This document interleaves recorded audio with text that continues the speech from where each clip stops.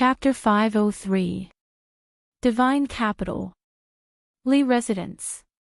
In the morning, when Li Mu walked out of Li Qing's room, Wan Wan and Xiao Bai had already returned from grocery shopping. They were washing vegetables at the kitchen door while discussing a strange incident that had been spreading among the people of Divine Capital.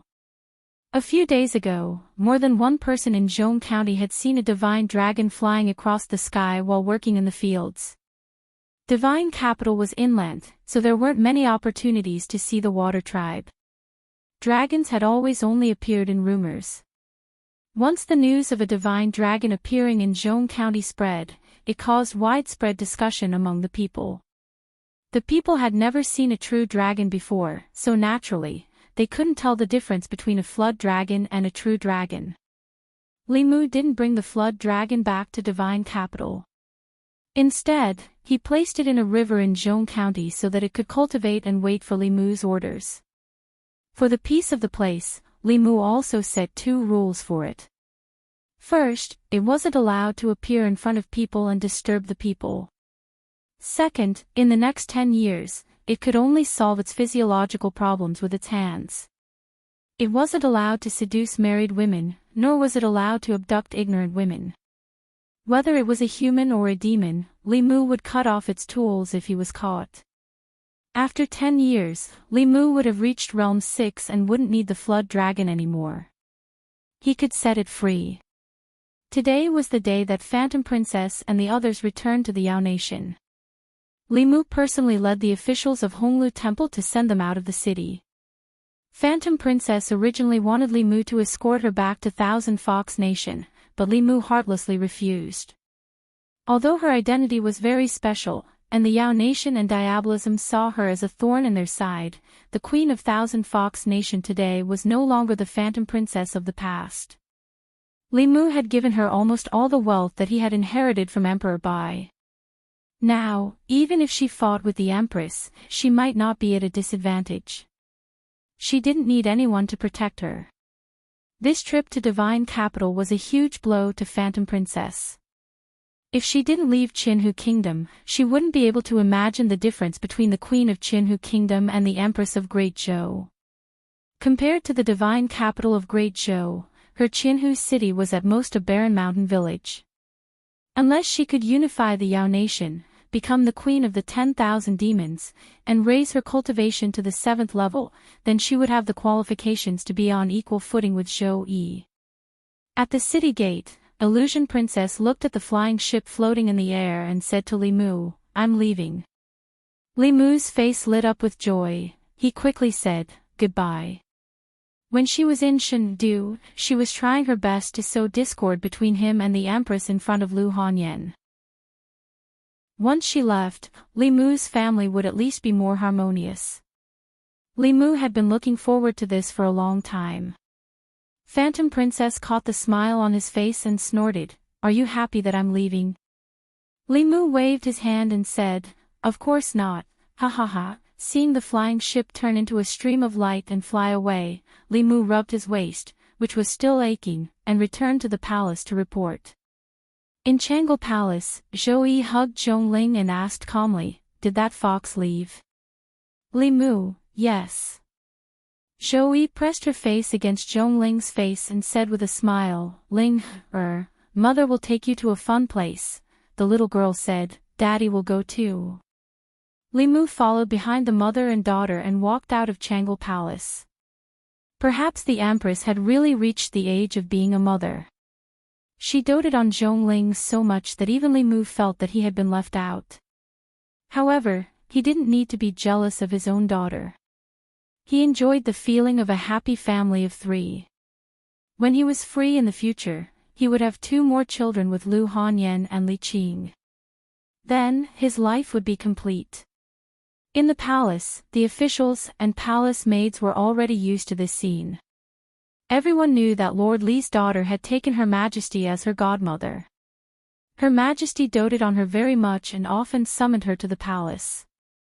She ordered the imperial chefs to make all kinds of delicious food for her and took her to play in the palace.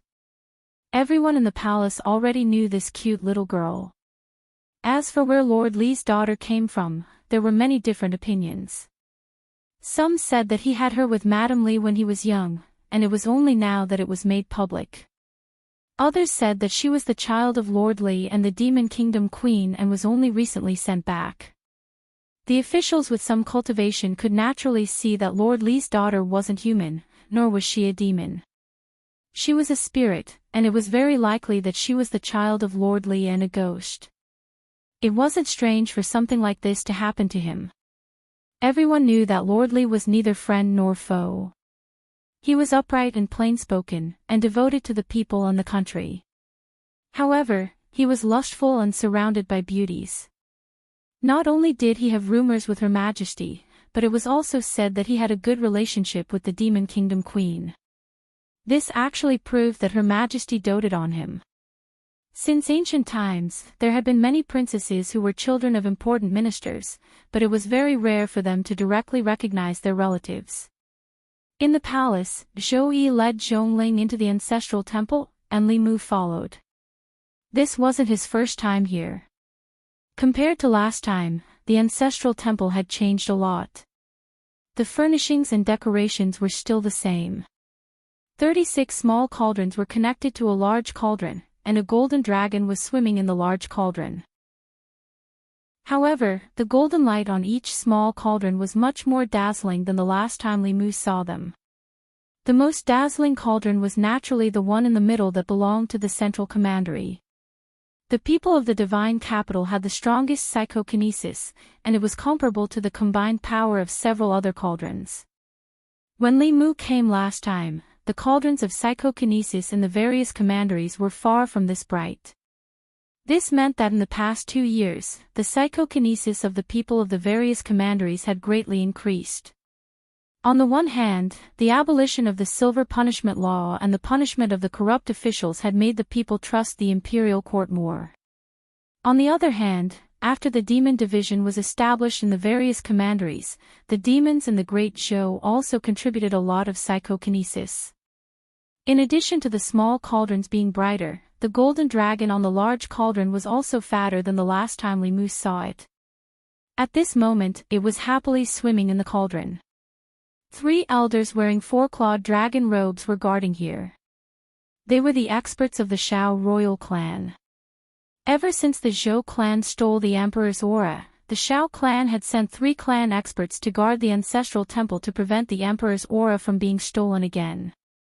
These 3 people were almost all of the top combat power of the Shao royal clan. When the 3 elders saw the empress bring Li Mu and Zhongling in, they only looked up and closed their eyes again. Zhongling reached out to grab the golden dragon. Li Mu hurriedly said, "You can't touch it." Zhou Yi glanced at Li Mu and said indifferently, "Why can't you touch it?" She looked at the golden dragon and said, "Come here." The golden dragon trembled as it flew over. Zhongling caught it and played with it. It was originally a formless object, but Zhongling was also a spiritual body. She easily caught it in her hand and played with it wantonly. Zhongling played with the spirit of psychokinesis for a while and lost interest. Although they were both spiritual bodies, she relied on the origin power of heaven and earth. This dragon was condensed from psychokinesis and could not be absorbed by her for cultivation. So, she quickly let go of the dragon. After the golden dragon regained its freedom, it immediately entered the cauldron and did not dare to poke its head out. Zhongling clearly did not know that this was the most important place in the Great Zhou. She only felt that this place was claustrophobic and boring. Soon, she made a fuss about leaving. After the family of 3 left, the ancestral temple regained its silence. 2 of the 3 people sitting cross-legged in the corner cultivating with their eyes closed slowly opened their eyes. The elder on the left frowned slightly and muttered, "What does she mean by this? Why did she suddenly adopt a daughter?" The elder on the right said indifferently, "What's there to guess? As long as she doesn't pass the throne to the Zhou family, whatever she does has nothing to do with us. Watch this emperor's qi carefully." According to the current rate of psychokinesis gathering, this new emperor's qi will mature in 5 years or 10 years. At that time, as long as we get ahead of the Zhou family, we can settle the situation in one fell swoop. After he finished speaking, his eyes were filled with emotion. He said, she has only been on the throne for 5 years. Who would have thought that in the history of the Great Zhou, the emperor who condensed emperor's qi the fastest was actually her? The elder on the left glanced at him and asked in return, isn't this a big deal? Why don't you think about how she got the throne? If she gave this emperor's qi to her adopted daughter, what can we do? The elder on the right shook his head and said, that's impossible. You also know that the girl is just a spiritual body. Her origins are unknown. She can't accept the emperor's qi. The officials and the people of the Great Zhou will not accept her as the emperor. If Zhou Yi really wants to do that, the 4 great academies will not sit by and do nothing. The elder on the left looked at him and said indifferently, that girl is impossible, but what about the others? What if she likes this feeling and decides to give birth to one herself? At that time, will the people still object? Will the 4 great academies still object? As soon as he said this, even the elder in the middle who had his eyes closed all this time suddenly opened his eyes. In these 2 years, the situation in the divine capital had undergone earth-shaking changes. The old and new parties that had once controlled the entire imperial court had long lost most of their right to speak in the imperial court. Many officials, led by Zhang Chen, had begun to stand firmly on the empress side. 2 years ago, the 4 great academies had clearly supported the old and new parties. In these 2 years, their attitudes had become more and more unpredictable. The reason was that previously, everyone had thought that the Great Zhou would be destroyed by a female emperor. However, the reality was the opposite. The Great Zhou was now the strongest and most united in the past 50 years. The 4 great academies no longer had a reason to interfere with the Empress's selection of an heir. With the Empress's current popular support and the power she held, as long as her decision was not too out of line, the people and the 4 great academies would not object. It was not out of line for her to give birth to a child and pass the throne to him in the future. When the 3 of them thought of this possibility, they suddenly realized that at some point in time, the Shao clan had completely lost control of the Great Zhou. They looked at the emperor's qi in the big cauldron, their eyes burning with passion. The Shao clan's loss of power could no longer be reversed. This emperor's qi might be their last hope. After a long silence, the elder in the middle slowly said, we must not sit by and watch this happen. Inform King Ping and let them prepare early, Changle Palace. After leaving the ancestral shrine, Mr. Mei and Sheng Wanli took Zhongling to the imperial garden to play. Only Li Mu and the empress were left in the main hall. In fact, a long time ago, Li Mu had been thinking about a problem. Who was the empress planning to pass the supreme position of the Great Zhou to? He had asked Mr. Mei in a roundabout way before. Mr. Mei had warned him not to guess the empress's intentions. This was not a question he could ask. At that time, Li Mu and the empress were not very close. Now, he felt that he could ask. Li Mu's tone was calm. He asked casually, Your Majesty, have you thought about who to give the emperor's qi in the ancestral shrine? Zhou Yi said, to the Shao clan. When she said this, she did not hesitate. It was obvious that she had already planned this. This was the same as Li Mu's guess. If she did not want to pass the throne to the Shao clan, she would not have allowed the 3 elders of the Shao clan to guard the ancestral shrine. This meant that the empress had already made this decision when she first ascended the throne. Based on Li Mu's understanding of her, she must have felt that the Zhou clan did not have the right to the throne. The Shao clan had ruled the Great Zhou for hundreds of years. The idea that the Shao clan was the royal family was deeply ingrained. It was unreasonable to give the Shao clan the title. Zhou Yi looked at Li Mu and asked, What do you think? Li Mu said, Your Majesty, I will listen to you. He used to think that it was better for the empress to give birth to her own child than to pass the throne to an outsider. However, seeing how much the empress doted on her child, she probably could not bear to let her own child suffer. However, the world that they had fought so hard to conquer was given to the Shao clan for nothing. Although he had already guessed this, after receiving confirmation from the empress, Li Mu still relaxed about the court matters. He was no longer as energetic as before. He did not even care about the matter of Xinguo's provocation in the border county and the decrease of the psychokinesis in the south county. He left it all to the secretariat to deal with. For 3 consecutive days, Li Mu was late and left early. Today, he still left early and got off work early. When he returned home, he took a wedding invitation from Wan Wan. Li Si and Chen Miao Miao had given birth to a pair of twins. Tonight, they invited him to their house for a drink. Li Mu naturally would not refuse and brought Zhong Ling over tonight. At Li Si's house, Li Mu saw Zhang Chen, whom he had not seen for a long time. He had just returned from a business trip. Li Mu did not know if it was his imagination, but he felt that Zhang Chen was intentionally avoiding him tonight. After the banquet ended, Li Mu waited outside the door. When he saw Zhang Chen walk out, he asked, "Old Zhang, did I offend you?" Zhang Chen shook his head repeatedly. "No, how could it be?" Li Mu asked, "Then why are you avoiding me?" Zhang Chen said flatly, "No, why would I avoid you for no reason?" Li Mu thought that he was thinking too much. He pointed at Zhang Chen and said to the little girl in his arms, "Ling, this is Uncle Zhang."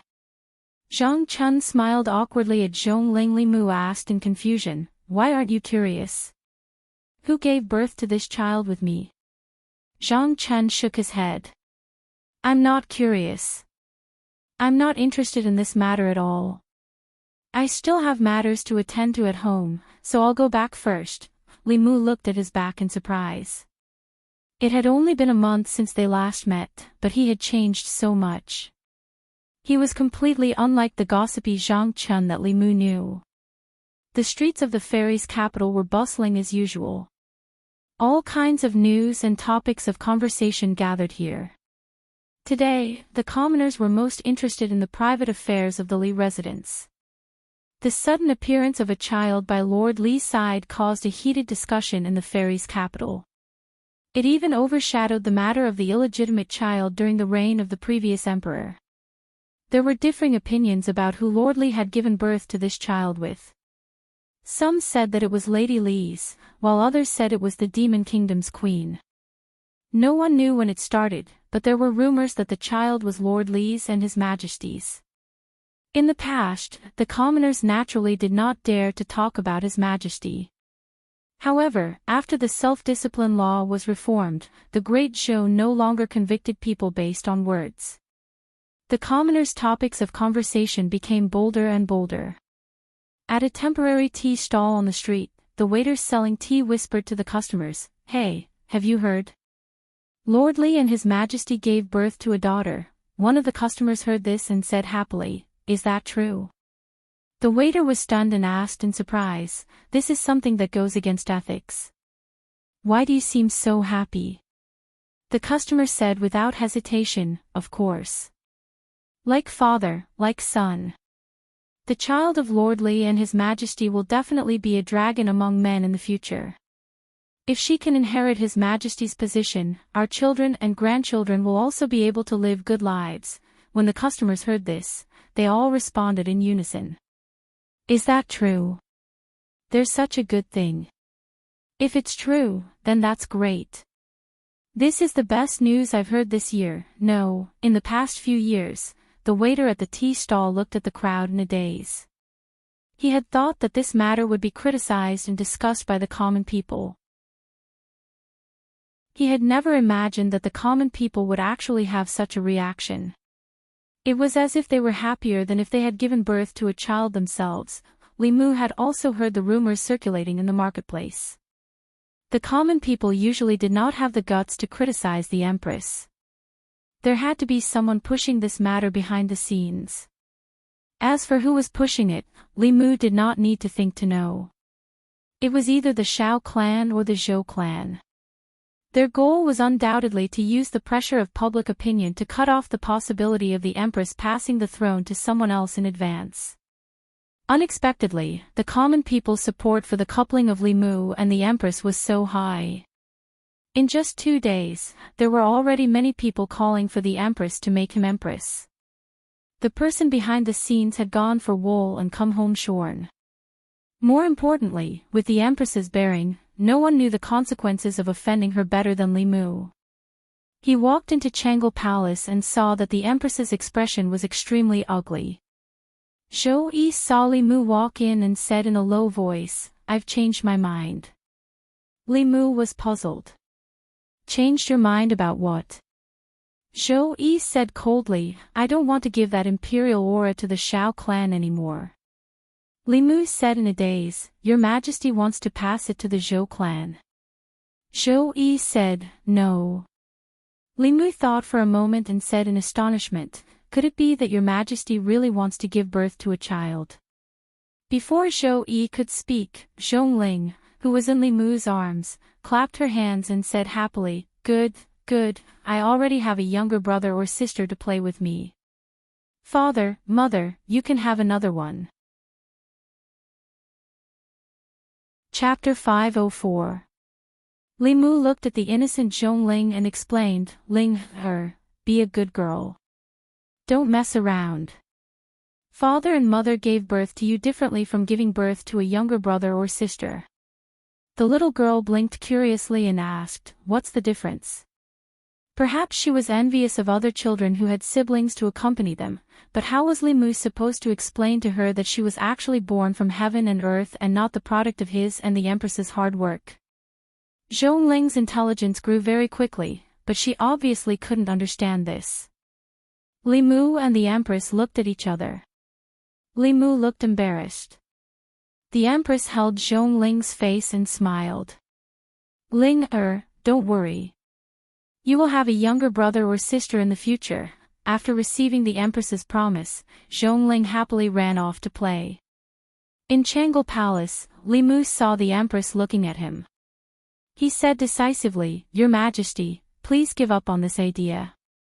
My wife and I have no plans to have children. Li Mu, Lu Hanyan, and Li Qing would be busy with political affairs in the next few years.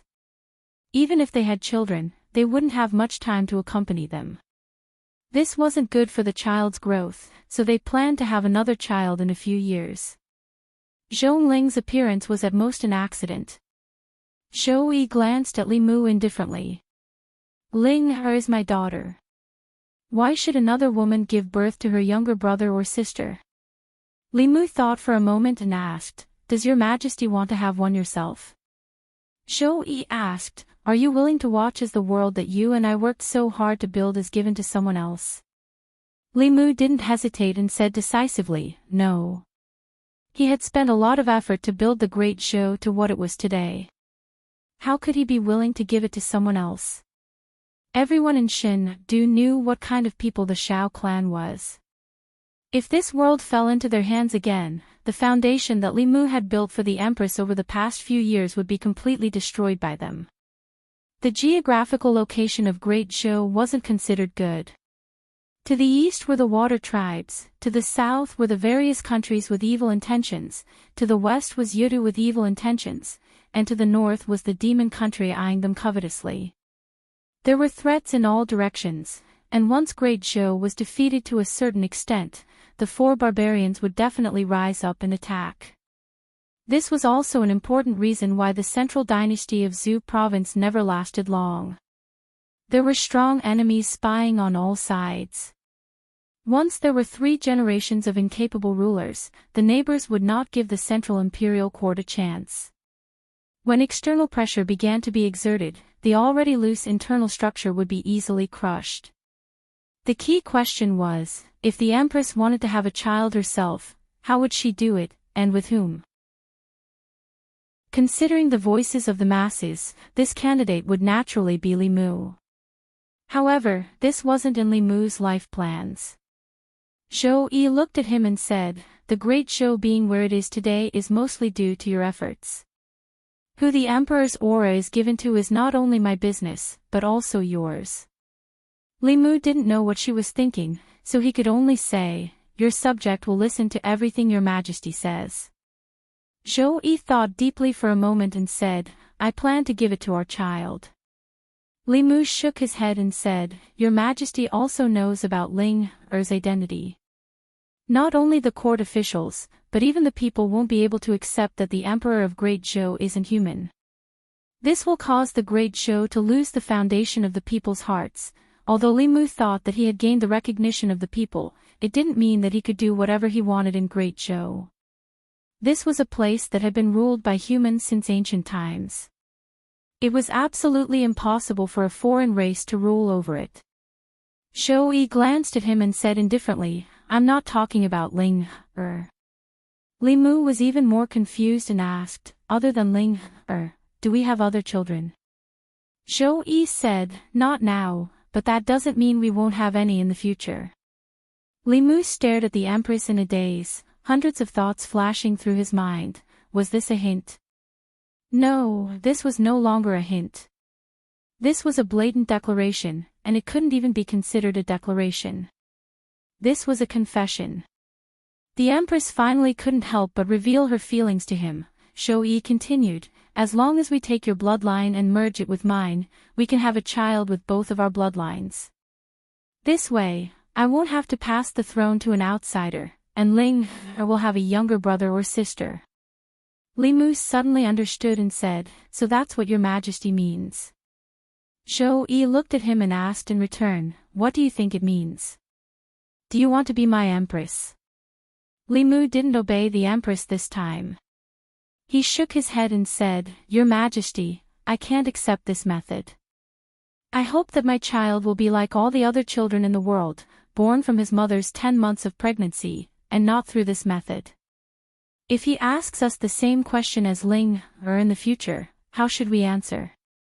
Zhou Yi's chest heaved up and down. After taking a deep breath, she said, you're blaming me.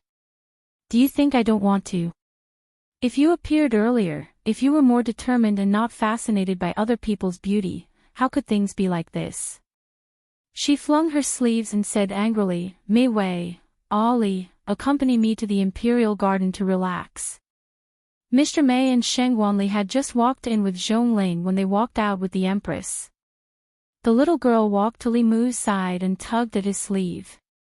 She whispered, Father, Mother is angry. Go and comfort her. Li Mu could hear the strong resentment in the Empress's words. But everything had to be first come, first served. If he was late, he would be late forever. If he had met the Empress first, then he would have been second only to one person in the Great Zhou. He would have been the father of the world and respected by all the people. But he had met Lu Hanyan and Li Qing first, so he was destined to be unable to enter the harem. If Li Mu was given another chance, he still wouldn't change his choice. He squatted down and held the little girl's face. He said, Your mother is still angry with me. Go and comfort her for me. Zhongling nodded seriously and chased in the direction of the Imperial Garden. The court had just ended, but Li Mu had no interest in going to the Secretariat. After walking out of Changle Palace, he left the palace directly. However, just as he walked out of the palace gate, a figure blocked his way. Li Mu looked at the middle-aged man in front of him and raised his eyebrows. He asked, Your Highness King Ping, what's the matter? King Ping glanced at him and said calmly, Don't think that you can do whatever you want just because you're handsome. No matter what the surname of the Great Zhou's royal family is, it won't be Li. Li Mu looked at King Ping and asked, Were you the ones who spread the rumors in Fairy's capital? King Ping didn't answer directly. He said coldly, Stealing the country won't happen a second time in the Great Zhou. If the Shao family behaved themselves, the Empress would still belong to them when the Emperor's qi condensed in 10 years or 5 years. They would win the many years of battle with the Zhou family without a fight. However, the premise was that they didn't provoke the Empress. Li Mu sighed softly. He looked at King Ping and asked, "Do you know how pigs die?" King Ping frowned. "What do you mean?" Li Mu couldn't be bothered to answer him and left directly. Although King Ping didn't like Li Mu, it was undeniable that he was very resourceful. This kind of person wouldn't throw such a question at him for no reason. There must be a deeper meaning behind it. One person's ability was limited. For this reason, he gathered the core members of the Xiao family and discussed it together. Did Li Mu say this? There's no head or tail. How do we explain it? The word pig is definitely not as simple as it seems. Is there a reference? Is he secretly cursing the Xiao family? He must know that we were the ones who secretly incited the rumors about him and the Empress. While they were discussing, a voice suddenly sounded from the corner. King Shou stood up and asked in disbelief, "You guys spread rumors about Li Mu and Her Majesty in the streets. This kind of thing can't be hidden from Her Majesty." King Ping said, "So what if she knows?" This was meant for him and the Empress to hear. They're neither emperors nor subjects. Aren't they afraid of being criticized by the world? If they really give birth to a child, the great show will be laughed at for thousands of years. King Ding said regretfully, "It's a pity that those ignorant people are mostly in favor of this." King Shou sat back down and covered his face with both hands. He didn't know what to say. After a long while, his voice came from between his fingers. If there's an answer to this question, then the pigs must have died of stupidity. They were so stupid that they threw away the cooked duck. King Ping frowned and asked, "What do you mean?" King Shou leaned back in his chair and said tiredly, "It's obvious that the Empress has no intention of taking the throne. Since she took the throne, she put Li Mu in an important position to fend off foreign forces and unite the people. She planned to leave as soon as possible after condensing the Emperor's qi. She allowed the three uncles to stay in the ancestral temple because she wanted to return the throne to the Xiao family. Why do you have to do it again? What do you know?" King Ping glared at him and said, "The Zhou family spent hundreds of years to successfully steal the country. How can she return the throne so easily? I think she wants to give birth to a child herself and change the surname of the great Zhou's royal family. If she really wanted to pass the throne to the Xiao family, she wouldn't change her mind because of such a small matter. That depends on whether Her Majesty is generous or petty. It's very possible that the throne that originally belonged to the Xiao family was lost because of this small matter." King Shou thought of his experience in the past month and sighed softly. He said, "Obviously, Her Majesty isn't a generous person." King Ping frowned and looked at him. "You're not her. How do you know what she's thinking?" King Shou covered his face again and said, "I don't know. I'm just talking nonsense. You guys continue, I'll take my leave first." He stood up and walked to the door. His footsteps paused as he said, "Get someone to tidy up the three royal uncles' residences. I guess they should be back soon." Not long after King Shou left King Ping's residence, three elders descended from the sky. Everyone walked out of the room. King Ping was shocked. "Royal uncles, weren't you guarding the ancestral shrine? Why did you come out?" The three elders' faces were gloomy. The elder in the middle said, "That woman chased us out. She's really coveting the Emperor's energy." King Ping stood on the spot in a daze. His face was full of regret as he muttered, "He guessed it right." The elder asked, "Guessed what?" King Ping's face was solemn. He shook his head and said, "Nothing." "Royal uncles, what should we do now?" King Ping naturally could not hide such a big matter. The three elders soon found out the reason why they were chased out of the ancestral shrine. The three of them could be heard cursing from King Ping's residence. "I'm so pissed. You've messed this up. You're as stupid as a pig. You should apologize to the previous kings." Li Mu's residence. When Li Mu stepped into the house, Lu Hanyan asked in surprise, why have you been coming back so early these few days? In the past, Li Mu was willing to work for the Empress no matter how hard or tiring it was. However, these few days, he was working for the future Shao clan. Li Mu was naturally not as motivated. He took out the 2 bouquets of flowers he bought on the street from his back. He passed one to Lu Hanyan and the other to Li Qing. He smiled and said, "Nothing is more important than accompanying you two." Lu Hanyan and Li Qing should have returned to the sect a long time ago. Although the reason why the Peak Masters could advance to the 6th realm so early was related to their talent and the sect's resources, the most important thing was still their hard work in cultivation.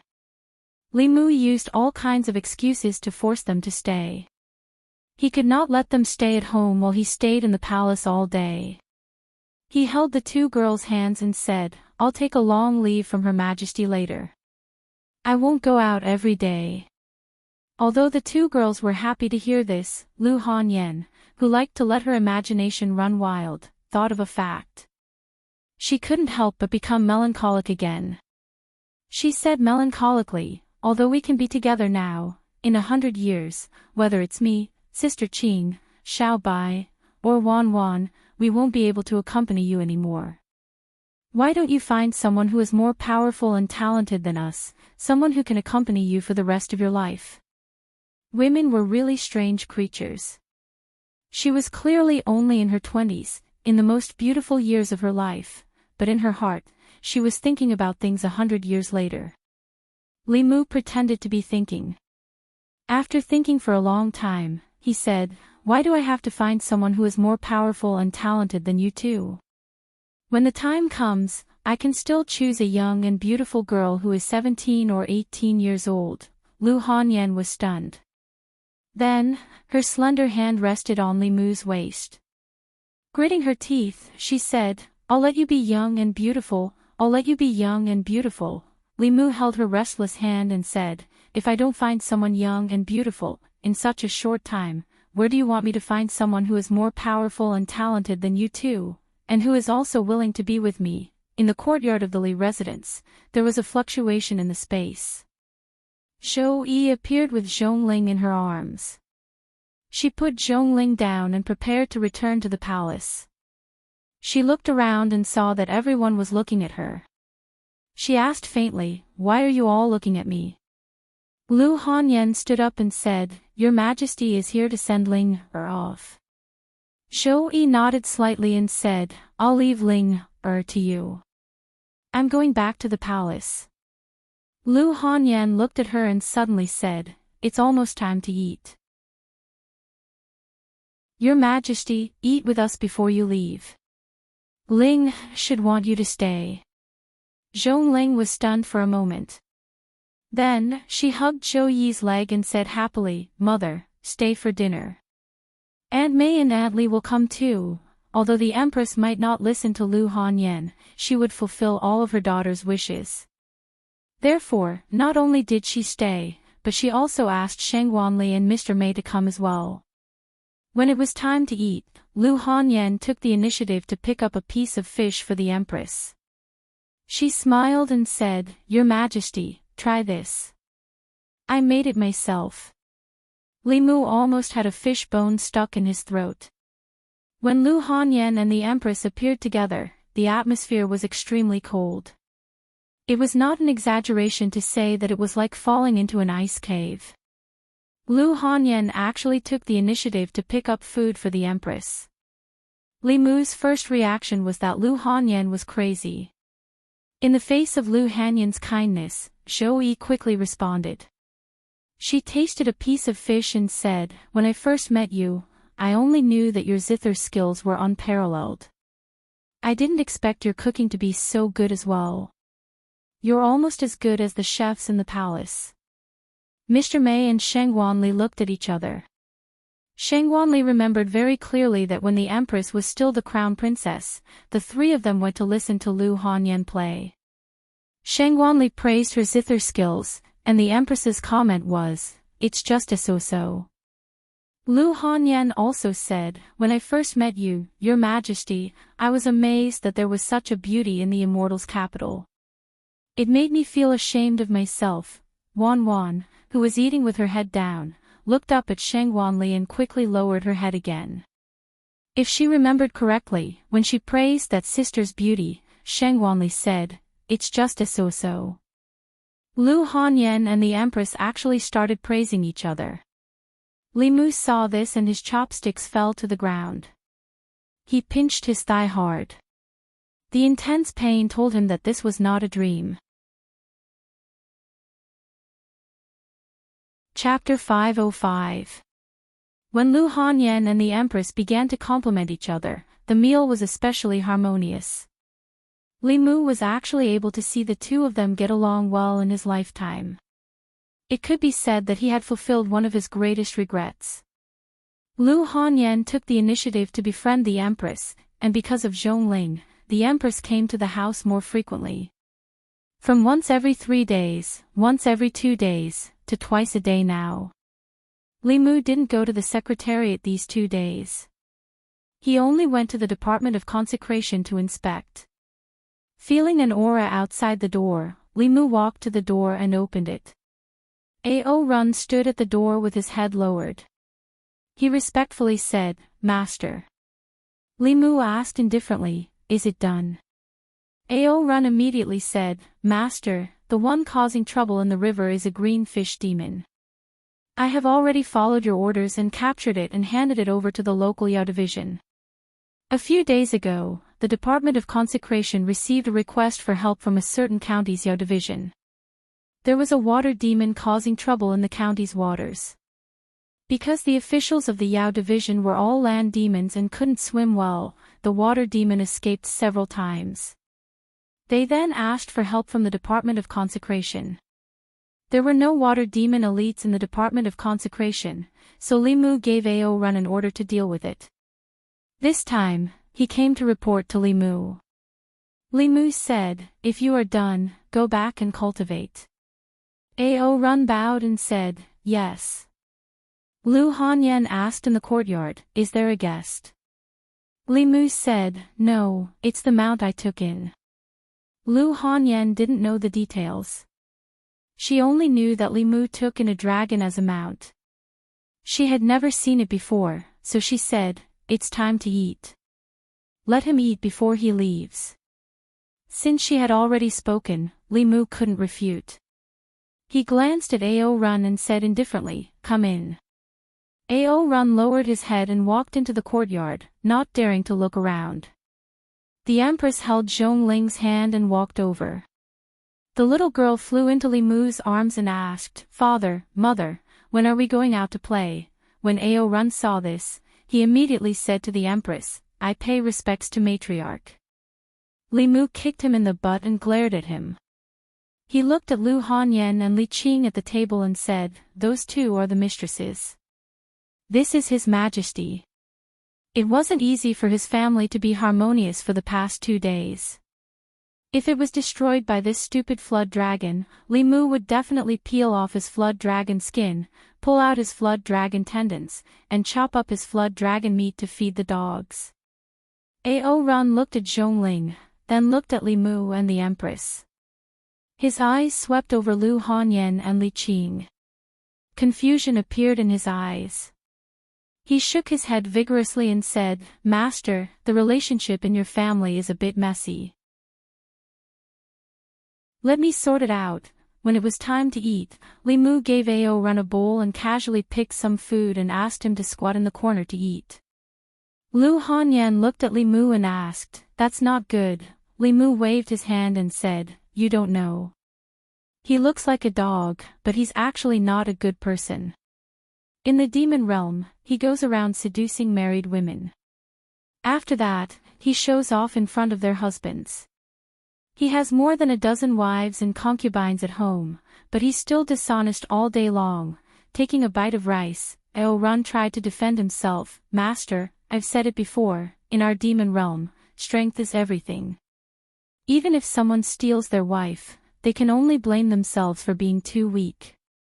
Besides, they're willing to follow me, I didn't force them. In fact, I look down on some humans the most. They're obviously very strong, but they don't even dare to steal the person they like. What's the point of cultivating then? As for their husbands, they're not strong enough to take care of their wives, so they can only blame themselves for being too weak. Li Mu suddenly stood up and grabbed the back of Ao Run's neck. He coldly said, "Stop eating, I'll take you to see something good." On this day, the people of the capital saw lightning flashing in the sky. A flood dragon was rolling in the clouds and howling. Then, its body was charred black and fell into a lake in Zhongjun. Since then, the lake was renamed Fallen Dragon Lake. The people didn't dare to go near it anymore. When Li Mu returned home, Lu Hanyan and the Empress were chatting happily as if nothing had happened. This is actually very strange. After all, although they've met before, they've only spoken less than 5 sentences in total. The Empress has her pride, she won't easily lower herself. Lu Hanyan also has Lu Hanyan's pride.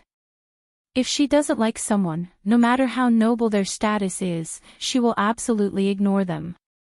However, she was the one who took the initiative. Although Lu Hanyan didn't say it explicitly, how could Li Mu not know what it means? With her arrogant personality, she's willing to take the initiative to flatter the Empress. As a wife, she's already thinking about Li Mu in 100 years. Combined with what she said to Li Mu just now, it's obvious that in her eyes, the Empress is more talented than them and has a longer lifespan. She's the best candidate to be with Li Mu until his lifespan ends. After the Empress returned to the palace, Lu Hanyan glanced at Li Mu. After spending so much time together, Li Mu already understood the meaning of her gaze in action. He followed her into the room. Lu Hanyan sat on the edge of the bed and patted the side of her body. Li Mu walked over and sat beside her. Lu Hanyan asked, "Can you tell what Her Majesty thinks of you?" Li Mu asked cautiously, "What do you mean?" Lu Hanyan pinched her waist and said, "There are no outsiders here. What's the point of pretending in front of me?" Deeply affected by Lu Hanyan's tricks, Li Mu had long since stopped taking the initiative to fall into them. He asked, "What do you mean? Speak clearly. If you don't say it, how will I know what you mean?" After Lu Hanyan calmed down, she slowly said, "Her Majesty is still so young, but she's already a 7th realm elite. I don't believe you can't see Her Majesty's feelings for you. If you're thinking of waiting until my sister and I reach the end of our lifespans before you can be together with Her Majesty, I advise you to express your feelings to her as soon as possible. Do you want her to wait 100 years for you?" Li Mu looked at her and asked, "Are you not afraid that you'll regret it when you reach the 7th realm?" Lu Hanyan thought carefully, then suddenly waved her hand and said, "Pretend I didn't say anything." Walking out of the room, Li Mu lightly slapped himself because he blamed himself for being talkative. When he walked into the courtyard, his heart sank. Whether it was Lu Hanyan being sentimental or preparing for a rainy day, there would come a day when Li Mu would have to face this problem. He had no doubts about reaching the 7th realm. The legacy of the Fulu school, the telekinesis of the people of Great Zhou, and the telekinesis of the Yao of Thousand Fox Kingdom would allow him to step into this realm in 20 years, or even less. But what about Lu Hanyan and Li Qing? What about Wan Wan and Xiao Bai? There was a common understanding in the cultivation world. Transcendence was 10% effort and 90% legacy. An individual's talent and cultivation effort were actually not the decisive factors in whether or not one could reach the 7th realm. The Empress had transcended because of the imperial qi. Hyun Jinko and Yuzenzi had achieved this because of the legacy of the Fulu school. The Blue Wolf King and the 10,000 Illusions God Lord had also gathered the power of the Yao nation and bitterly cultivated for dozens of years to reach their current cultivation. Li Mu was confident that he could advance. Lu Hanyan and Li Qing only had a sliver of hope even though they had the Fulu school behind them. Xiao Bai and Wan Wan didn't even have a sliver of hope.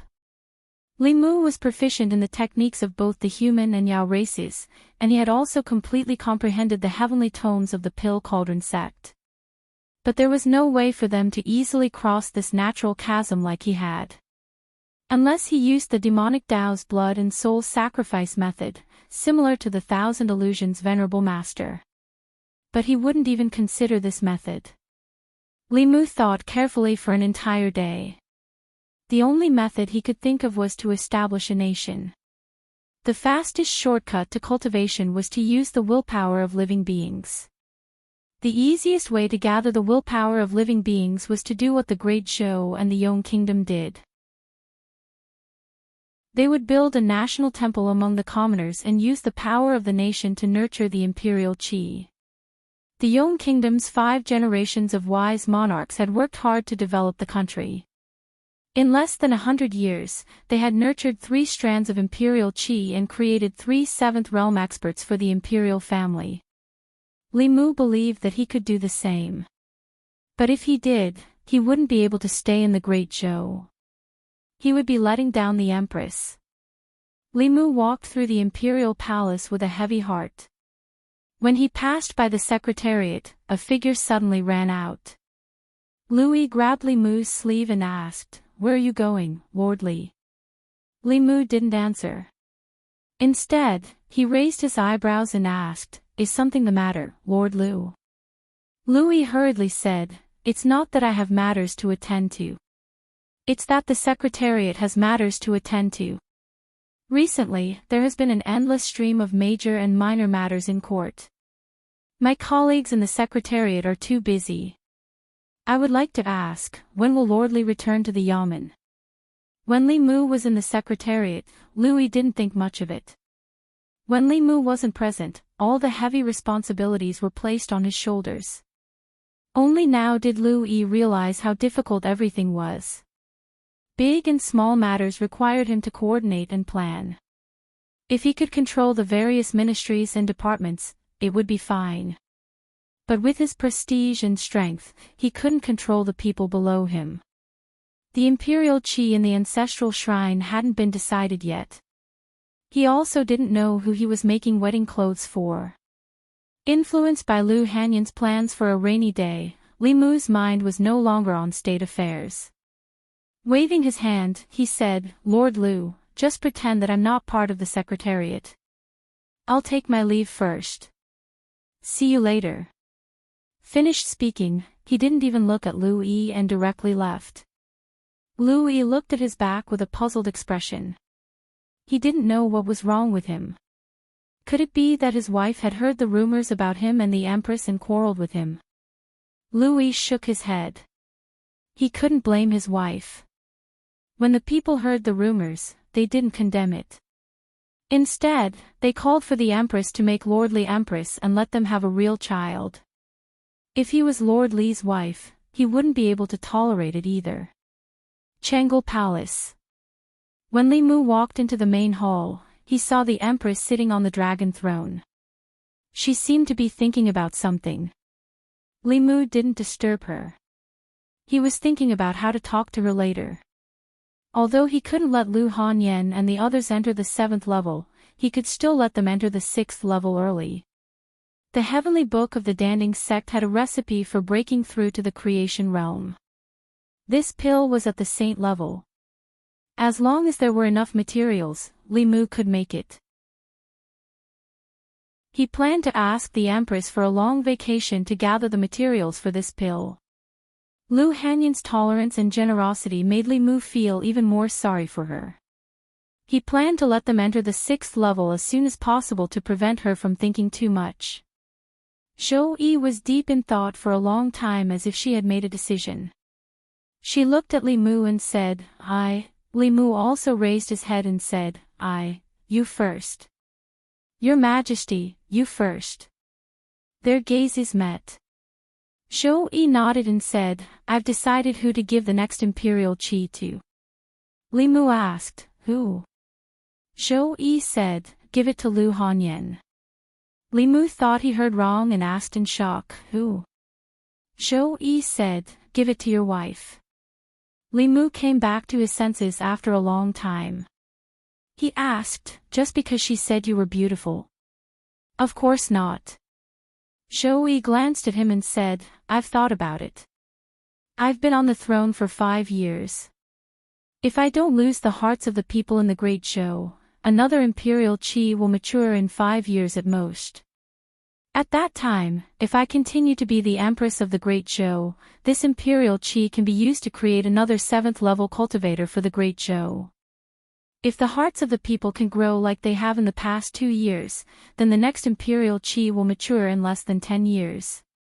Within 100 years, at least 10 imperial qis can be condensed. Your contribution in condensing the imperial qi is the greatest. At that time, I'll give 1 to your second madam, 1 to Wan Wan, 1 to Xiao Bai, 1 to Mei Wei, 1 to Ali, and 1 to Ting Xin. There will still be a few left. The Empress's words stunned Li Mu for a long time. Then, he suddenly saw the light. If he wanted to condense imperial qi, he didn't need to build a country. Right before him was a huge empire with the largest population and the most united hearts. With the size of the Great Zhou, it used to take at least 20 years to condense 1 imperial qi, and as long as 50 years.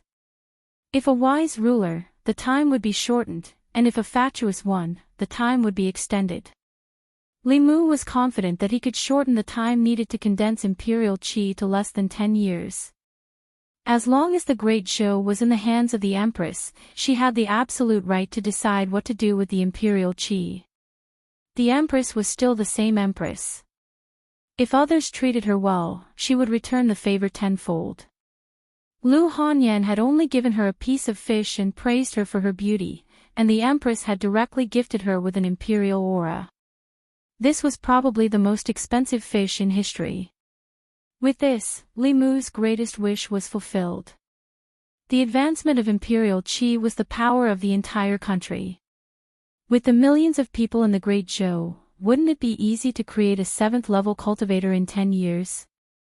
The 7th level cultivator created this way would be as powerful as the Empress. In front of them, the Blue Wolf King and Heaven Lord of Illusions would be like clay chickens and pottery dogs. This was a good thing for everyone except the Empress. She could have left this cage very soon and gone to a place where no one could find her to grow flowers and plants. Now, she would be trapped here for the rest of her life. She would be the one suffering, and Li Mu would be the one benefiting. Zhou looked at Li Mu and asked, "What do you think?" Li Mu was silent for a moment and asked, "Your Majesty, are you really willing to stay in the Immortals' capital for the rest of your life?"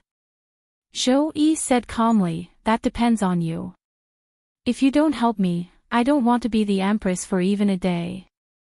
If you help me, so what if I'm the Empress for the rest of my life?"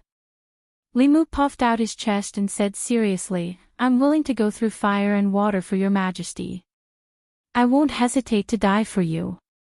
Zhou glanced at him and said, "I don't need you to go through fire and water. Just help me look at the memorials every day and deal with the affairs of the state." Li Mu took a deep breath and looked up into her eyes.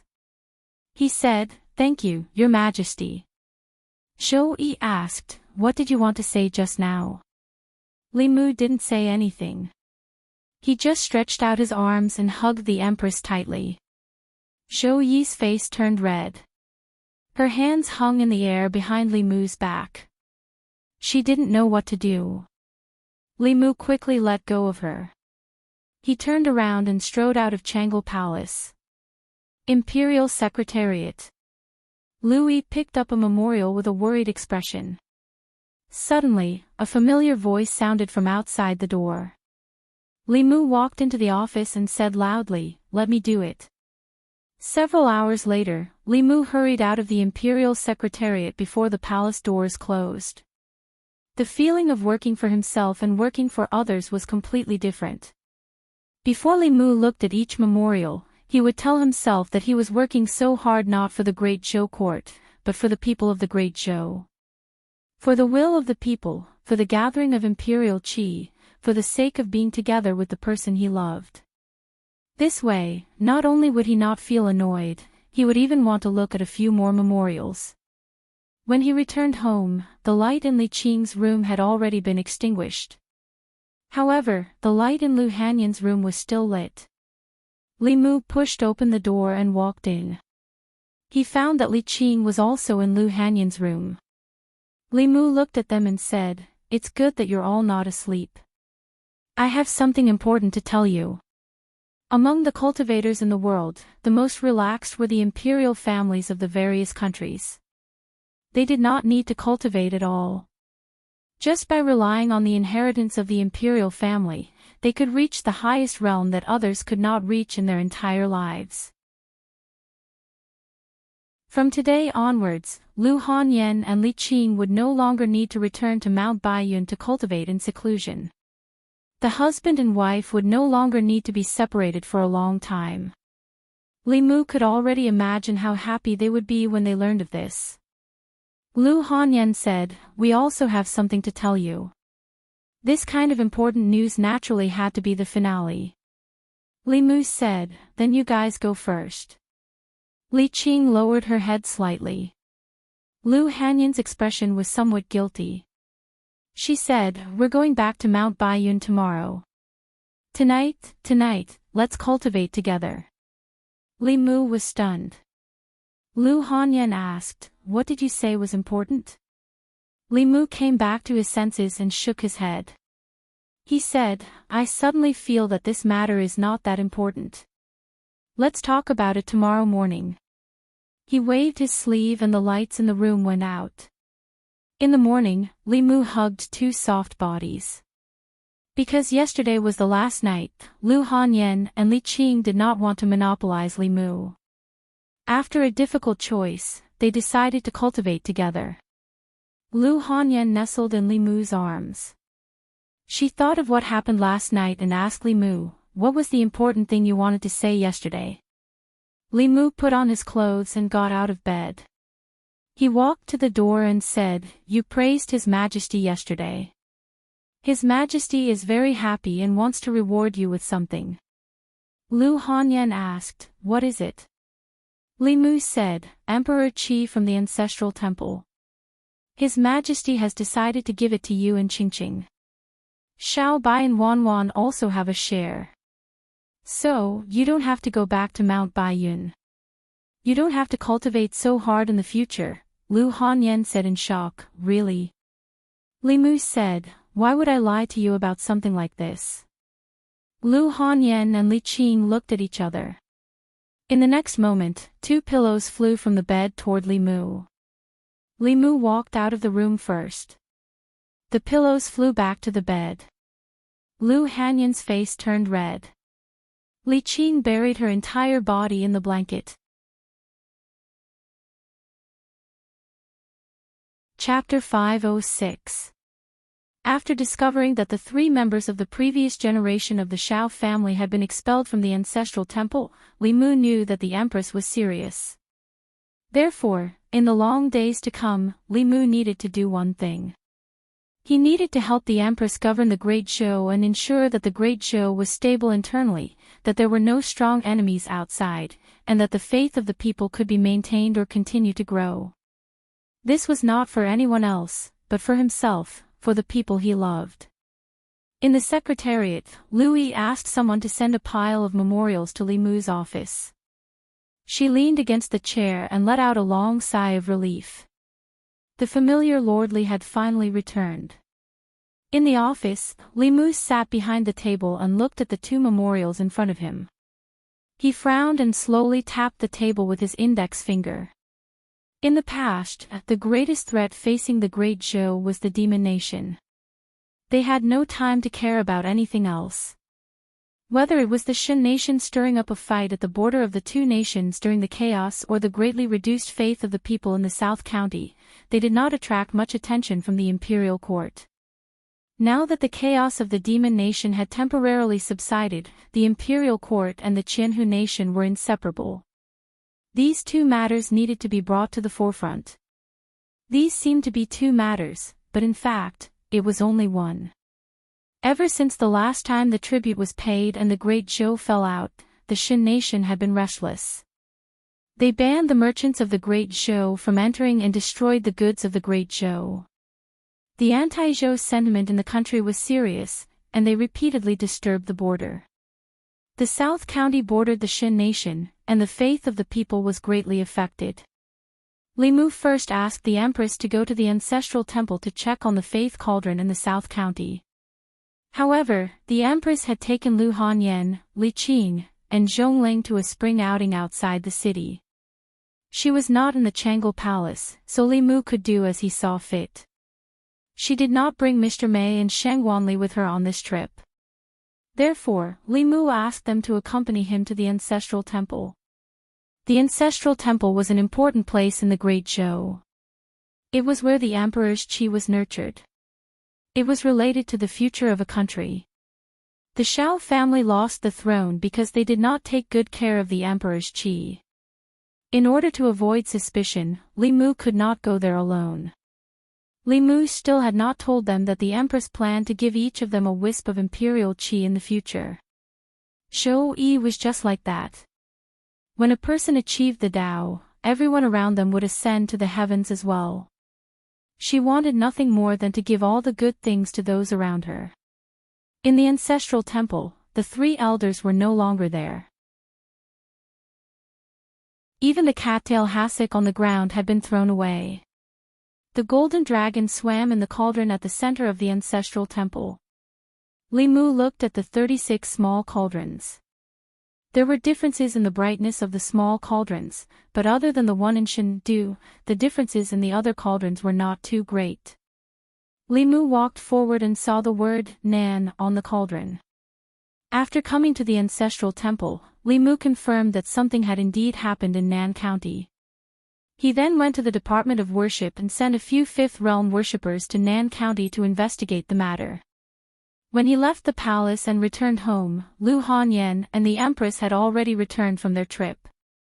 He had dealt with too many reports in the past 2 days. He leaned against the stone chair in the courtyard to rest. Fully relaxed, he quickly fell asleep. Wanwan was helping Lu Hanyan wash the vegetables. She looked back at Li Mu and said, "Young master must have dreamed of something good. Miss, look at how happy he is." Lu Hanyan remembered what happened last night. She could not help but blush. She said, "He must be thinking of something improper again." Zhou Yi walked to Li Mu and sat down. She secretly formed a seal with her hands hidden in her sleeves. In his 2 lifetimes, Li Mu had never been as happy as he had been the night before. As a result, he even had a dream about it. When he woke up, he opened his eyes and saw the Empress sitting across from him. Her face was covered in a layer of light pink. Li Mu was confused. He asked, "What's wrong, Your Majesty?" Zhou Yi stood up and said, "No, nothing." Li Mu watched her leave as if she was running away. He was speechless. "She's so weird." Because of his careful actions last night, Lu Hanyan and Li Qing did not let Li Mu into the room tonight. He slept alone in the study and thought about cultivation. The last trip to the East County made him realize one of his weaknesses. With his cultivation improved, he was not afraid of ordinary 6th realm cultivators no matter on land or in the air. However, in the water, the strength he could exert was greatly reduced. It would take a lot of effort to deal with AO Run. This was not Li Mu's weakness. Human beings were not as good at fighting in the water as the Water Clan. Apart from a few amphibious demon races, only the Dragon Clan could be good at fighting on land and in the water. When the Department of Offerings encountered trouble from the Water Clan, there was nothing they could do except to pump the water. Although he had AO Run, the Tool Dragon, at his disposal, it was not realistic to let him deal with it every time. Li Mu searched his mind and found a kind of medicine pill called the water-repelling pill. Although it was called a medicine pill, it was actually a magic treasure. It was refined with the essence and blood of the Water Clan. If mortals held it in their mouths, they would not drown. If cultivators carried it with them, it would have a certain water-repelling effect and reduce the weakening of their strength when fighting in the water. With the water-repelling pill, human cultivators could exert 70 to 80% of their strength in the water. It was said that if one could swallow a dragon clan's inner core, they would have the abilities of the water clan in the water. Not only would their mana not be weakened, but it would also increase greatly. They could even suppress low-level water clan. It was the most ideal water-repelling magic treasure. However, it was rare to see a dragon clan on the mainland, let alone obtain a dragon clan's inner core. He got some essence and blood from AO Run to refine some water-repelling pills and distributed them to the officials of each county. The next time the water clan caused trouble, they would be able to deal with it themselves and would not have to ask for help from Fairy's capital. This was what the Empress should do. In the future, Li Mu would have to worry about her. This time, he did not plan to ask AO Run to come over. This evil dragon was too talkative. It was better to ask him personally. If he was talkative and revealed Tingxin's joke, Li Mu would have to spend a lot of effort to explain it to them. At a lake in Zhong County, Li Mu floated above the lake. AO Run's begging voice came from the bottom of the lake. Master, I'm wrong. I won't talk anymore. Don't worry. I won't tell Mistress that you have 2 snakes outside. Li Mu said lightly, I'm not here to settle the score with you. Give me some of your essence and blood. I have a use for it. AO Run hesitated for a moment and said, the second one is fine. The first one, can you wait until tomorrow? I don't have it today. Li Mu extracted a bucket of flood dragon blood from AO Run's body and casually tossed 2 pills to the pale-faced AO Run. Then, he flew back to Luoyang. There were still some materials needed to refine the water-repelling pill. Li Mu spent a few days to collect them. It was already 10 days later when he refined the water-repelling pill. He came to the Department of Offerings and gave dozens of blood-red pills to the offerings in charge. He said, distribute these water-repelling pills to the 36 counties. In the future, if there are any problems related to the Water Clan, you don't have to ask for help from Fairy's capital. After leaving behind the water-repelling pills, Li Mu asked him, how's the matter in South County? Speaking of South County, the offerings looked helpless and said, my lord, the Shin Kingdom hates our great show very much. Although they didn't do anything officially, the cultivators of the Shin Kingdom kept causing trouble at the border of South County. Yesterday, the Department of Offerings received news that the colleagues we sent to South County to investigate were all injured by the cultivators of the Shin Kingdom. Li Mu frowned and asked, isn't there a garrison in South County? Are they just going to watch the people of the Shin Kingdom invade the border? The offering said, my lord, you might not know this, but the imperial court has placed most of its troops outside the Demon Kingdom and the Ghost Realm. Among the 4 armies of Jinbei, Pingxi, Annan, and Dingdong, the Southern Army and the Eastern Army are the weakest. Moreover, the shameless people of the Shin Kingdom don't invade in large numbers. They usually sneak past the border of South County in 1 or 2 groups. The Southern Army can't guard against them. After leaving the Department of Offerings, Li Mu went to the Ancestral Temple and found that the psychic power sent by the Psychic Power Cauldron in South County didn't increase. Instead, it was dimmer. The people of the Shin Kingdom could use anything, but he couldn't use his psychic power. Whether or not he could have a few 7th Realm wives in the future and live off them in peace depended on the psychic power of the people of the 36 counties. If a few 5th Realm offerings were injured in South County, the result would be the same if they sent others. The countries of the Zhu continent had a tacit understanding.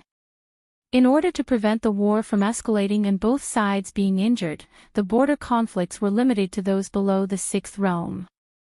Once the 2 high offerings interfered, it meant that the Great Zhou and the Shin Kingdom had officially started a war. War would only bring slaughter and death. This went against the national policy of peaceful coexistence that the Great Zhou had always pursued. Even if they won, it might cause the 2 years of hard work of Li Mu and the Empress to go down the drain. Unless it was absolutely necessary, they couldn't take this step. Sometimes, having a low cultivation wasn't a bad thing. The 2 high offerings couldn't make a move, so Li Mu planned to take a look himself. After reporting his itinerary to the Empress, Lu Hanyan, and the others, Li Mu summoned Ao Run and immediately set off. Among the 4 counties, the South County was the closest to the divine capital. With Ao Run's maximum speed, they arrived in less than 3 days. South County. The South County of the Great Zhou bordered the Shan Kingdom. Since the establishment of the Shan Kingdom, there had been an army stationed here. It was called the Annan Army. When the Annan Army was at its peak, in the face of the provocation of the Shan Kingdom, they once invaded the hinterland of the Shan Kingdom and almost broke into the Shan Kingdom's capital. Since then, the Shan Kingdom was unable to recover from the setback and didn't dare to invade the Great Zhou anymore. After the south was settled, the imperial court began to transfer the powerful cultivators of the Annan army to the northwest. Now, the once strongest Annan army had become the weakest of the 4 armies. The border of the South County was extremely long. Unlike the Northern Army, the Annan Army stationed in the South County had 10 people as sentries. They were scattered all over the border, guarding the border of the Great Zhou. In recent days, because the Shan Kingdom kept invading the border, the Southern Army sentries clashed with the Shan Kingdom cultivators many times. However, both sides were able to control themselves and only suffered injuries. The South Lake was a large lake on the border between the Great Zhou and the Shan Kingdom. In the past 100 years, the 2 countries had never let go of the dispute over the ownership of the lake. There were many conflicts. Later, in order to settle the dispute, the 2 countries reached an agreement. With the small island in the center of the South Lake as the boundary, to the north of the small island was the Great Zhou. To the south of the small island was the territory of the Shan Kingdom. There was a formation that forbade flying above the South Lake. Cultivators could not fly. The soldiers and civilians of the 2 countries were not allowed to cross the boundary of the small island. However, at this moment, the light of spells flashed frequently on the northern shore of the South Lake. 10 Southern Army soldiers were fighting a bitter battle with more than 20 Shan Kingdom cultivators. This was the northern shore of the South Lake, the territory of the Great Zhou. Clearly, the Shan Kingdom cultivators had crossed the border to provoke them. They had the advantage in numbers, and the Southern Army soldiers were retreating. A young soldier grew timid and could not help but say, "They have more people. We are no match for them. Why don't we retreat first and call for reinforcements?" Another older man said with a resolute expression, "This is the territory of the Great Zhou. Behind us are the people of the Great Zhou. We cannot retreat a single step." The young soldier took a deep breath. Looking at the people around him who were fighting bitterly, his expression gradually became resolute. His hand seals changed even faster. However, although their opponents were not very strong, they had far more people. Soon, they were all heavily injured. The Shan Kingdom cultivators all had mocking expressions and mocked them. "This is the Great Zhou's strongest Southern Army." "What strongest? Even the weakest soldiers of the Shan Kingdom are stronger than them. How did they enter the Shan Kingdom in the past? Did they make it up?" The 10 soldiers of the Great Zhou were humiliated and angry, but they could not resist. Just as they were about to fight to the death, a stream of light appeared in the sky behind them and rushed toward the southern lake.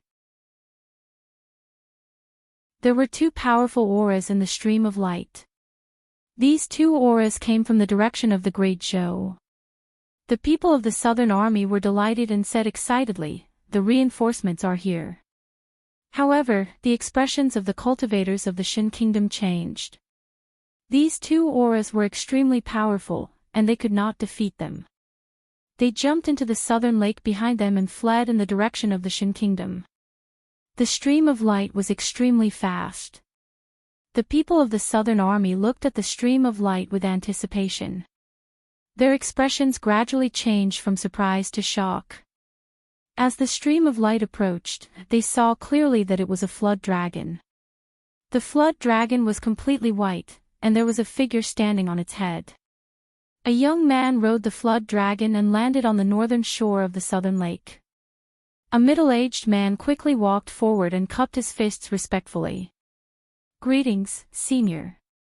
May I ask if Senior is sent by the Imperial Court to reinforce the southern county?" Li Mu nodded and said, "I'm from the Department of Worship." "What happened here?" The middle-aged man pointed at the southern lake behind him and gritted his teeth. "Sir, the cultivators of the Shin Kingdom forced their way across our borders and provoked our garrison. Before Senior came, they had just escaped." Li Mu felt the auras in the southern lake. He glanced at Ao Run and said, "Catch them." Ao Run jumped into the lake without hesitation.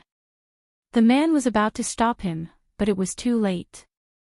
Under the surface of the lake, two white figures were faintly discernible. Huge waves rolled up on the surface of the lake. Li Mu actually discovered another powerful aura at the bottom of the lake. Just from the aura alone, his strength was above Ao Run. The middle-aged man said in a panic, "Sir, let your mount come up quickly. There's a huge dragon from the Shin Kingdom at the bottom of the southern lake. It's very powerful." There was no need for him to remind him. In the next moment, Ao Run let out a painful roar and broke out of the water. He stood beside Li Mu in a sorry state. He pointed at the bottom of the lake and said to Li Mu through gritted teeth, "Master, there's a dragon in the lake. I can't beat it. Let's draw the water. We can't spoil it." Chapter 507. They could drain the water when dealing with Ao Run, but this was the border between the Great Zhou and the Shin Kingdom.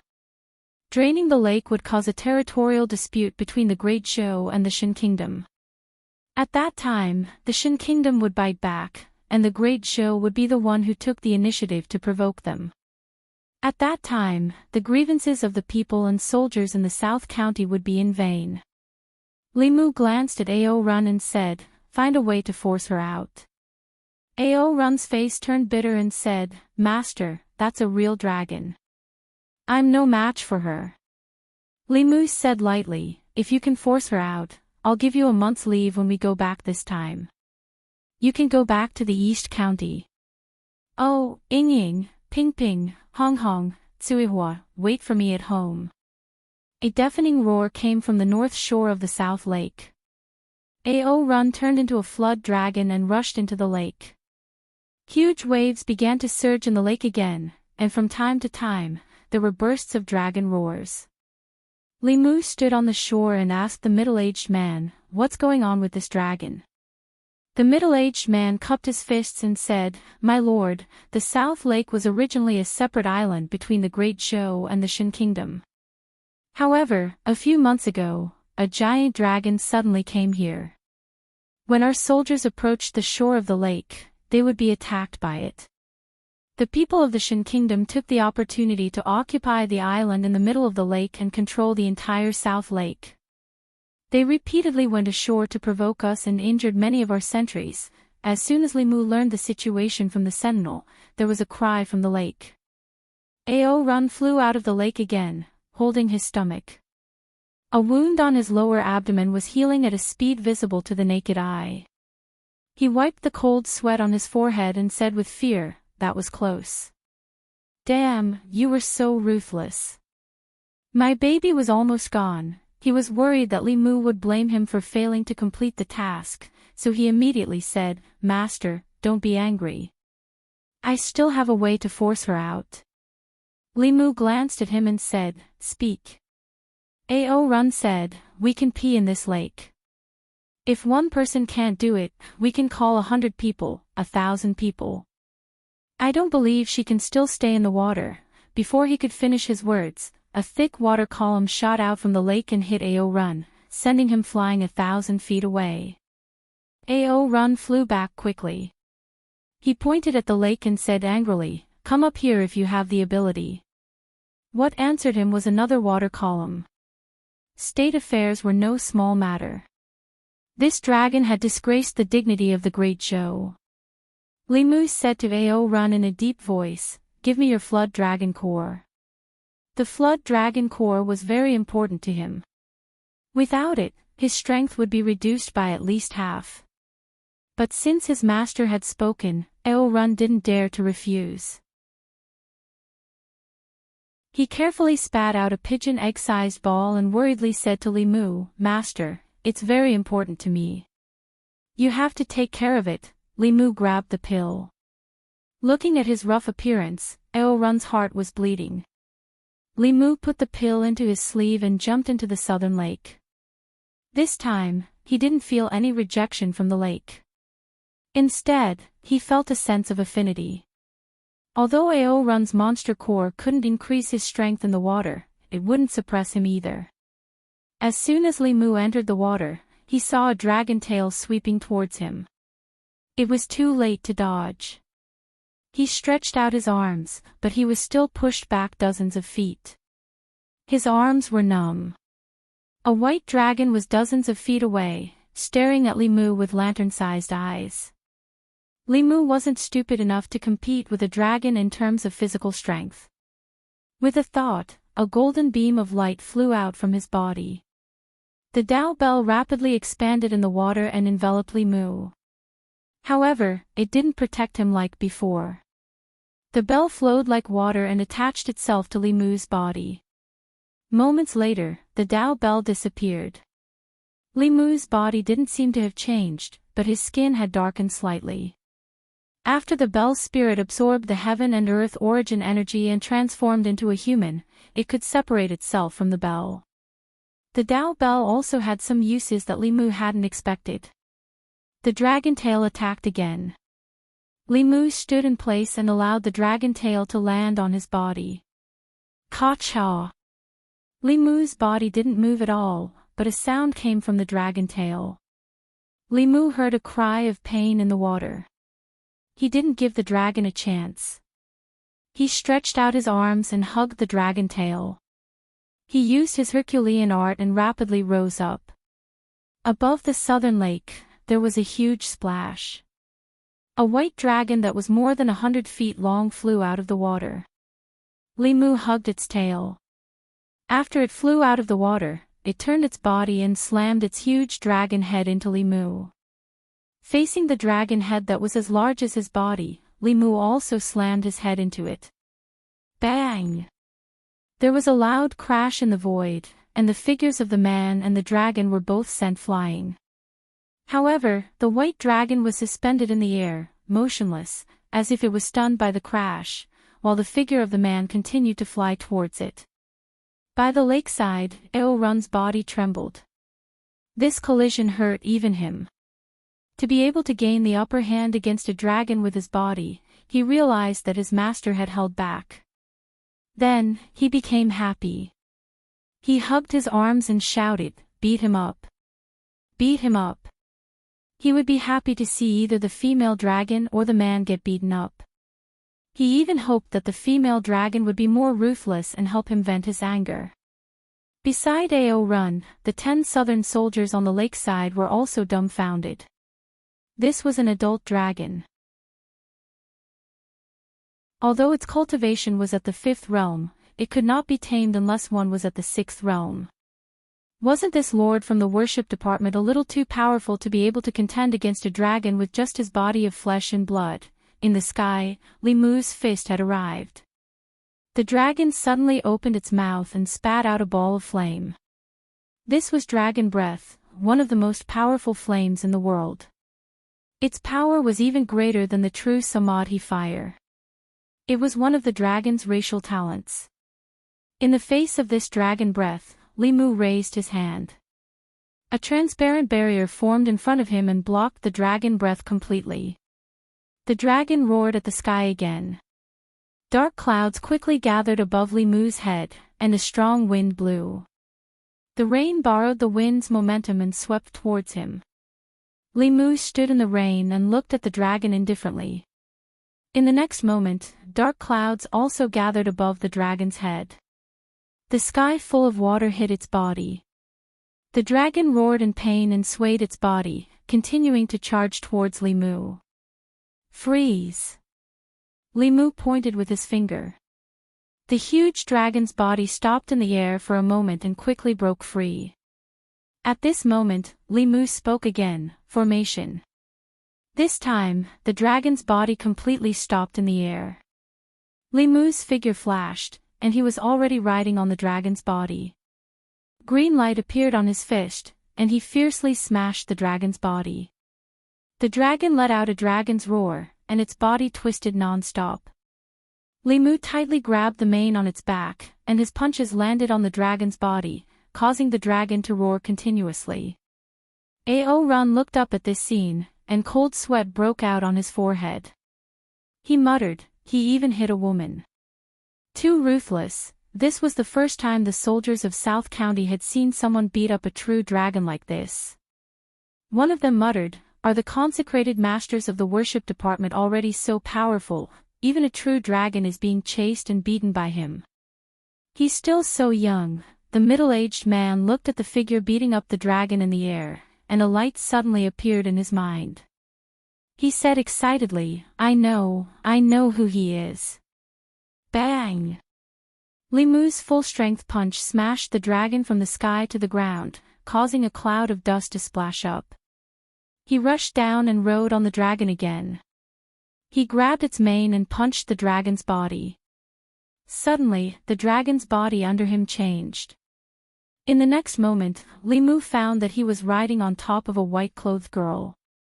One of his hands was grabbing her hair, while the other hand was clenched into a fist and punched her chest.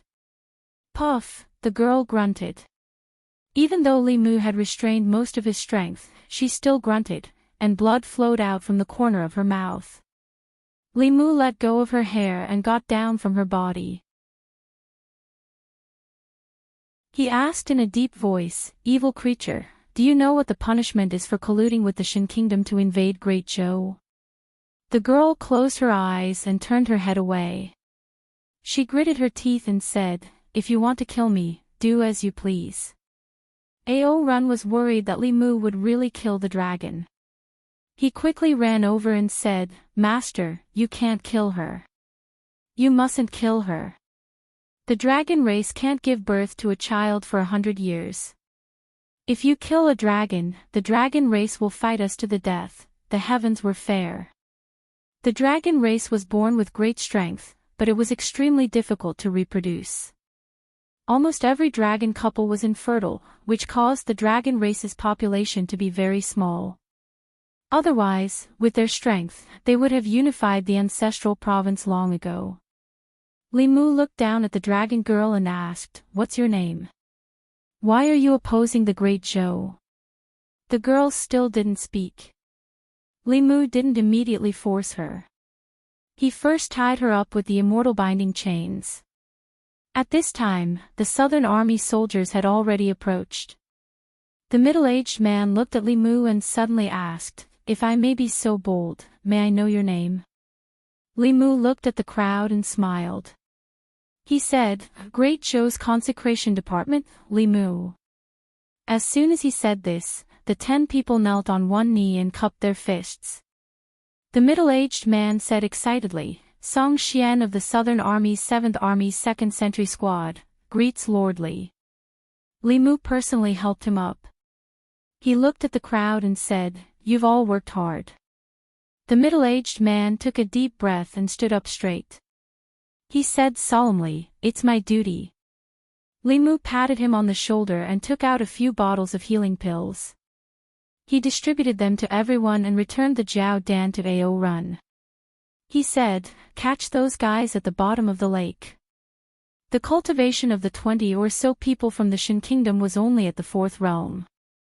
They were quickly captured by Ao Run. Their cultivation was sealed and they were tied up on the shore. At first, these people were very stubborn.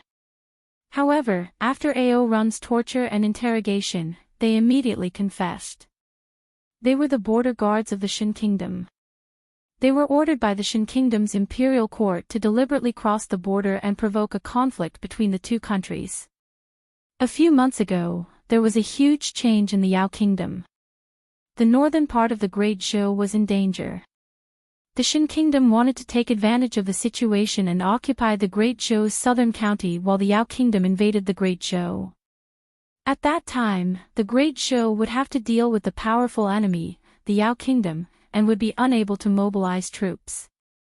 Unexpectedly, the chaos of the Yao Kingdom was quelled so quickly, and their plan fell through. Li Mu asked them to temporarily detain these people from the Shin Kingdom. He learned about the current situation of the southern county from Song Xian. Great Zhou did not have many troops in the southern county. The entire southern army only had about 10,000 people. It was different from the northern army, which had a large number of troops. The border between the Great Zhou and the Shin Kingdom stretched for thousands of miles. The southern army had built countless outposts on the border defense line. Each outpost was guarded by a small team of 10 people. Even so, the outposts on the southern border were sparse. There were often people from the Shin Kingdom who secretly crossed the border and caused trouble in the Great Zhou. In recent months, the Great Zhou had no time to care about the Shin Kingdom. The Shin Kingdom was even more unscrupulous. The people of the southern county were deeply disturbed. Naturally, the faith of the people was extremely low. It was impossible to completely change this situation. The border between the two countries was too long. No matter how many troops Great Zhou had stationed on the southern border, it could not completely eliminate this phenomenon. The imperial court could not waste too many troops here. The simplest way was, of course, to completely scare the Shin Kingdom, just like 100 years ago. However, the Great Zhou could not take the initiative to start a war. Li Mu rubbed the space between his eyebrows. Suddenly, a bell rang from Song Xian's waist. Song Xian heard the bell and took out a string of bells from his waist. One of them vibrated and made a crisp sound. His expression changed and he said, "It's the fifth team asking for help. They're in danger." Li Mu asked, "Where is the fifth team?" Song Xian pointed in a certain direction and said, "To the east, 25 miles away. I'll go take a look first." "Follow me," Li Mu said. Then, he turned into a stream of light and sped toward the east. 25 miles away, 10 sentries of the southern army were surrounding a bald man. The man was dressed differently from the people of the Great Zhou. Although it was said to be a siege, the man was actually fighting against 10 people with ease.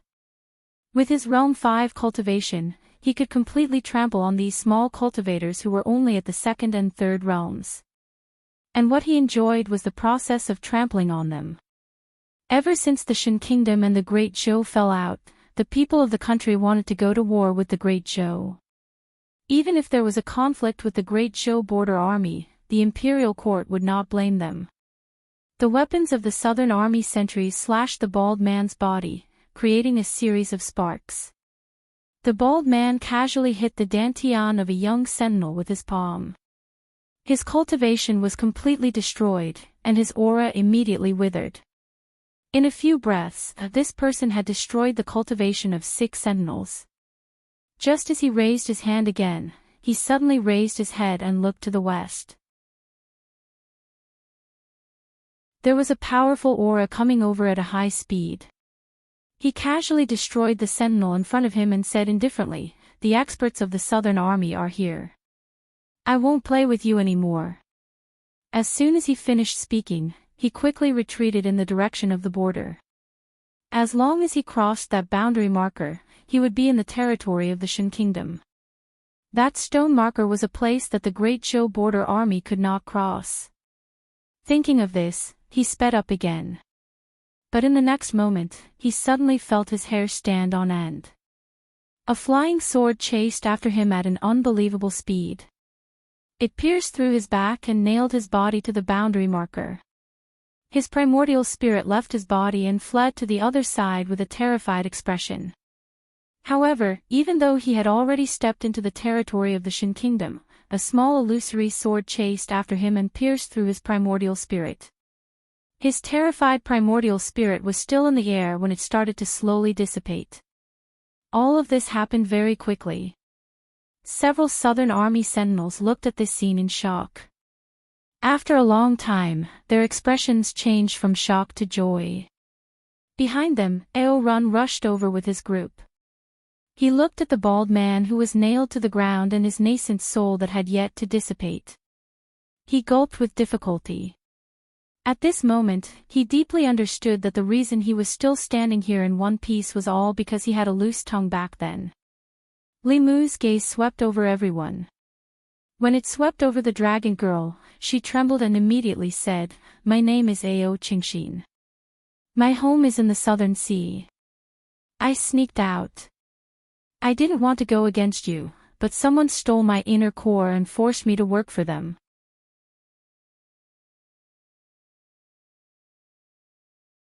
Chapter 508. Li Mu did not have time to pay attention to the dragon. He quickly walked to the sentries and used his magic power to check their bodies. When he withdrew his hand, Li Mu's face was gloomy. Out of the 10 sentries, 7 of them had their cultivation crippled, and 3 of them were seriously injured. Li Mu first used the Buddhist light to stabilize the injuries of the 3 seriously injured, and then gave them a few bottles of healing pills. The 7 sentries whose dantians were destroyed were even more troublesome to treat. Li Mu needed to refine a cauldron of heaven-level pills to rebuild their dantians. Fortunately, his storage space was very rich. Most of them were given to him by Huan Ji. It was only a matter of time before they recovered their cultivation. He had just arrived in the South County and had witnessed 2 border conflicts with his own eyes. It was enough to see how arrogant the border guards of the Shan Kingdom were. An hour later, Li Mu arrived at the main camp of the South Army under the lead of Song Xian and the others. The South Army had a total of 10 armies. The other 9 armies were led by the First Army. Here, Li Mu met the commander of the First Army of the South Army. This was a burly man. His cultivation was only at the 5th realm. When he saw Li Mu, he bowed to him and said, "Lord Li, I've heard a lot about you." Li Mu went straight to the point and said, "I'll skip the pleasantries. In the past few months, the people of the South County have been too weak. I'm here for this matter." Speaking of this, the commander of the South Army slammed his fist on the table and said, "These animals don't dare to fight us head-on, so they go around disturbing the people. Every time we arrive, it's already too late. The people are suffering because of them. Their whereabouts are unknown. In the past few months, the South Army has only caught a dozen of them. For this, several of our soldiers have also died." Li Mu asked, "Where are they?" Commander Zhang said, "In the prison." At this moment, a deputy general hurried into the tent and said, "General, people from the Shan Kingdom have come again. They're causing trouble outside and asking us to release their people." Commander Zhang said angrily, "King bullshit. If we let them go, would our soldiers have died for nothing?" There was a commotion outside the tent, and a dark-skinned man in strange clothes barged in. He spoke in a non-standard Great Zhou dialect and said loudly, "You have no right to punish the people of Great Zhou. Even if they committed crimes in your country, they must be handed over to Great Zhou for punishment. This is the law set by your late emperor." Commander Zhang whispered into Li Mu's ear, "Although this is the rule set by the previous emperor, we can't let this person go. Our soldiers can't die in vain. The Shin nation must pay the price." Li Mu walked in front of the Shin person, looked at him, and lightly said, "The late emperor has been dead for 5 years. Now, this rule has been changed. The Great Zhou is the Celestial Empire. If a foreigner commits a crime in the Great Zhou, his crime will be increased by 1 level." That Xingua man frowned and said, "Who are you? Do you think you can change a country's laws just because you say so?" Li Mu smiled and said, "I'm sorry, but it's true."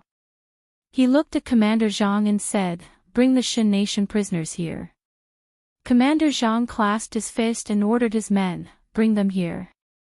They walked out. Outside the Southern Army camp, there was a row of tombstones. Commander Zhang explained to Li Mu, these are the soldiers of the Southern Army who sacrificed themselves over the years. I could only bury their bodies here. These tombstones were engraved with names and dates of birth. Li Mu looked at them. Judging from the dates of birth and death, some of the soldiers were only 18 or 19 years old when they sacrificed themselves. 13 Shan Nation prisoners were brought out. Seeing dozens of their people standing outside, they thought they could go back. They smiled and were about to walk over, but they were held back by the Southern Army soldiers behind them. Li Mu looked back and said, "Bring them here." The 13 people kept resisting and struggling, but in the end, they were brought over and stood in front of these tombstones. Li Mu said indifferently, "Make them kneel." The 13 people stood straight, and none of them knelt. Li Mu looked at them, and an invisible aura came out of his body. The 13 people suddenly felt the pressure on their bodies double, as if a mountain was pressing down on them. They gritted their teeth and wanted to continue standing, but their backs bent. As the pressure on their heads increased, their knees also bent. In the end, there were only a dozen banged sounds, and all of them knelt on the ground. If they didn't kneel, that force would crush their bones. Seeing this, the Shan Nation emissary led more than 10 attendants forward. Li Mu turned to look at them, and his aura swept out. The emissary and the others couldn't help but take a few steps back. They were locked in place by a terrifying aura. They stood in place, not daring to move, and sweat poured down their foreheads like rain. Commander Zhang, who was standing beside Li Mu, also felt this aura. He was extremely shocked. The legendary Lord Li was even more powerful than he had imagined. There was silence in front of the tent. Li Mu looked down at the first person kneeling and asked, "What crime did he commit?" A deputy general walked forward and said, "This person raped several women in the South Commandery." Li Mu took out the saber at the deputy general's waist. Using his finger as a pen, he drew a rune on the saber. Then he said, "In the Great Zhou, raping a woman is punished with 3 to 10 years in prison. If the circumstances are serious, you can be sentenced to death. You raped several women, so it's not too much to sentence you to death, right?" Under the pressure of that powerful aura, the Shan Nation cultivator couldn't speak at all. If he opened his mouth, he would be crushed by this aura. He couldn't speak, and he didn't have the chance to speak. Li Mu raised his saber, and a head rolled down. Hot blood rolled down from the headless body, dyeing the ground in front of him red. There were runes engraved on the saber. With one slash, the soul would scatter and the body would die. Even the primordial spirit and soul would not be left behind. Commander Zhang's eyelids twitched.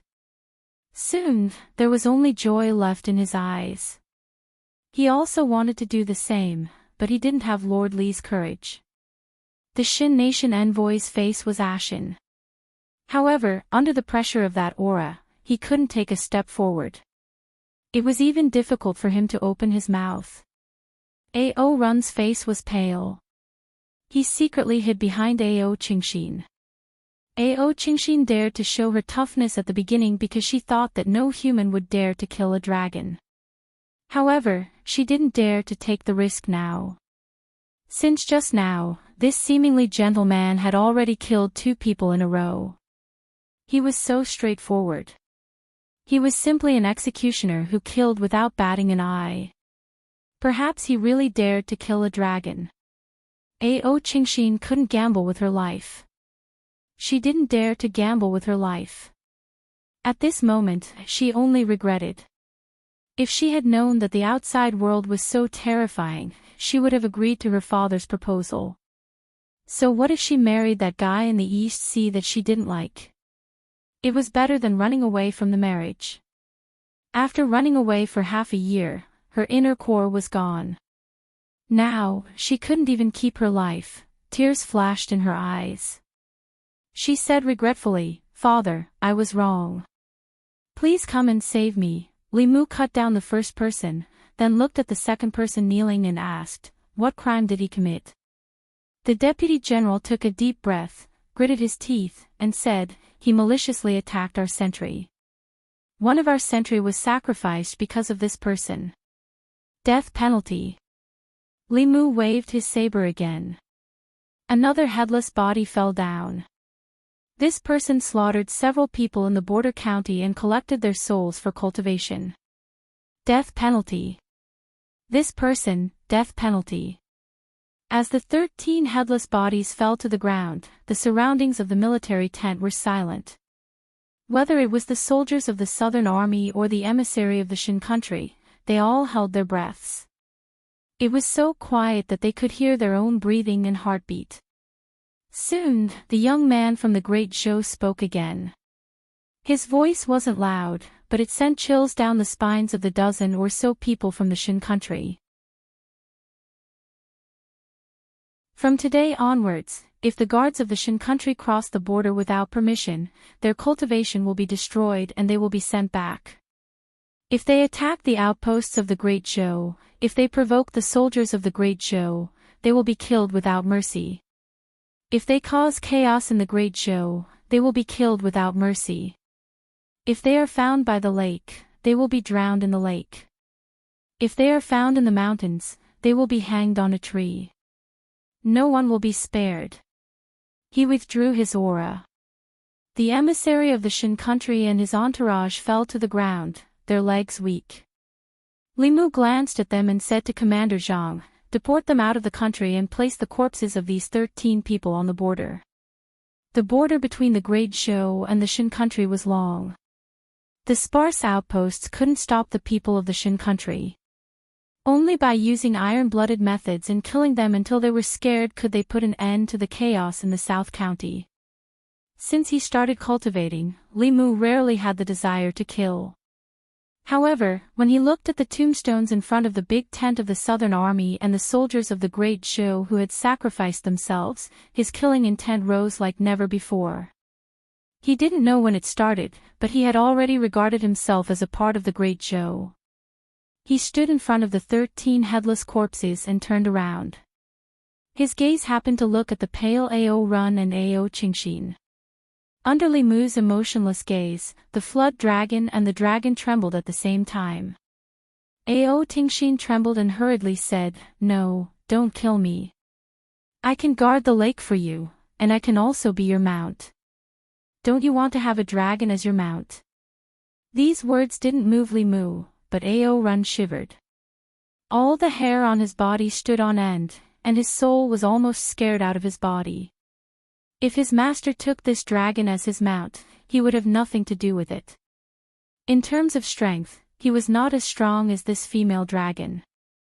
In terms of status, he was a flood dragon, and the other party was a dragon. He was also inferior to a dragon. In terms of gender, his master was so lecherous. Whether it was day or night, he would definitely prefer to ride a female dragon instead of a male flood dragon. In this way, he would have no value at all. He knelt on the ground with a plop, hugging Li Mu's leg. With snot and tears, he cried, "Master, don't do this. I've worked hard even if I didn't make any contributions. You can't forget the old flood dragon when you have a new one. You can ride this female dragon. I'll guard the lake. Don't kill me." Li Mu kicked him away, and said angrily, "Who said I'm going to kill you?" After kicking Ao Run away, he looked at Ao Qingxin, and said indifferently, "Although you were forced, this can't erase your crime. I'll punish you to be my mount for 3 years. Are you willing?" Ao Qingxin said without any hesitation, "Yes, I'm willing to be your mount." Although the dragon race had the dignity of the dragon race, life was always the most important thing. It was only being ridden by this terrifying man for 3 years. 3 years would pass very quickly. At that time, she would immediately fly into the sea. She wouldn't even want her inner core, and would never come out again. Li Mu glanced at her, and said, "Don't be my mount. Your master is someone else. You'll know when the time comes." He had once promised to catch a dragon for the Empress to play with as a mount. This little female dragon was just right. With the Empress's personality, she would probably be tired of playing with it after 3 years. At that time, he would give her back her freedom. It could be considered that he had fulfilled another promise to the Empress. Hearing that she wasn't going to be his mount, Ao Qingxin felt a little comforted in her heart. She hoped that her master wasn't a man. It would be best if she was a beautiful young lady. Li Mu looked at the row of tombstones again. Looking at the unfamiliar names on them, he said to Commander Zhang, I want to build a tombstone for these heroes and engrave their names on it for future generations to revere. Commander Zhang nodded, and said, I'll arrange it. But where should we put this tombstone? Li Mu thought for a moment and said, put it at the border where the people of the Shen Kingdom enter. Great Zhou and the Shen Kingdom had been trading for many years. There was a checkpoint at the border of the South County. When the merchants of the Great Zhou left the border, the people of the Shen Kingdom entered. They had to pass through a small city. On this day, a huge stone tombstone flew through the air and landed in front of this small city located at the border of the Great Zhou and the Shen Kingdom.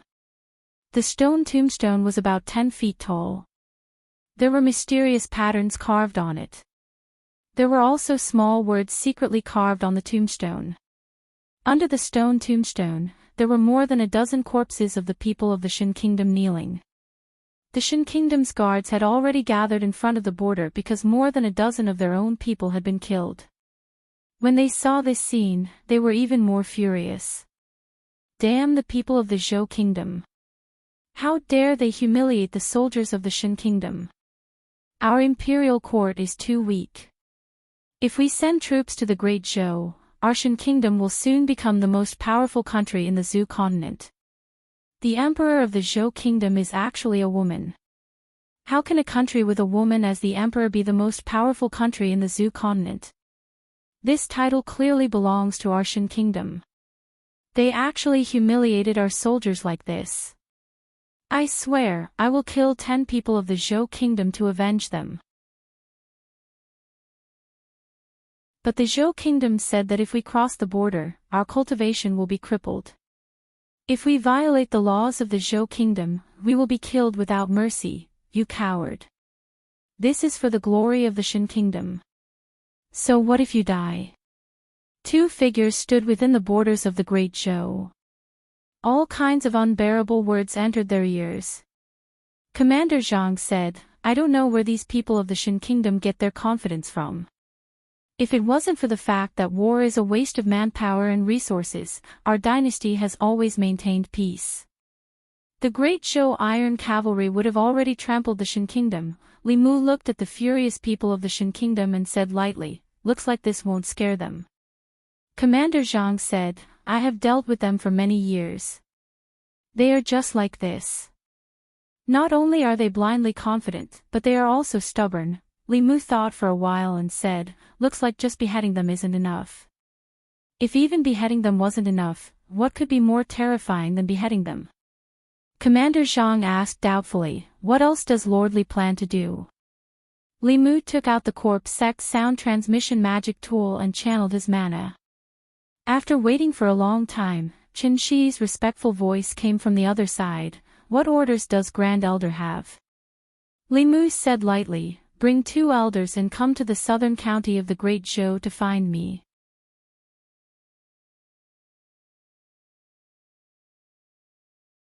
Chapter 509. It would take Chen Shi and the others at least 7 days to get here from Qinhu country. Taking advantage of these few days, Li Mu refined most of the spiritual herbs in his storage space into pills and distributed them to the injured soldiers of the Southern Army. They helped the soldiers of the Southern Army who had their cultivation crippled rebuild their dantian.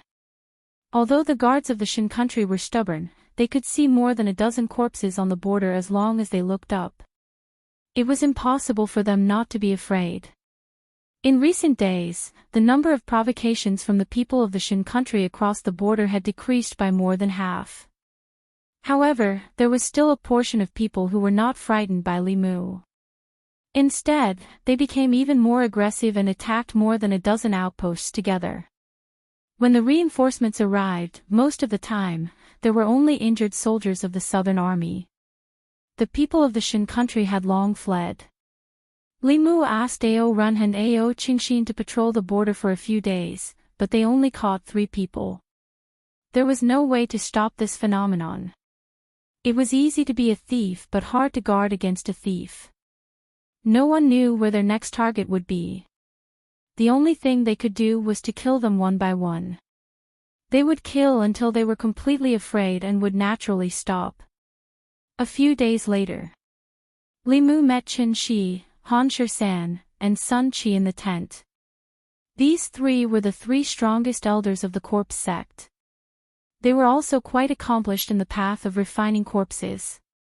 The 3 of them knelt on one knee and bowed to Li Mu with cupped fists. They said loudly, "Greetings, Grand Elder." Li Mu gestured for them to stand up and asked, "How is the situation of the demon country now?" Qin Shi said, "Ever since the last battle, the Tianlang country has been holed up in their territory and hasn't made any moves. The Qianhu country is absorbing the surrounding demons." Li Mu asked again, "What has Phantom Princess been doing recently?" Qin Shi said, "Ever since Her Majesty returned from the Great Zhou, she has been in seclusion." After asking them a few questions, Li Mu said again, "I called you here this time because I have a mission for you. Follow me." Li Mu brought the 3 of them to the Southern Army's Martyrs Monument. At the same time, he asked Commander Zhang to bring the 3 guards of the Shan Kingdom who had attacked the Southern Army's outpost and injured the Southern Army's outpost. The stone stele was erected near the border between the 2 countries. The river was the boundary between the 2 countries.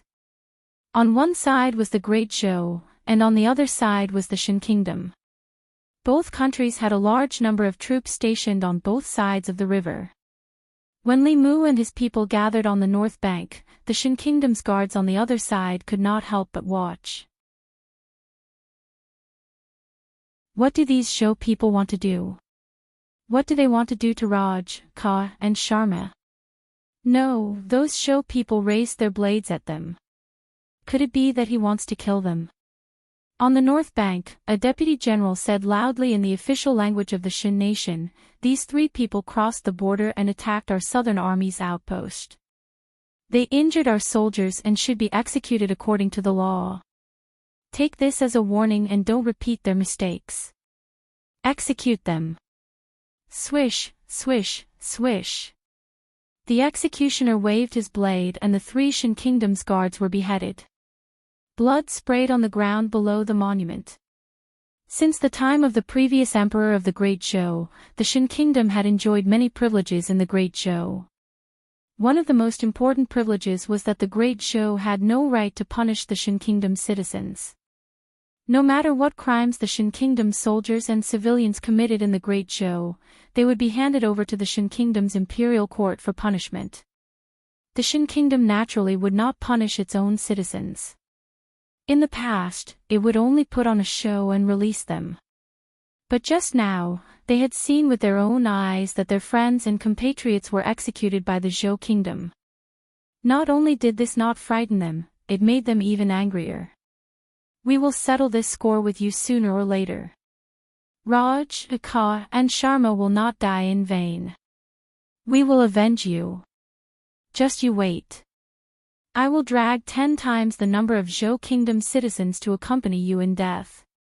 A large number of Shan Kingdom soldiers looked across the river. Their voices were filled with grief and indignation. Then, another scene occurred across the river that they could not understand. They did not know when it started, but a gray fog suddenly enveloped the corpses of Raj, Ka, and Sharma. Moreover, it continued to spread. After being killed by the Zhou Kingdom's people, the dozen or so corpses of the Shan Kingdom's guards who were kneeling in front of the monument were also enveloped by the gray fog. The gray fog was deathly silent. The noisy Shan Kingdom's guards on the other side of the river also slowly quieted down. The gray fog gave them a strange feeling from the bottom of their hearts. A terrifying atmosphere spread among the Shan Kingdom's army. Ao Run looked at the gray fog from afar and felt extremely uncomfortable. He carefully asked Li Mu, "Master, what are they doing?" Li Mu lightly said, refining corpses. Ao Run took a deep breath. These Shin Kingdom's people were too pitiful. Even after death, they could not rest in peace and were even refined into zombies. Although he did not sympathize with these people who had no bottom line compared to him, he still could not help but feel fear from the bottom of his heart. What made him even more afraid was that the way his master looked at those corpses just now was very familiar to him. After Ao Run carefully recalled, his body could not help but tremble. Wasn't that the way his master looked at him when he first captured him? Could it be that at that time, his master also intended to refine him into a corpse? Thinking of this, Ao Run felt a lingering fear. If it was not for his quick-wittedness at that time, perhaps he would have already become an obedient flood dragon corpse. A sense of fear spread throughout his body. Ao Run's legs went soft and he directly knelt down. Li Mu looked at him and asked, "What are you doing?" Ao Run swallowed a mouthful of saliva and knelt on the ground. He conveniently said, "Master, are your legs sore? Let me help you massage them." Ao Qingxin also hurriedly ran over and stood behind Li Mu. He said, "Let me help you massage your shoulders." The longer she stayed by this man's side, the more terrifying things she saw. In the past, she thought that death would be the end of everything. She did not expect that death was not the end. She could not imagine that after death, the corpses would still have to suffer such torture. Beside Commander Zhang, a secretary's throat moved. He asked, "General, they are already dead. Is it too inhumane for us to do this?" Commander Zhang looked at him and coldly asked, "Humanity? What is humanity?" "Humanity is our soldiers, our people. Do we have to endlessly suffer the harassment of the Shin Kingdom's people? Let me tell you what humanity is. Humanity is to do our best to protect the people of our great Zhou. Anyone who dares to offend our great Zhou will have to pay a painful price. Even if they die, their corpses will continue to atone for their crimes." The secretary swallowed a mouthful of saliva and lowered his head. He did not ask any more questions. 2 hours later, on the south bank, hundreds of Shin Kingdom's guards waited anxiously. The gray fog on the other side of the bank finally dissipated. In the gray fog, besides the 3 great Zhou people, there were also a dozen figures standing in neat rows. Their bodies exuded a strange aura. When the Shin Kingdom's guards saw these people, their expressions changed greatly. "Is that Sharma? He was clearly dead. How did he come back to life? Raj and Ka Di are also inside. What happened to them? Ganesh, Sutter, the dead have all come back to life. What did the great Zhou people do to them? Is that Lord Bharat? He was a 5th realm expert 3 years ago. He actually died at the hands of the great Zhou people. It's too scary. They are already dead, but they can't rest in peace." At this time, the expressions of the Shin Kingdom's guards had changed from anger to fear. Their friends and companions could not rest in peace after their deaths. They had become such terrifying existences. This was even more frightening than the war with the great Zhou. Qin Shi and the other 2 shook the bells in their hands. The zombies refined from the corpses of the Shin Kingdom's prisoners hopped away with them. What was going on during these 2 hours was only the initial sacrificial refining. Only after all the sacrificial refining was completed would the zombies be able to unleash their strongest strength. Li Mu looked at the reactions of the Shin Kingdom's people on the other side of the bank and turned to leave. He wanted to refine those people into zombies in front of them. He wanted them to see clearly that the consequences of invading the Great Zhou were even more terrifying than death. In the tent, Li Mu said to Commander Zhang, "Have the Army's secretary write an official document and have the South County's local government post it everywhere in the city. In the future, every time an invader is killed, everyone must be informed." 7 days later, the sentries of the South Army's various outposts reported that the Shin Kingdom's people did not make any more movements. There were also no disturbances in the counties. This series of thunderous methods finally completely suppressed the Shin Kingdom's people. Li Mu asked the Empress through the spirit conch. In the ancestral temple, the psychic power cauldron in the South County shone brightly again. Although it had not returned to normal, it was only a matter of time. After severely punishing the people of the Shin Kingdom, the psychic power of the people of the South County would greatly increase. As long as the stability of the South County could be maintained, the matter of the psychic power could be resolved. Although he had only been in the South County for less than half a month and had already resolved these two problems, Li Mu did not plan to go back just like that. He could not swallow the anger of the Shin Kingdom. Great Zhou did not have any other thoughts about the Shin Kingdom. Firstly, Great Zhou's territory was large enough and did not have much interest in occupying the Shin Kingdom. Otherwise, the Shin Kingdom would have been incorporated into Great Zhou's territory 100 years ago. Secondly, the Yong Kingdom, the Jing Kingdom, the Liang Kingdom, and the other kingdoms had similar cultures with Great Zhou. They shared a common language, and it was difficult to distinguish the citizens of each country from their appearance. However, the Shin Kingdom was different. The appearance of the people of the Shin Kingdom was very different from that of the other countries, and their cultural customs were also very different. To the countries of Zhuzhou, they were a foreign race. Great Zhou only wanted to protect its own territory and had no interest in occupying the land of a foreign race. However, since the establishment of Great Zhou, the Shin Kingdom had been tirelessly testing the boundaries of death.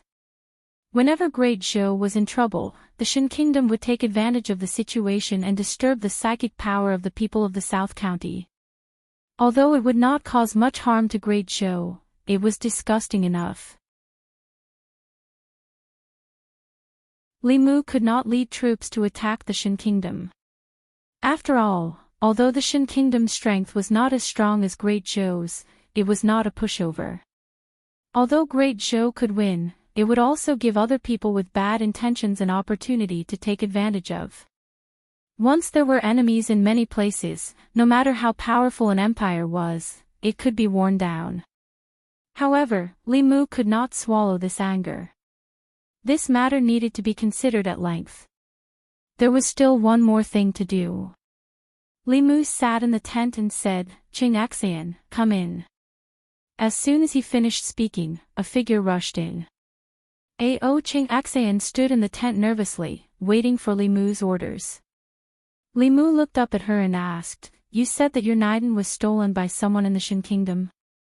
Ao Qing Xian immediately raised her right hand and said, "I swear that what I said is true." Li Mu did not doubt her words. There was no doubt about the strength of the dragon race. If her Naiden was still there, Li Mu might not have been able to take her down so easily. Giving the Empress a dragon without a Naiden would show that he did not take her seriously. Before giving it to the Empress, he needed to find her Naiden first. Li Mu asked, "Who stole your Naiden? Where is he now? How strong is he?" Ao Qing Xian looked up at Li Mu and was stunned for a moment. Then, she said, "I don't know where he is now, but I can sense the location of the Naiden. His strength should be at the 6th realm of you humans." Li Mu walked to her side and said calmly, "Take me to him." Shin Kingdom, Southern Bang. Ao Qing Xian sat on a flying boat in the sky. It was hard to describe what she was feeling. Although she had fallen into the hands of a human again, this human did not do anything to her. Instead, he took her to find her Naiden. This made her, who thought that she had fallen into the claws of a demon, feel quite disappointed. Li Mu stood at the bow of the boat. He did not turn his head and asked, "How far is it?" Ao Qing Xian pointed ahead and said, "It's just ahead. I can sense that we are getting closer and closer to the Naiden." Li Mu accelerated the flying boat. When they reached the sky above a certain plane, the flying boat suddenly stopped and rapidly descended. Outside a certain village, in the dense grass, a woman's screams and cries for help could be heard. The 5 men laughed obscenely and violently tore off her clothes. The woman's heart-wrenching voice was filled with despair. Finally, it alerted a family at the entrance of the village. A man ran out and stood outside the bushes. He shouted, "What are you doing?" The 5 men looked back at him and pointed at the woman on the grass. The man looked at her exposed skin and a lustful light flashed in his eyes. He took off his long robe and slowly walked in. When the woman saw this, her eyes were filled with despair. However, just as the 6 men were about to tear off the last layer of her clothes, their bodies suddenly left the ground and slowly floated in the air. A young man and woman slowly landed on the ground. Limu reached out and a piece of clothing appeared in his hand. The clothing automatically flew over and covered the woman. The woman hurriedly used the clothing to cover her body. Limu looked at the 6 men. They felt a sharp pain between their legs and then fainted. Enchanting stood behind Limu and secretly sized him up. She realized that she could not see through this man. The Great Zhou and the Shin Kingdom were clearly enemies. The people of the Shin Kingdom had done so many terrible things in the Great Zhou. He killed the people of the Shin Kingdom cleanly without even blinking. Yet, he was willing to save this woman from the Shin Kingdom. She did not know what he was thinking. "Alicia, Alicia." A man's voice came from afar. The woman used the clothing Limu gave her to wrap her body and ran into the distance. Soon, she came back with another man. She knelt on the ground and kowtowed to Limu and Enchanting in gratitude. Before coming to the Shin Kingdom, Limu had already learned the language of the Shin Kingdom through the jade slip that Commander Zhang gave him. For cultivators like them, there was no language barrier at all. Limu did not say anything in the face of their gratitude. He took Enchanting and flew back into the sky. He killed the people of the Shin Kingdom for the sake of the soldiers and innocent people of the Great Zhou. He saved this woman from the Shin Kingdom only because of his own conscience. However, before he left, he took another look at the young man. A strange look flashed across his eyes.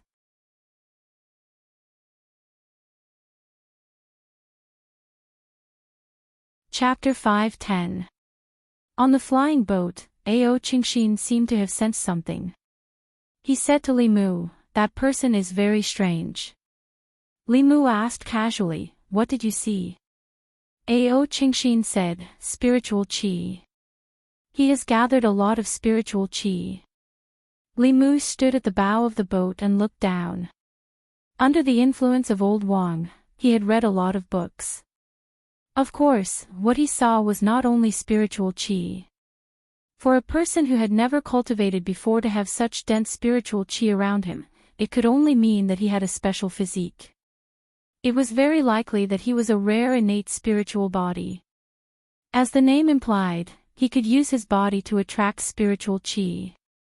This was a physique more suitable for cultivation than the 5 elements physique, pure yin, and pure yang. Hyun Jinko was an innate spiritual body. With this talent and the inheritance of his sect, he was able to become the headmaster of the Fulu school. If that young man from the Shin Kingdom was born in the Great Zhou, he would definitely be a genius that all the major sects would fight over. Unfortunately, he was born in the Shin Kingdom. Looking at his clothes, he should be the lowest of the low. The Shin Kingdom's royal family divided the people into 4 classes. The cultivators of the sects and the royal family were the first class, the nobles were the first class, and the merchants were the first class. The common people were the lowest class. The common people could not receive education and could not cultivate. No matter how talented they were, it was futile. Limu had already realized that although talent could make cultivation twice the result with half the effort, the decisive factors were 1's hard work, 2's luck, and of course, the most important was the inheritance. A person with an innate spiritual body cultivating for 100 years was not as good as a person with mediocre talent receiving a strand of Emperor's qi. After all, a person's 100 years of hard work could not compare to the years of hard work of hundreds of millions of people in the Great Zhou. On the path of cultivation, most of the so-called top geniuses would eventually become ordinary people. He quickly put this matter to the back of his mind. At this time, Ao Qingxin suddenly pointed to a short mountain in front of them and said excitedly, "I feel it. My inner core is there." Li Mu stood on the flying boat and looked at the short mountain in the distance. At the top of the hill, there was a magnificent temple. A row of stone steps extended from the top of the hill to the foot of the hill. On the stone steps, there were many people slowly climbing up. Every few steps, they would kneel down and kowtow. From their bodies, there was a faint aura of telekinesis. Within the Shan kingdom, sects flourished. This was the origin of Buddhism, and countless sects flourished here. Even the Shan kingdom's royal family used sects to control the Shan kingdom. Although the Shan kingdom was not as big as the Great Zhou, it had a large population and was very suitable for the development of sections. This was obviously the location of a sect. Before Li Mu and Qing Xian could get close, a figure suddenly flew out from the temple. It was a tall and sturdy man with bulging muscles. He didn't have any hair on his head and held a Buddhist staff in his hand. He frowned at Ao Weixin and asked, "Evil dragon, what are you doing here instead of guarding the lake?" Ao Qingxin stood on the flying boat, turned around and looked at Li Mu, then summoned up his courage and said, "Give me back my inner core." The bald man sneered and said, "If you want the inner core, come and get it yourself." Qing Xian looked at Li Mu again. Li Mu said indifferently, "If he wants you to get it, go get it yourself. Don't worry, I will watch over you from the side." When she had her Naiden, she wasn't this baldy's opponent. Now that she had lost her Naiden, she couldn't beat him. But at this moment, she didn't have any other choice. She could only summon 2 pitchforks and bite the bullet to attack the baldy. Li Mu stretched out his hand, and the shrunken Dao bell floated in his palm and kept spinning. "Go!" Li Mu waved his hand, and the Dao bell suddenly flew to Qing Xian and merged with her body. Qing Xian only felt that something had happened to her body, but the bald man's staff was already smashing towards her. She could only raise her pitchforks to block. Clang! The staff and pitchforks collided, and there was a deafening sound. Qing Xian's body floated in the air, but the bald man was bounced back with his staff. Qing Xian was stunned for a moment, then she spat out a mouthful of dragon's breath without hesitation. The bald man hurriedly responded. He waved his sleeves and hid his body behind his wide monk's robes. But this treasured robe was still burned with 2 big holes. He was shocked and angry, and his hands formed a seal. At this moment, the young man's voice suddenly sounded in his ears. Formation. As soon as he said this, his body was suddenly bound by the power of heaven and earth. He couldn't move, and the spell he was about to cast was also interrupted. Although he immediately used his spiritual power to break free, the dragon girl didn't let go of this opportunity. A pitchfork pierced towards his head. A golden light burst out from the top of his head and bounced the pitchfork away, but he was also injured. Blood flowed down from the top of his head, blurring his vision. Ever since he stepped into the 6th level, he hadn't been injured for a long time. At this moment, his anger wasn't on the dragon girl, but on the man behind her. If this person hadn't been causing trouble at the side, he would have taken down the dragon girl long ago. He formed a seal with one hand and pushed a palm towards Li Mu. In the void in front of the two, an illusory palm print suddenly appeared and pressed down on Li Mu. At the same time, the space Li Mu was in seemed to be completely sealed. Palm prints appeared in all directions around him, sealing off all his escape routes. When the palm prints arrived, Li Mu's body suddenly disappeared. The many palm prints resisted and melted, and Li Mu's body appeared again. As long as the opponent wasn't at the 7th level or the peak of the 6th level, he could escape into the Demon Emperor space at any time to avoid the enemy's attack. The bald man's attack didn't hurt Li Mu, and Ao Shoshin was already charging over with her pitchforks. While he was dealing with the dragon, there were thunderous roars above his head, strong winds blowing, and thousands of swords shooting out. He was in a sorry state, and his treasured robes were already riddled with holes. The young man's spell was strange, and he didn't know what was up with the dragon girl. Although her attacks weren't much stronger, her defense was more than 10 times stronger. He couldn't break through her defense at all. If this continued, he might be exhausted to death by the man and dragon here. He had originally prepared the dragon inner core for the treasure hunt at the bottom of the sea. Now, it seemed like he had to return it. He waved his hand, and a white inner core the size of a pigeon egg flew out and was swallowed by Ao Shoshin. The inner core returned to her body, and her aura soared. Soon, she reached the peak of the 5th level. The bald man regulated his body as he said, "I've given you the item. You can leave now, right?" Li Mu didn't think of directly killing this bald man. Which 6th level elite didn't have a trump card?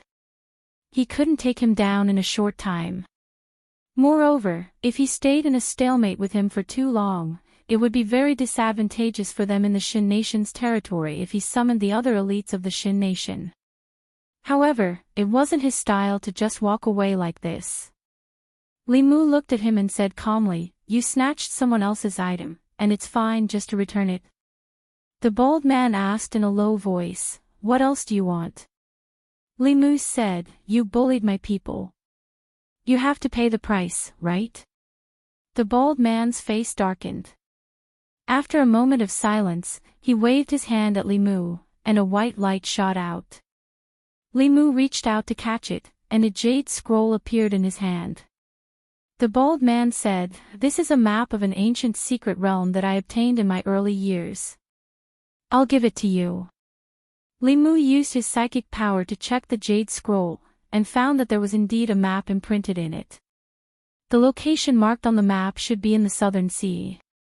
No wonder this bald man wanted Shoshin's inner core. Without the dragon inner core, it was very difficult for humans to move in the deep sea. Every time they dived a certain distance, they would need to use their transcendence energy to resist the water pressure.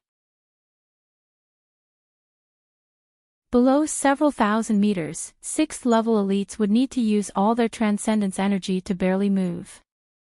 If they encountered any threat, they would be doomed. He kept the jade scroll and said, "Shoshin, let's go." Ao Shoshin, who had regained her inner core, was in a good mood. She immediately flew onto Li Mu's flying ship. The bald man looked at the flying ship leaving, and his face darkened. He turned into a ray of light again and flew into the temple. The believers on the mountain path did not know that a great battle had happened in the sky. They were still climbing the mountain and praying devoutly. On the flying ship, Li Mu handed the jade scroll to Shoshin. After Shoshin checked it, she nodded and said, "That is indeed the Southern Sea. However, it is not easy to find. The sea is very big, much bigger than the countries on land. It is very, very difficult to find a place in the sea, and it is also very easy to encounter danger." The ancient secret realm was indeed very attractive to Li Mu. There would often be Dao arts inheritances from the previous era there. However, Li Mu did not have the time to look for them now. He still had to settle the matter of the Shin country. The arrogant group of Shin country people at the border was temporarily intimidated. However, according to their temperament, it would not be long before they would forget this painful memory. The flying ship landed outside a city in the northern bang of the Shin country. Ao Shoshin asked Li Mu in confusion, "Are we not going back?" Li Mu said indifferently, "There is no hurry." In the past, his understanding of the Shin country was all from the mouths of others. Since he had come to the Shin country this time, he wanted to see for himself what kind of country it was. The difference in appearance between the two of them and the Shin country people was too great. Li Mu and her changed a little, and they did not seem that special. In the small city, Li Mu and Shoshin walked side by side. Even though she had changed into the clothes of the Shin country people and hid her dragon horns, it was still difficult to hide her natural beauty. Walking on the street, from time to time, men would cast strange looks at her. It was human nature to love beauty. For a woman like her, walking on the streets of any city in the Great Zhou, there would be a high number of people turning their heads. However, the behavior of the people of the Great Zhou and the people of the Shin country were completely different. When the people of the Great Zhou saw a beautiful woman, most of them looked at her with admiration. When they were discovered by a woman, they would also look away in embarrassment. However, the people of the Shin country people would not do that. They would silently look at a woman with naked eyes. If it was just one or two, it would be fine. However, when most of the men on the street looked at her with such eyes, even the powerful dragon girl hid behind Li Mu. She was not afraid, but disgusted and disgusted. She had never seen such people in such a country. The city was filled with a foul smell. People were relieving themselves on the street and looking at women with very rude eyes. Animal feces could be seen everywhere. In a river that flowed through the city, some people were bathing, some were drinking water, and some were burning corpses. Ugh! Seeing the filthy river, Shoshin covered her mouth and almost vomited. As a member of the water race, as long as she thought about the existence of such a river, she felt uncomfortable all over. She grabbed Li Mu's wrist and begged, "Let's go back." Li Mu said, "If you want to go back, then go back first."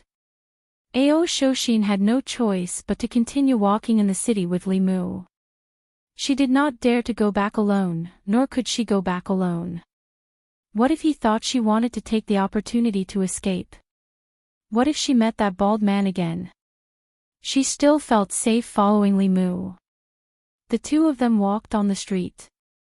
When they passed by an alley, a few men behind them suddenly came forward and surrounded them.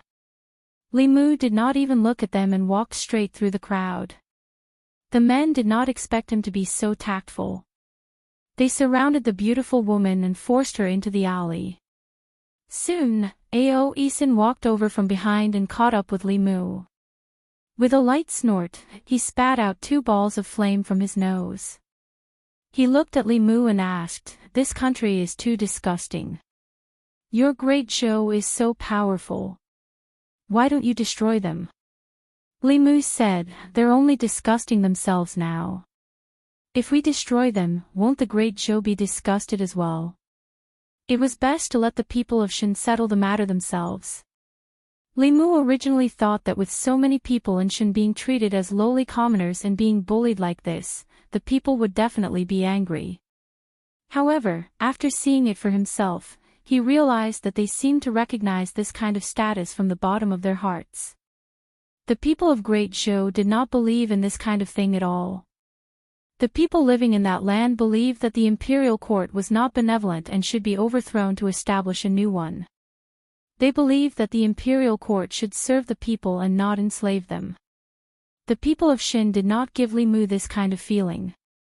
The lowly commoners of Shin who were being bullied were also bullying others. Women had no status here. From the top to the bottom, from the commoners to the officials, whether it was in the countryside or in the small alleys of the city, there were endless cases of rape. It was very difficult to see women on the streets. However, whenever a woman walked by, there would be many men casting unscrupulous wolf-like gazes at her. In 3 days, Li Mu and Changxan had passed through 4 small cities and more than a dozen villages. They had encountered dozens of roadblocks. Although they had met many good people, evil had become the norm. The few good people were easy to be ignored. After personally experiencing the local customs of Shin, Li Mu released the flying boat again. The two of them stood on the boat. The flying boat quickly flew across the sky, heading toward the southern county of Great Zhou. Changxan stood behind Li Mu. At a certain moment, the flying boat suddenly stopped. Her body leaned forward and bumped into Li Mu. She hugged her chest and asked nervously, "What's wrong? What's wrong?" Limu stood at the bow of the boat and looked into the distance. His face was filled with shock. Even standing here, he could feel that the power of heaven and earth in that direction had suddenly become extremely violent. Even though Limu was experienced and knowledgeable, he could not imagine what kind of supernatural power could trigger such a huge amount of power of heaven and earth.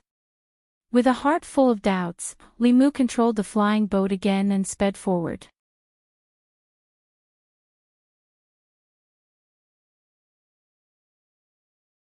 Chapter 5:11. Shan Kingdom, North Kingdom. In a village with only a few dozen families. In the Shan Kingdom, the villages and tribes were self-governed. All the affairs in the village, including the villagers' life and death, were in the hands of the village elders. Although this made a small number of people have too much power, it also saved a lot of manpower for the Shan Kingdom's imperial court. At this moment, a murder case was being tried in this village. Outside the simple, thatched courtroom, dozens of villagers stood outside, craning their necks to watch. Inside the courtroom, two strong men were holding down a skinny man. The skinny man was still struggling. One of them hit the back of his leg with a thick wooden stick, forcing him to kneel down heavily. An old man with white hair and beard wearing a hat sat in the chair in front. He held a wooden stick that symbolized power and knocked it hard on the ground. With a dark expression, he gritted his teeth and said, "Aragu, you actually dared to murder my nephew, Tuoji. According to the village rules, I will now sentence you to death by stoning. What do you have to say?" Aragu was pressed to the ground and still struggled. His eyes were bloodshot as he said with extreme grief and indignation, "Tuoji wanted to rape my fiancée and tripped and got injured. You didn't punish him, but you want to kill me. God is watching. Everything you did when you were alive will go to hell after you die." The old man's eyes flashed coldly. "You said Tuoji was injured, but someone clearly saw you hit him. Bring the witnesses here." Two men walked in and pointed at the skinny man kneeling on the ground. "It's him. We saw him hit Tuoji with our own eyes." The skinny man's eyes were filled with grief. These two men wanted to rape his fiancée, but the immortals destroyed their manhood. They held a grudge and took revenge on him. Right now, he was filled with endless anger, but he couldn't fight back. The old man knocked his cane hard on the ground and said sternly, "Aragu, as a lowly peasant, you actually dared to hurt a noble. According to the law, you should be sentenced to death. Now, I sentence you to death by stoning. Men, take him away and execute him immediately." The skinny man was taken out and pushed into a pit. Someone had filled the hole with sand and soil.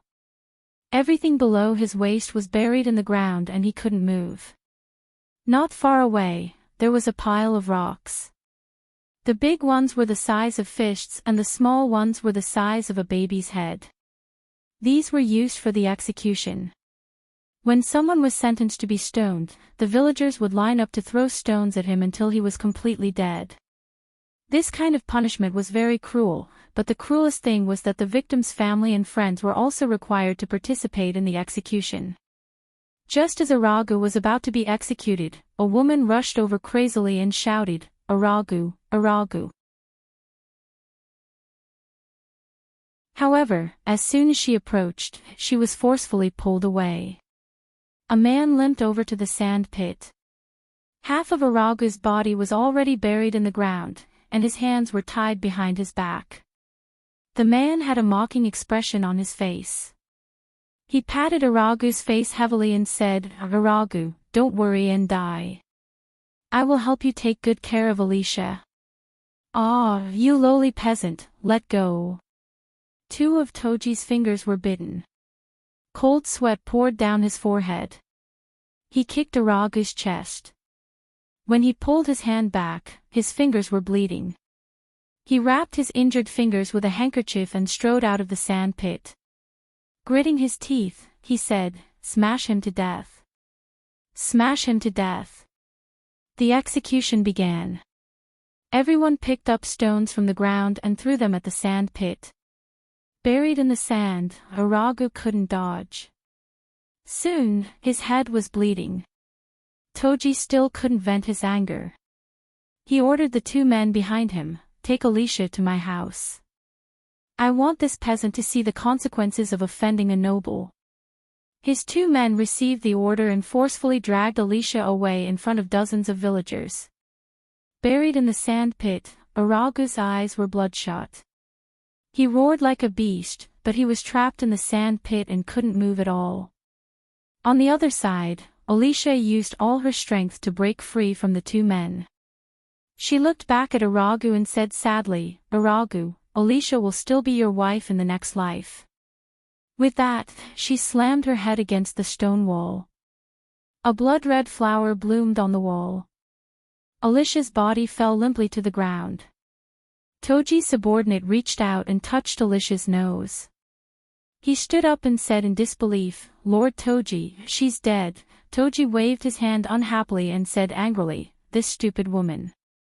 So what if she's dead? She's just a peasant. Drag her down and bury her later." With that, he crossed his arms and watched coldly as everyone executed Aragu. After Alicia committed suicide, the figure in the sandpit let out a roar and stood there in a daze, not moving at all. Hard rocks fell on him, but he didn't dodge or dodge. He just stared blankly at Alicia's corpse. At a certain moment, all of the executioners, including Toji, suddenly shivered inexplicably. The surrounding temperature seemed to drop. They felt as if a huge rock was pressing down on their chests. In the sky, the clouds changed. A gust of wind blew on the ground, blowing sand and rocks. Everyone couldn't care less about the execution. They all covered their faces with their sleeves and hid behind the stone wall. In the sand pit, half of Aragu's body was buried. He broke the ropes on his hands and pushed himself out of the sand pit with both hands. His eyes turned blood red. He took a step forward and disappeared. The next time he appeared, he was already in front of Toji. Toji opened his mouth wide in shock. Before he could say anything, Aragu punched him in the head. Bang! Toji's head exploded like a watermelon. With two more bangs, his two subordinates also died on the spot. Seeing this, everyone fled in terror. Aragu walked to Alicia's corpse. The blood in his eyes slowly faded. He squatted down slowly and hugged his head in pain, choking with sobs. Soon, a figure flew out of the village. It was a man in a white robe. He walked in the air. When the villagers saw him, they all knelt down and shouted, "High Priest." The man pointed with both hands. The ground under Aragu's feet suddenly became extremely soft, sinking him into it. Then the ground became hard again. Only Aragu's head was left outside. The man in the white robe stood in the air and said sternly, "How dare you, lowly commoner? How dare you?" Under the ground, Aragu took a deep breath.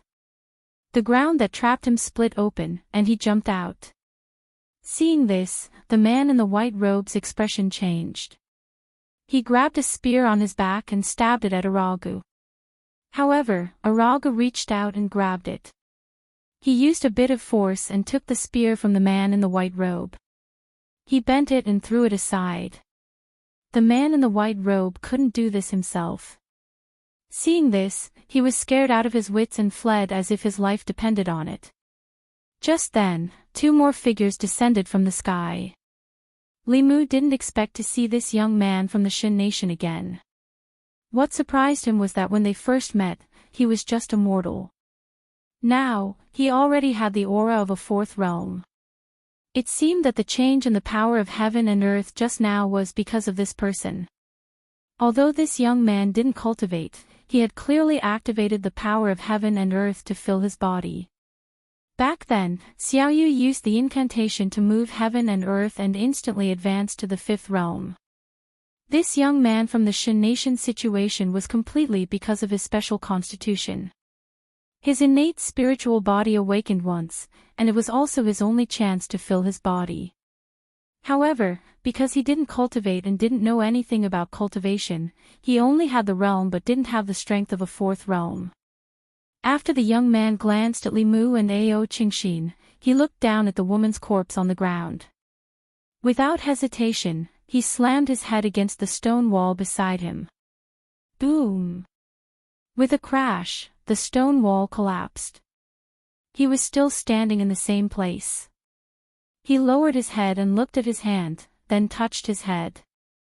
His face was blank. Li Mu asked in the language of the Shin nation, "What are you doing?" The young man looked at Li Mu with sorrow in his eyes. He said, "Alicia is dead. I want to go with her. Even if we become ghosts, we want to be together." Alicia was the woman from the Shin nation that Li Mu had casually saved last time. At this moment, her corpse was lying on the ground in front of Li Mu. Li Mu looked at the corpse on the ground and said to the young man, "Since you two love each other so much, you don't have to die." He stretched out 2 fingers and swiped them in front of the young man's eyes. Araga realized that he had seen Alicia again. He ran over excitedly and wanted to hug her. However, he passed through her body. Li Mu walked over and said, "She's just a ghost now. She needs to cultivate before she can reform her body. Forget it. Since we're fated to meet again, I'll help you again." He formed a seal with his hands. After a wave of the power of heaven and earth, Alicia's body slowly solidified. She was already dead. Li Mu couldn't resurrect her. He could only help her reform her body temporarily. The man and woman hugged each other again. They were very excited. Some things didn't discriminate between countries. Li Mu was moved by the feelings of this man and woman. Since he was already meddling in other people's business, he might as well help them to the end. Li Mu planned to teach them cultivation. With Araga's talent, it would be a waste if he didn't cultivate. Although Alicia didn't have much talent, as long as she cultivated to the 3rd realm, they could be a normal couple. He touched their foreheads with his finger and transmitted the relevant information into their minds. "Thank you, benefactor." The couple knelt on the ground again and kowtowed to Li Mu to thank him. Araga kowtowed a few times. He looked up and asked Li Mu, "Benefactor, you're from the Great Zhou, right?" Li Mu nodded and didn't deny it. Araga said longingly, "I heard that everyone in the Great Zhou is equal. If the nobles break the law, they'll be punished. Anyone can cultivate. Women will also be protected. Compared to the Great Zhou, this is a kingdom of demons." Li Mu said, "The Great Zhou wasn't as beautiful as you said from the beginning. It's because of the wise Empress leadership that the Great Zhou of today became what it is today." Araga lowered his head and said, "Our Empress will only promulgate laws that benefit the nobles. They won't care about lowly people like us." Li Mu looked at him and said meaningfully, "You have to create a happy life with your own hands. If all the oppressed people of the Shin Kingdom unite, they can also change the world." After saying that, he said lightly, "Happy, let's go." 2 streams of light streaked across the sky again. Araga watched them leave. When the light disappeared from his sight, he looked down at his hands and muttered, "All the oppressed people unite." When he returned to the South County, Li Mu already had a preliminary idea about the Shin Kingdom. Although the 2 countries often had conflicts recently, neither the Great Zhou nor the Shin Kingdom would easily start a war with the other country. The Shin Kingdom didn't have the strength to start a war. Although the Great Zhou had the strength, there was no need to start a war. After all, for a long time, the national policy of the Great Zhou was to develop peacefully. It was best to let the Shin Kingdom fall into chaos. Logically speaking, with the situation in the Shin Kingdom, countless people were widely oppressed. When they were oppressed to the extreme, they would resist. Such a regime would be difficult to stabilize. However, the most oppressed people in the Shin Kingdom were mostly limited by sections. The slave mentality was deeply rooted. They were willing to be oppressed and naturally wouldn't resist. Moreover, they couldn't cultivate. Even if they wanted to resist, they didn't have the strength to do so. What they needed was guidance. Although these people didn't have the strength, their psychokinesis was very useful. Li Mu could tell that Aragu was different from the other people at the bottom. However, he was too weak and couldn't be of much use for the time being. He had only planted a seed in Aragu's heart. Now, he needed someone with absolute strength and ability to infiltrate the Shin Kingdom and complete this matter. There were many experts that the consecration department could mobilize. They could fight, but no one in the entire consecration department could take on the responsibility of guiding the oppressed citizens of the Shin nation. If it really couldn't be done, Li Mu would have to do it himself. However, unless it was absolutely necessary, Li Mu didn't want to do it himself. This meant that he would have to stay in the Shin Kingdom forever. This was something Li Mu was more resistant to. Speaking of which, the officials in the imperial court were the most suitable for this kind of thing. Their cultivation might not be very high, but they had been in the imperial court for many years. They were all old foxes. They definitely had their ways of doing this kind of thing. However, it would be difficult for them to gain a foothold in the Shin Kingdom if they didn't have the strength. This matter could only be discussed at length. The matter in the South County was temporarily settled. Li Mu left Ao Run here to ensure that the border waterways were safe. He returned to the divine capital with Qing Xian. He planned to discuss it with the Empress slowly. However, before they reached the divine capital, Li Mu's expression suddenly changed on the flying boat. Just now, he suddenly felt that one of his soul clones attached to the 8 realms' 6 demonic corpses suddenly lost connection with his primordial spirit. Immediately after, the second soul clones also mysteriously disappeared. Li Mu left the 10 demonic corpses with Phantom Princess. Although Li Mu couldn't use his soul clones to control them, there was always an extremely weak connection between his soul clones and his primordial spirit. The disappearance of the connection meant that something had happened to the demonic corpses. Li Mu stood on the flying boat. After hesitating for a moment, he changed directions and headed straight for the Thousand Fox Nation.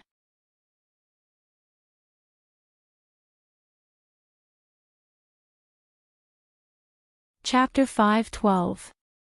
Life Continent, Yao Nation. Between the towering mountains and steep ridges, a huge white dragon flew at a low altitude. Sensing the unique aura of the dragon clan, countless monsters in the mountains trembled.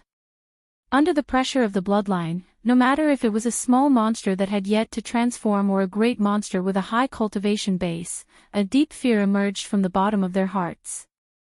Li Mu sat cross-legged on the dragon's head, holding the dragon's horn and exerting a little force in one direction. Qing Xian understood his meaning and changed direction a little, continuing to fly forward. A real dragon's flying speed was much faster than Li Mu's flying boat. After many days of getting along, Li Mu's relationship with this little female dragon had improved greatly. She was now willing to take the initiative to carry Li Mu. The dragon clan kept their promise. She promised to be his mount for 3 years. Along the way, she really didn't have the slightest intention of escaping. The mountain in front of them gradually became familiar. Li Mu pointed to the tallest mountain in the distance and said, "That's it. Thousand Fox Nation, Imperial Palace."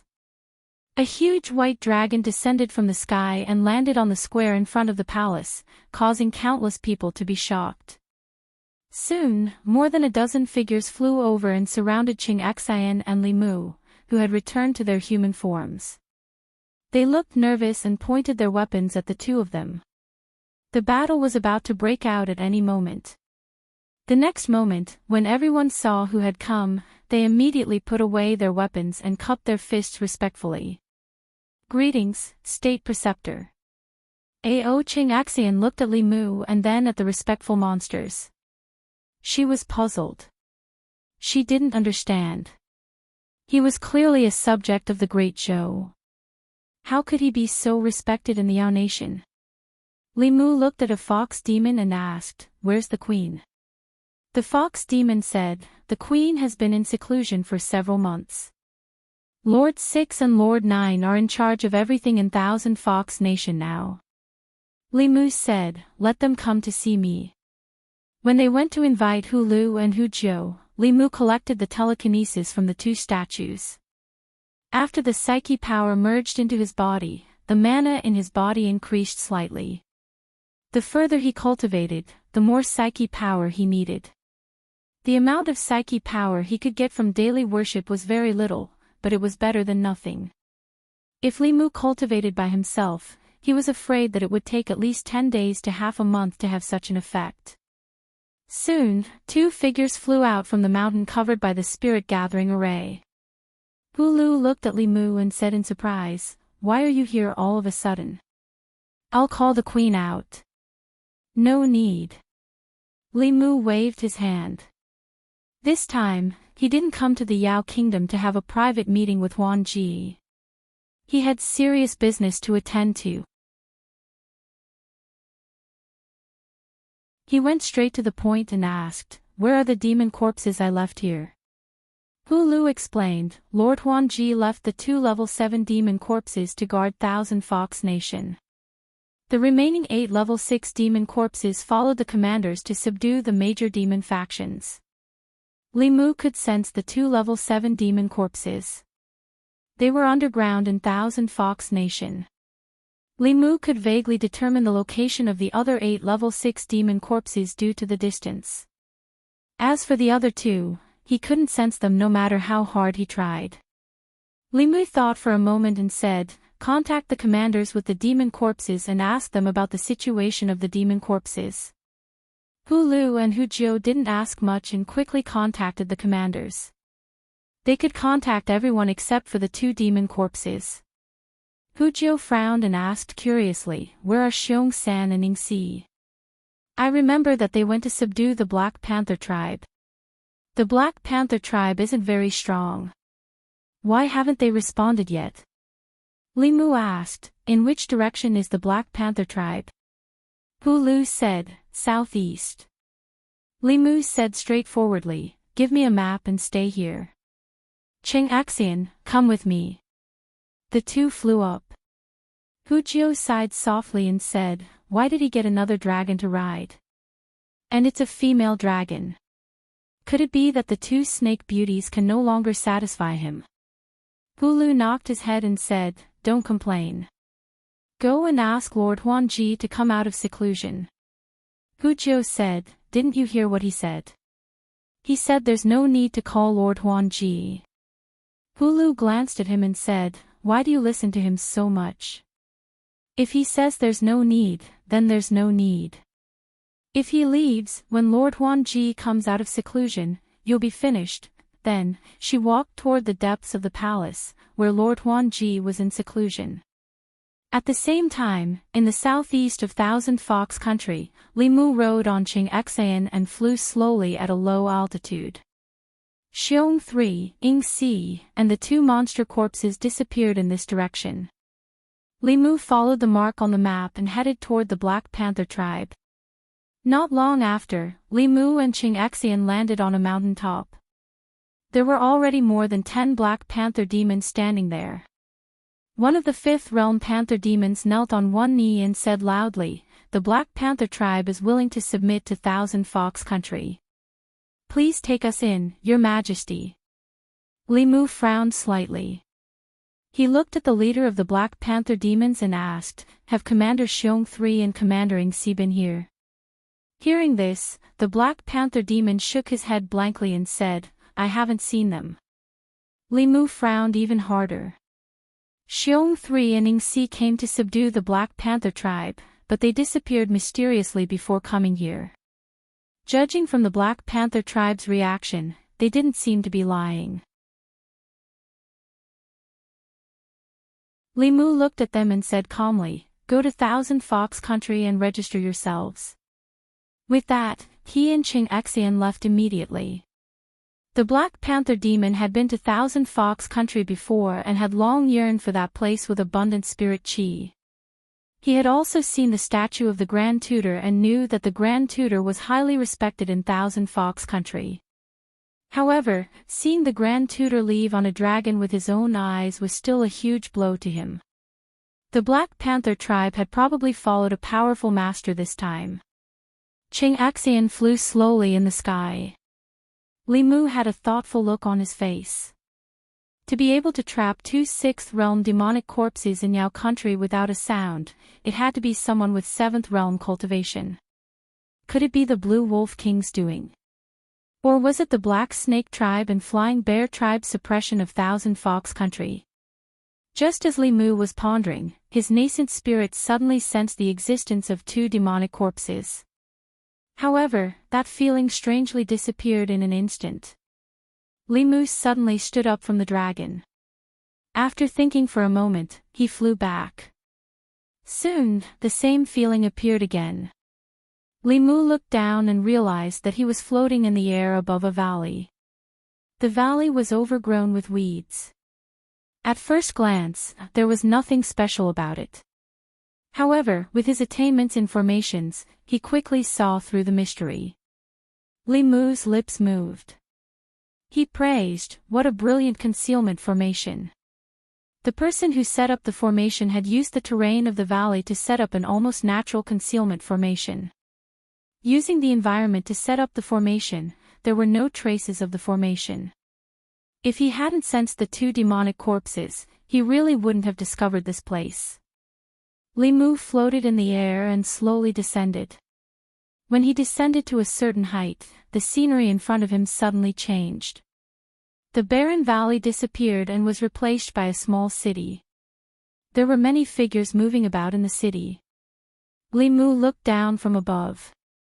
He actually saw the shadow of the divine capital in this small city. Perhaps no one would have thought that there would be such a pocket-sized divine capital in the Great Zhou in this nameless valley of the Fey Nation. Li Mu sensed the two demonic corpses in the city and re-established a connection with his nascent spirit. With a thought, two figures flew out of the city and headed straight for Li Mu. However, just as they flew 100 feet out of the city, they suddenly disappeared. When they reappeared, they were inside the city. They flew away again and returned to their original spots. It was as if they had entered a strange cycle. Li Mu wanted to enter the city. However, after descending 100 feet, his body reappeared at its original spot. And at that moment, a strange power of heaven and earth appeared around his body. Li Mu thought for a moment and his body descended again. This time, when the power of heaven and earth appeared again, he directly controlled it and easily landed in the small city. In the small city, countless figures looked at Li Mu strangely. Li Mu could tell that they were all demonic corpses in human form. Although these demonic corpses looked at him with surprise, there was no fear or other emotions. After their attention was temporarily attracted by Li Mu, they began to busy themselves with their own matters. Li Mu walked on the street and was out of place with everything around him. What he felt the most about this place was order. Everything was neat and tidy. Everyone had their own duties. Everywhere was filled with order. Even the divine capital did not give Li Mu such a feeling. In this small world, there was a strange power. Li Mu pursued this power and headed to a building at the end of the small city. This building was similar to a temple. The door was open. Li Mu stood outside and saw a prayer mat inside. A figure sat cross-legged on the prayer mat with his back to him. This figure gave Li Mu an inexplicable sense of familiarity. After Li Mu walked in, the figure stood up from the prayer mat and turned to look at him. "Lord Li, how have you been?" Li Mu said in shock, "It's you." The moment he saw Zhou Zhong, Li Mu was not so surprised about what he had seen in the small city outside. Zhou Zhong was undoubtedly a disciple of legalism. It was said that when a cultivator of legalism advanced from the 6th realm to the 7th realm, they needed to establish a country ruled by law. Although this small city was pocket-sized, it matched the description of legalism in the ancient books. No wonder he had only stayed in the army for a few months before leaving. It turned out that he had secretly come here to break through. Li Mu looked at Zhou Zhong and said meaningfully, "Old Zhou, you've hidden yourself well." Zhou Zhong waved his hand and a jade table and 2 jade chairs appeared in the hall. He indicated for Li Mu to sit down and then asked, "Those 2 Yao corpses are yours?" Li Mu said, "That Bear Yao and Eagle Yao are also my people." "What did you do to them?" Zhou Zhong grabbed at the air and 2 figures appeared in the hall. After the 2 men appeared, they immediately ran behind him and said nervously, "Be careful, Imperial Advisor." "This person is very strange." Li Mu waved his hand and said, "Don't worry. We're old friends." Zhou Zhong moved his finger and poured out 2 cups of tea from the jade pot on the table. The fragrance of the tea permeated the air. He took a sip and asked, "Lord Li, since when have you become the imperial advisor of the Yao Kingdom instead of staying by His Majesty's side?" Li Mu said, "It seems that you really don't care about the outside world. The Great Zhou and Thousand Fox Kingdom have formed an alliance and are no longer enemies." Zhou Zhong put down his teacup and said, "It's not that I haven't heard of it. A few days ago, I heard that a human man became the demon empress of Thousand Fox Kingdom. You must be talking about Lord Li, right?" Li Mu waved his hand and said, "It's all a rumor. Don't take it seriously." Zhou Zhong glanced at him and did not continue on this topic. He asked, "Is Qing her doing well?" Li Mu said, "She's doing well in the divine capital." He then asked Zhou Zhong, "Lord Zhou, you should be breaking through to the 7th realm soon, right?" Zhou Zhong shook his head and said, "The upper 3 realms are easier said than done. If you're lucky enough and cultivate for another 30 years, you should have a chance." This sentence seemed to be humble, but it was actually bragging. Zhou Zhong was only 40 years old this year. After 30 years, he would only be 70 years old. A mortal might only be 70 years old, but this was not old for a cultivator. Among the current 7th realm cultivators on the continent, except for the Empress, there was probably no one younger than 70 years old. Moreover, Zhou Zhong's cultivation had been slowly cultivated by himself. He hadn't relied on inheritances or fortuitous encounters. If he reached the 7th level, he would be able to sweep through all the experts in this level. Even if the Lord of Illusions and the Blue Wolf King worked together, they wouldn't be his match. At that time, among the 7th realm cultivators, only the Empress and the sect masters of the various sects would be able to stand up to him. Li Mu thought for a moment and said, "Lord Zhou, why don't you return to the Great Zhou and govern the 36 counties and billions of people in the Great Zhou? Isn't that much better than staying in this deep mountain valley?" Zhou Zhong said indifferently, "With you and His Majesty, the Great Zhou no longer needs me." Li Mu thought for a moment. He was right. The Great Zhou was ruled by law in the first place. Most of the people followed the law. Even if he returned, it would only be icing on the cake. It would not be of much help to his cultivation. A place that could help him in his cultivation would have to fulfill at least 2 conditions. First, a sufficient population. The various cultivation methods in the world all led to the same destination. Whether it was Taoist psychokinesis, Buddhist merit, or the hearts of the people, they all required an extremely large population base. A quantitative change would lead to a qualitative change. It was the same for the school of legalism.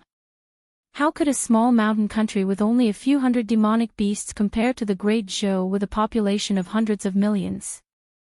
Second, there was no law in this populated place.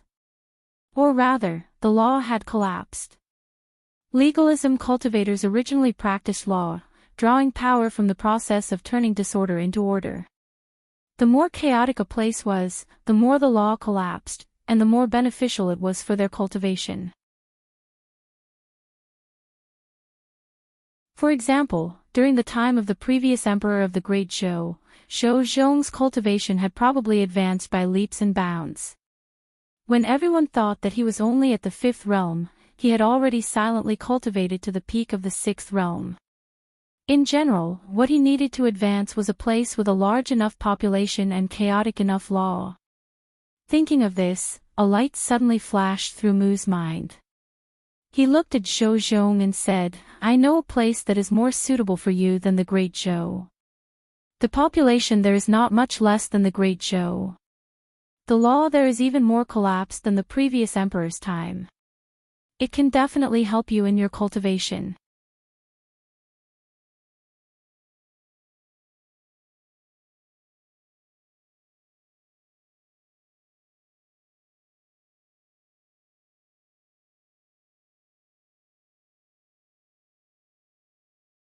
You should be in the South Commandery, but now you're in the Yao Kingdom. How do you want to explain this? How about I help you make up an excuse? You were originally in the South Commandery. Through the demon corpse you gave to the fox spirit, you sensed that she was in danger. Then, you crossed the entire Great Zhou to see that fox spirit. Li Mu's lips moved. For a moment, he did not know what to say. Phantom Princess walked to Li Mu's side and said to the spirit conch, "This is the truth. If you don't believe me, there's nothing we can do."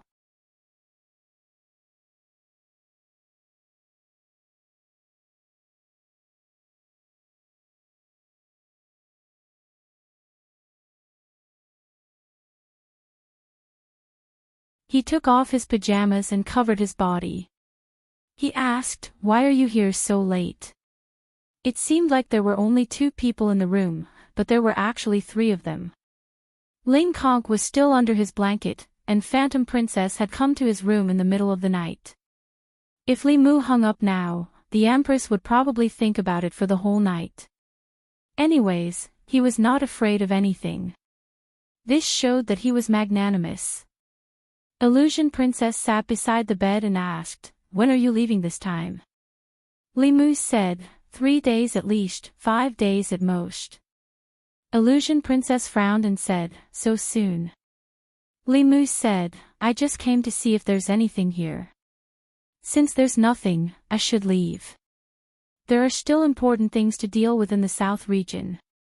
I can't stay for too long." For Zhou Yi again. Not all, in the past, Li Mu worked for the Empress. Now, he worked for himself. However, there was no need to explain to Illusion Princess about the Emperor's aura. However, he didn't say anything. The atmosphere in the hall became awkward again. The awkwardness between 2 people was okay.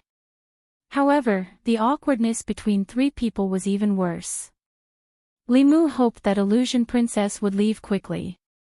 However, Illusion Princess didn't have any intention of leaving. She asked, "How did you meet your wife?" Li Mu asked, "Which one are you talking about?" Illusion Princess said, "Two." Li Mu said, "It's a long story." Illusion Princess thought for a while and said, "Then tell me how you fell in love with them." This was not a secret. Li Mu said, "When I was still a small constable, Qingqing was my superior. We were together every day. We caught ghosts together and subdued demons together. Then, we fell in love with each other." Illusion Princess remembered this in her heart and asked, "What about Lu Hanyan?" Li Mu said, "At that time, we were neighbors. Neighbors walked with each other every day. It's normal for us to fall in love with each other, right?" It would have been better if Illusion Princess didn't mention it. When she mentioned this topic, Li Mu recalled the process of meeting the 2 women in Yangqiu County. Although there were many twists and turns, fortunately, the heavens were good to him. After going around in circles, they returned to Li Mu's side. Illusion Princess continued to ask, "Then when did you fall in love with Zhou Yi?" Li Mu was still immersed in his memories. He murmured, "There's no specific time to fall in love with someone. Maybe it was when we were in Changle Palace. After a long time, Li Mu was halfway through his words when he suddenly realized something. He immediately shut his mouth. Illusion Princess looked at him and was shocked. You really like Shou-Yi. Li Mu strode to the bed. He didn't know when the Empress had hung up the spiritual conch. He let out a long sigh of relief. In Changle Palace, Shou-Yi, who had already fallen asleep, walked down the bed and walked back and forth in the bedroom. Her hands tightly held the corner of her nightgown. A trace of red cloud quickly appeared on her face.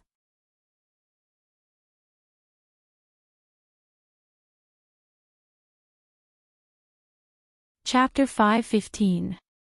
In the middle of the night, Illusion Princess returned to her palace unhappily and summoned Hulu. She said gloomily, Li Mu really likes Shou-Yi. If Shou-Yi had taken the initiative, he would have become the Empress of the Great Zhou. I don't understand.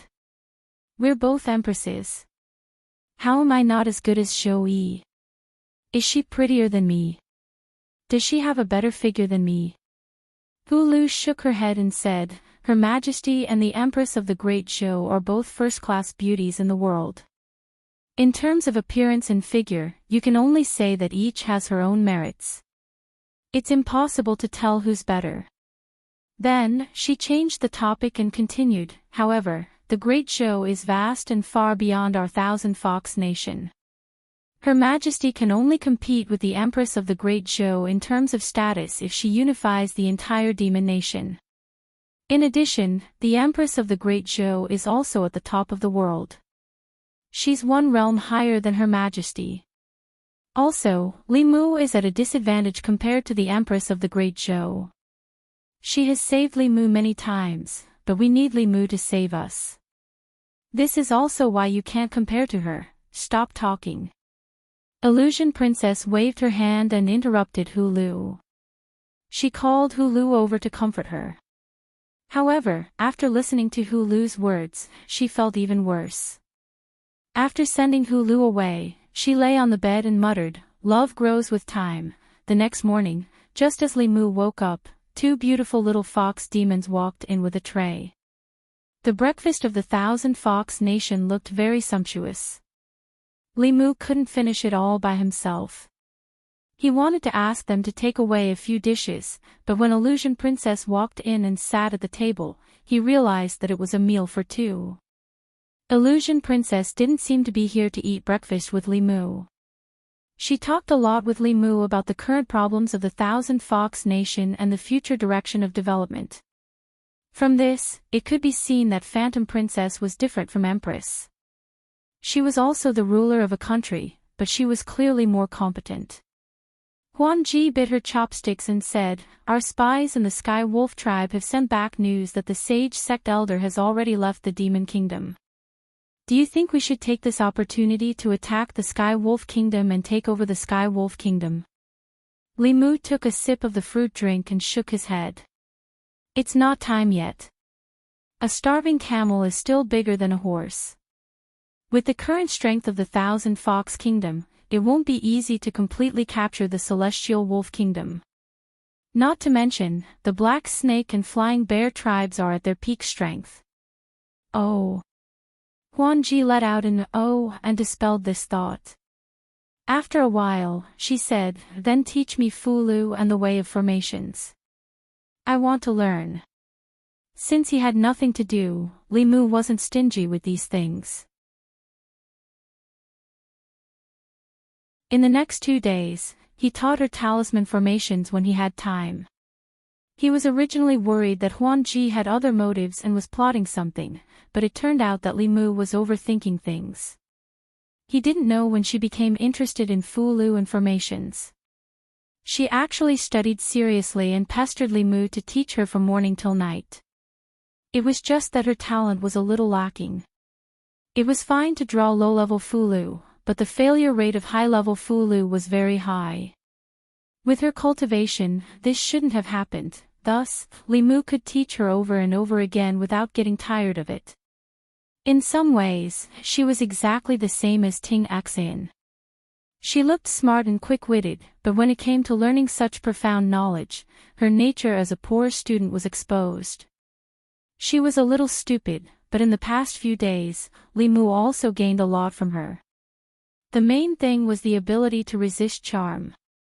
When Xiaobai had 5 tails, the charm in her gestures was sometimes something that Li Mu couldn't resist even without the clear heart art. Huan Ji, a 6-tailed fox, had to change into 3 different sets of beautiful clothes every day. The later it was, the less she wore.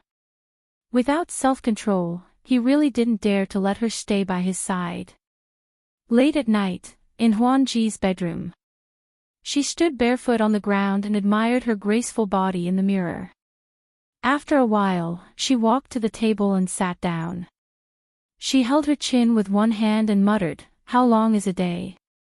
Is 10 days enough?"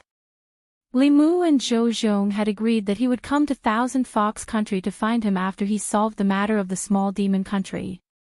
It wasn't until the 5th day when he was teaching Huan Ji a new Fu Lu that Hu Jiu came to report that a human was looking for him outside. Li Mu and Huan Ji walked to the square in front of the palace. Zhou Zhong wore a long robe and stood there. He said to Li Mu, "Let's go." Huan Ji looked at Zhou Zhong with sullen eyes. Her plan of making love had just started and was forced to stop. She didn't know when she would have such an opportunity again. Li Mu turned to Huan Ji and said, "We're leaving." Huan Ji waved her hand, "Let's go, let's go." It wasn't until the 3 figures disappeared into the horizon that she retracted her gaze and fell into deep thought again.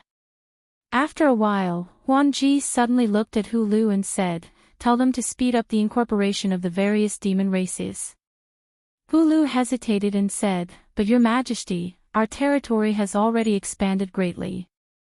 If we continue, we will clash with the territories of the other 3 races." Huan Ji said, "How is this considered large? It's even worse than the Great Zhou. Zhou Yi can control half of the Zhu continent, why can't I control the entire demon country, Shen Nation, Northern State?" After leaving Qinhu Nation, Li Mu and Zhou Zhong went directly to Shen Nation's northern state.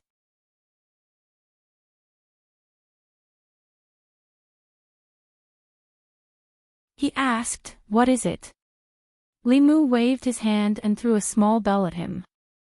The small bell quickly covered the sky and covered the bald man, Li Mu, and Zhou Zhong.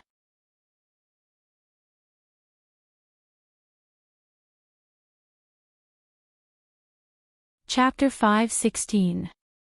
On the mountain path leading to the glorious temple, countless believers saw the giant bell in the sky. "What's that? The god has appeared.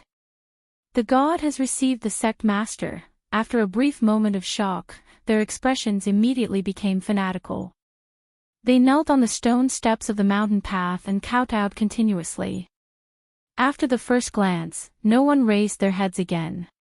Ordinary believers could not look directly at the god. This was one of their teachings. Only the sect master could come into close contact with the god. It was precisely because they did not raise their heads that they did not see the situation inside the bell. Within the Tao Bell, the supreme leader in the hearts of the northern barbarian believers was being beaten up by 2 figures. He was no match for either of them and wanted to escape. However, even after using all of his magic power, he still couldn't break through the bell. Instead, he knocked himself into a daze. A few more spells landed on his body, and his clothes were tattered. The bald man's face was filled with grief and anger, and his voice was filled with resentment. "What are you doing? What are you doing? I've given you the inner core and the treasure map of the secret realm, but you still won't let me go. What do you want?" Li Mu looked at him and said, "I want you to leave the northern bang." The bald man shouted, "Why didn't you say so earlier? Leave the northern bang if you want. What are you doing?" Li Mu was stunned for a moment before asking, "You're willing to leave the northern bang?" The bald man said with grief and indignation, "You didn't even ask me. How do you know I'm not willing?" He felt extremely bitter in his heart. The northern bang was his foundation. Of course, he was unwilling to leave. However, seeing how ruthless these two people were, if he did not agree, he would probably die here today. He had cultivated hard for 100 years to reach his current cultivation level. Did he not know which to choose between leaving the northern bang or dying in the northern bang? At this moment, Zhou Zhong, who was beside Li Mu, said, "This person's psychokinesis is extremely strong. He must have a great influence here. Instead of chasing him away, why not keep him and provide us with help?" Li Mu glanced at the bald man and said, "This person is too strong. If we keep him, we have to be wary of him. Why don't we just kill him?" The bald man's eyelids twitched violently. He immediately spoke in standard Great Zhou Mandarin, "There are believers of my sect in the entire northern state. No matter what you do, I can help you." Li Mu said indifferently, "I want you to abolish the hierarchy of the northern state. From now on, there will be no distinction between nobles and peasants. Standardize the legislation of the northern state. Before the law, everyone will be treated equally." The bald man's expression changed greatly, and he immediately said, "That's impossible."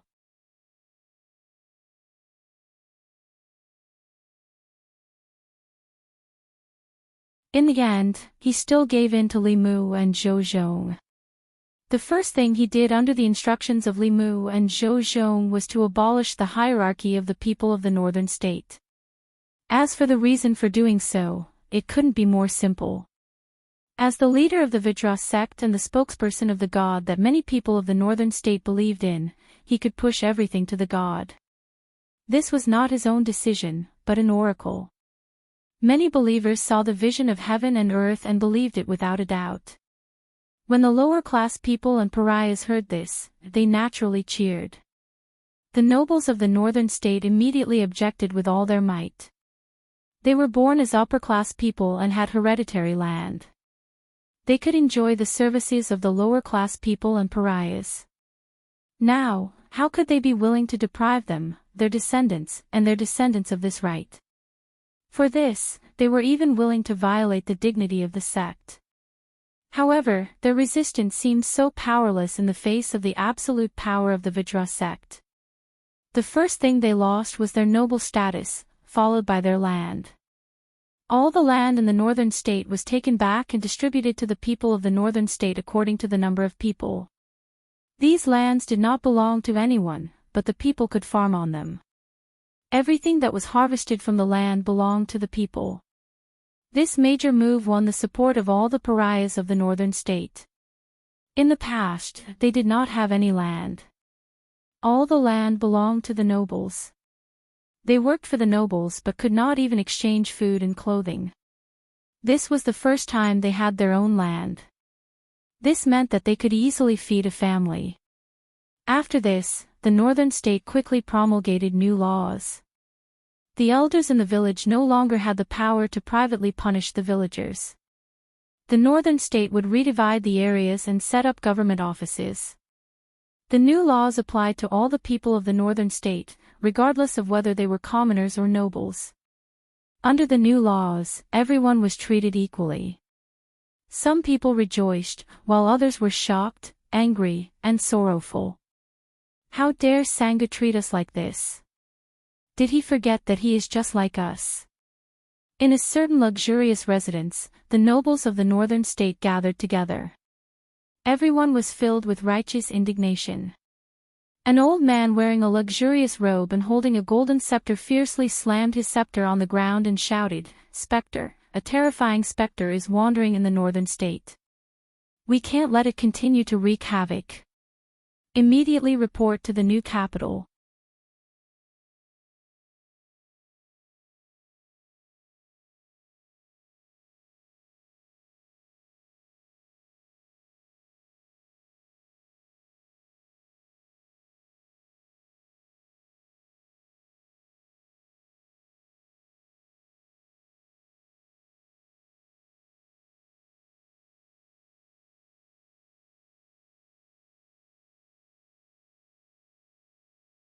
To change the northern state, it will take at least a few decades. We have no enmity with the bitter sect, so we don't have to become enemies with them. To be honest, Li Mu did not have a good impression of the Shin nation and had no intention of changing it. His great ambition was to bring peace to the Great Zhou, not the Shin nation. However, the Shin nation and the northern states shared a border with the Great Zhou. The stability of the northern state and the southern state of the Great Zhou were the most important. He had already asked Sangu to announce to the public that the northern state would be independent from now on. From now on, the Shin nation and the northern state would become independent countries. The Shin nation and the Great Zhou would no longer share a direct border. The soldiers of the southern army could also live a peaceful and stable life. Since Li Mu had already spoken, Sangu could not say anything else. He inadvertently glanced behind Li Mu and realized that a young man behind him was looking at Li Mu with an extremely respectful gaze. From his clothes and skin color, he should be a lowly citizen of the Shin nation. Sangu's gaze moved away from him and quickly returned back. He was shocked. He stepped in front of Aragu and grabbed his wrist. He muttered, "Such a physique, such a physique." Aragu was shocked. At this moment, Sangu spoke urgently, "I am Sangu. Are you willing to acknowledge me as your master?" Everyone in the northern state knew of Sangu's name. He was the belief of the Vajra sect. However, Aragu, whose thoughts had changed, did not respect him. Instead, he was somewhat repulsed. He knelt in front of Li Mu and said, "I want to acknowledge you as my master." Li Mu did not even think about it. He waved his hand and said, "I don't accept disciples. If you are willing, you can acknowledge Sangu as your master. He is more than capable of teaching you." His benefactor was already a godlike existence in his heart. Although he could not acknowledge him as his master, which disappointed Aragu, he did not dare to ask to become his benefactor's disciple. He knelt in front of Sangu and said, "Greetings, master." Everything he had experienced made him understand that he had to have enough strength to protect himself and his loved ones. Only then could he do what he wanted to do. Sangu looked at Li Mu gratefully. Li Mu turned and walked out of the hole. Sangu did not have much lifespan left. To them, no matter how powerful they were when they were alive, it was inevitable that they would return to dust after their lifespan was exhausted.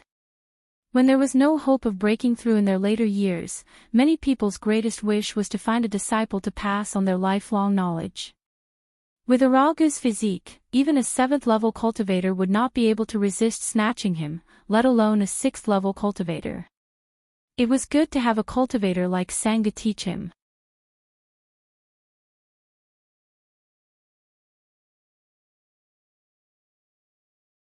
Perhaps the rebellion in Northern State has been quelled.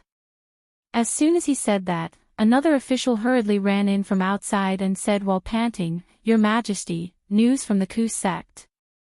Elder Brahma has returned. The Venerable One has passed down a decree that the Ku sect will no longer interfere in Northern States' affairs." An official asked in shock, "Why? Could it be that even Elder Brahma can't quell the rebellion?"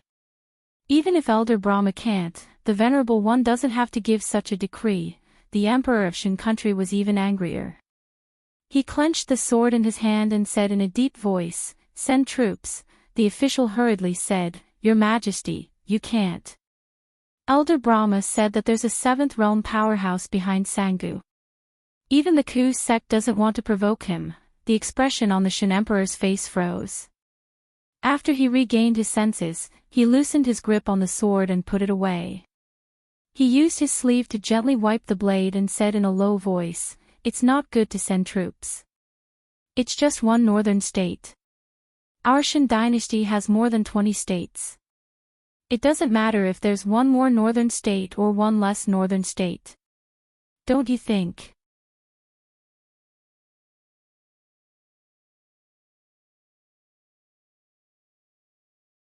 Chapter 5:19. Your Majesty is wise. If even the bitter sect doesn't want to provoke them, the other 2 sects won't easily offend them either. Let's give up on the northern state in exchange for the stability of the other states, the Shin Emperor spoke, and the officials all agreed. A few of them showed hesitation on their faces. Their lips moved as if they wanted to say something, but due to the general trend, they couldn't say anything in the end. The young Shin Emperor put his sword back into its scabbard, waved his hand, and said, "Disperse. Order the northern army to withdraw from the northern state and return to the Mara state. Defend the northern defense line to the death. We can't let them occupy the new state again." The officials obeyed and retreated. The Shin prince paced back and forth in the main hall. He gritted his teeth and said, "The Great Zhou, it must be the damn Great Zhou that's causing trouble." The Shin kingdom and the Great Zhou had hundreds of years of hatred. When the last central dynasty on the Zhou continent collapsed, the Shin kingdom was the most powerful among the countries on the Zhou continent. They wanted to take advantage of that once-in-a-lifetime opportunity to unify the Zhou continent, but the newly established Great Zhou led troops to attack the new capital and almost destroyed the country. That war broke the backbone of the Shin kingdom, causing them to be unable to recover for decades. This was the eternal pain in the hearts of every Shin kingdom citizen and every Shin royal family member. The dying dream of the previous emperors was to conquer the Great Zhou dynasty and unify the ancestral continent. They originally had this opportunity, but the Shao royal family had already decayed to the extreme in the past few years. The Shin kingdom had secretly prepared for this, and then that woman ascended to the throne. She used 5 years to lead the Great Zhou back to its peak, causing the Shin kingdom's decades of preparation to go up in smoke. The Shin emperor took a deep breath and squeezed out a voice from between his teeth, "Venerables and elders. None of them are reliable at critical times. So, Your Majesty, do you want to consider cooperating with us?" A voice suddenly sounded. The Shin emperor's expression changed. He looked at a shadow in the corner and said sternly, "Who's there? Come out, Nanjun, Great Zhou." Under the towering monument of heroes, the southern army of the Great Zhou and the northern army of the Shin kingdom faced each other across the river. Under the iron fist of official Li, in recent days, no one from the Shin kingdom dared to cross the border and cause trouble. Instead, they faced each other across the river. Shin country's north bang, a stream of light flew over from afar and flew into the Shin country's northern army's tent. 2 hours later, there was a sudden commotion in the northern Indian army, and many people began to move.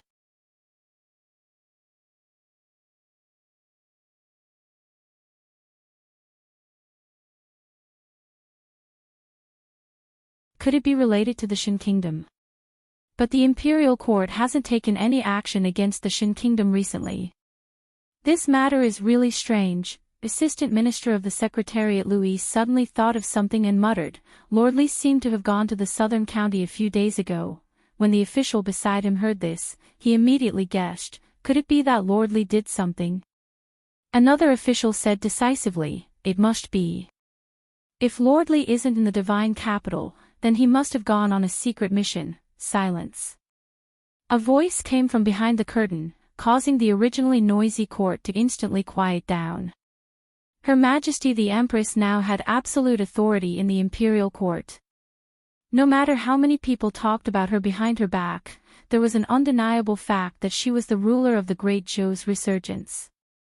Whether it was the people or the court, many voices believed that the Empress's achievements had already surpassed Emperor Wen's. Behind the curtain, Zhou Yi said calmly, "The increase in psychic power in the southern county might be because of the independence of the Shin kingdom and the northern bang. There's no need to doubt. If there's anything, please report. If there's nothing, the court will be dismissed." The court fell into a long silence. Seeing that no one was going to report, Zhou Yi's figure gradually disappeared behind the curtain. After a long silence, the first voice appeared in the court. Then, it became noisy again. What did Her Majesty just say? The Shin kingdom and the northern bang are independent. When did this happen? Why didn't the departments receive any news? This heavy news shook the hearts of the courtiers. The last time they talked about the Shin Nation was when the Northern Army and the Shin Nation's Northern Army provoked a dispute at the border. How long had it been since then? The Shin Nation's Northern Army was gone. It was no wonder that the psychic power in the southern county had increased. The Shin Kingdom was divided, so how could they bother to harass the Great Zhou? Moreover, although the states of the Shin Kingdom had always been independent, the division of a state and independence was something that happened in the previous dynasty of the Shin Kingdom. They would not believe that the Great Zhou had not interfered in this.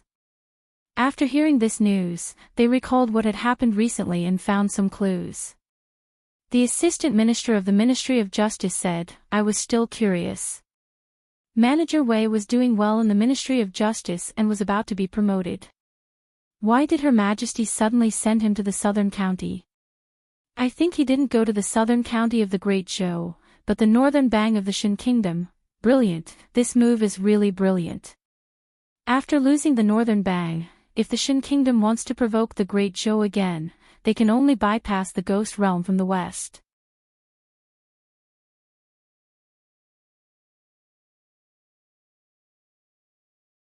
Looking at his back, the man slapped his thigh and said repeatedly, "I knew it, I knew it." After Li Mu entered the city, it took him a long time to reach the door. In the Li mansion, when Xiaobai happily ran over to open the door and Lu Hanyan and the others walked to the door, they all looked at Ao Qing Xian who was behind Li Mu. In order to give the Empress a surprise, Li Mu did not tell her about Qing Xian. Of course, he also did not tell Lu Hanyan and the others. Lu Hanyan pulled Li Mu to the side and asked in a low voice, "What's going on?" Before Li Mu could explain, Lu Hanyan pinched his waist. She glared at Li Mu and said angrily, "Have I been too good to you? You even dare to bring her back without saying anything. What about you? Let me tell you, I will only forgive you this time. There won't be a next time. Otherwise, I will bring Sister Qing and Wan Wan back to Mount Baiyun. You can live with these little vixens." Li Mu looked at her and said innocently, "What are you thinking? You didn't agree. How would I dare to bring people home casually? This is the mount I caught for Her Majesty." He waved his hand at Qing Xian and said, "Qing Xian, let them see your identity." Qing Xian nodded obediently. A pair of dragon horns gradually grew out of her forehead. Xiaobai grabbed Li Mu's arm and subconsciously hid behind him. The pressure of the dragon clan made her, who only had a trace of the heavenly fox bloodline, naturally feel afraid. As the top race on the continent, Lu Hanyan and the others had never seen the dragon clan before. They surrounded Qing Xian and sized her up, making her feel very uncomfortable. However, after secretly glancing at Li Mu, no matter how uncomfortable she was, she could only endure it. There was a fluctuation in the space in the courtyard. The Empress slowly appeared with Zhongling in her arms. "Father," when Zhongling saw Li Mu, she immediately flew over happily. Li Mu held her in his arms and walked to the Empress's side. He looked at Qing Xian and said, "Your Majesty, this is the mount that I promised you. This dragon has committed a crime in the South County. I punish her to be your mount for 3 years. Ao Qing Xian looked at the woman in front of her and finally knew who her master for the next 3 years would be. Her future master was not only a beautiful young lady, but also a very powerful young lady. She was even more powerful than her father and even her grandfather. In front of such a powerhouse, her pride as a member of the dragon clan quickly dissipated without a trace. Before Li Mu came back, he was worried that Lu Hanyan and Li Qing would be unhappy that he only gave the Empress a mount. Later, it turned out that he was thinking too much. If it was just an ordinary gift, they would definitely feel unbalanced in their hearts. However, this was a dragon. Other than the Empress, who else was qualified to find a dragon as a mount? 4 hours later, Li Mu brought the women and the Empress, who had changed her appearance, to walk on the streets of the divine capital. Ao Qing Xian followed behind the Empress step by step, looking like a competent follower. The women were shopping while Li Mu silently absorbed telekinesis. In a short 4 hours, the telekinesis of the people of the divine capital had increased by several times. Lu Hanyan walked in front and asked Ao Ching Xan, "What did you do when you were in the Thousand Fox country?" Ao Ching Xan said, "Nothing. I just cultivated in my room." Lu Hanyan glanced at Li Mu and asked, "What about him?" Ao Ching Xan shook his head and said, "I don't know. My lord stays in the room with that queen every day. I don't know what he's doing." Li Mu raised his eyebrows and immediately explained, "What do you mean you don't know what he's doing?" "I didn't do anything. If you don't believe me, you can ask His Majesty. I stayed in the Thousand Fox country for a few days to wait for Lord Zhou. In order to promote the stability of the southern border." Zhou Yi snorted and said, "What's the use of asking me? I don't know what you did with that vixen in the room." Li Mu had no choice but to say, "I'm wholeheartedly for the people. Even if you don't believe me, you should listen to the voices of the people." On the streets not far away, there were many people discussing the matter of the Shan country.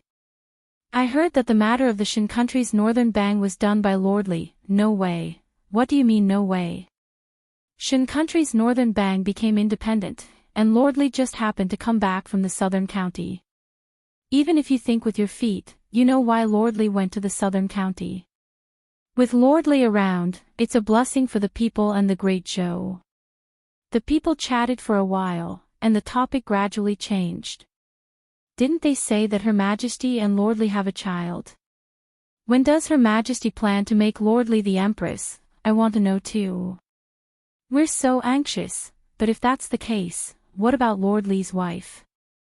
"That's true, but if Lord Li can't be with Her Majesty, I'm afraid everyone will be upset." Soon, no one beside Li Mu spoke. Lu Hanyan was expressionless. Li Qing lowered her head and did not say anything. Wan Wan was at a loss. Xiao Bai looked at Li Mu and then at Zhou Yi. Li Mu and Zhou Yi looked at each other, and the Empress immediately looked away.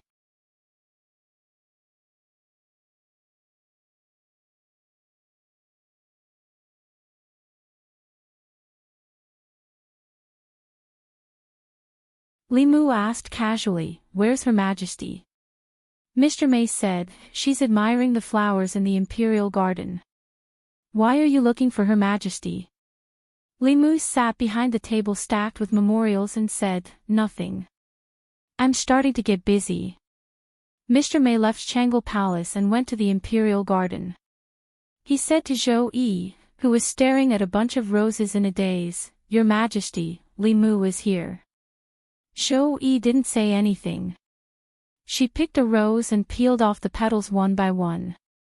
Mr. May and Sheng Wanli looked at each other and saw the surprise in each other's eyes. Her Majesty loved and cherished flowers, but now she was picking flowers. This meant that she was in a bad mood. When she came back from outside the palace yesterday, she was in a bad mood. Without a doubt, someone must have provoked her again.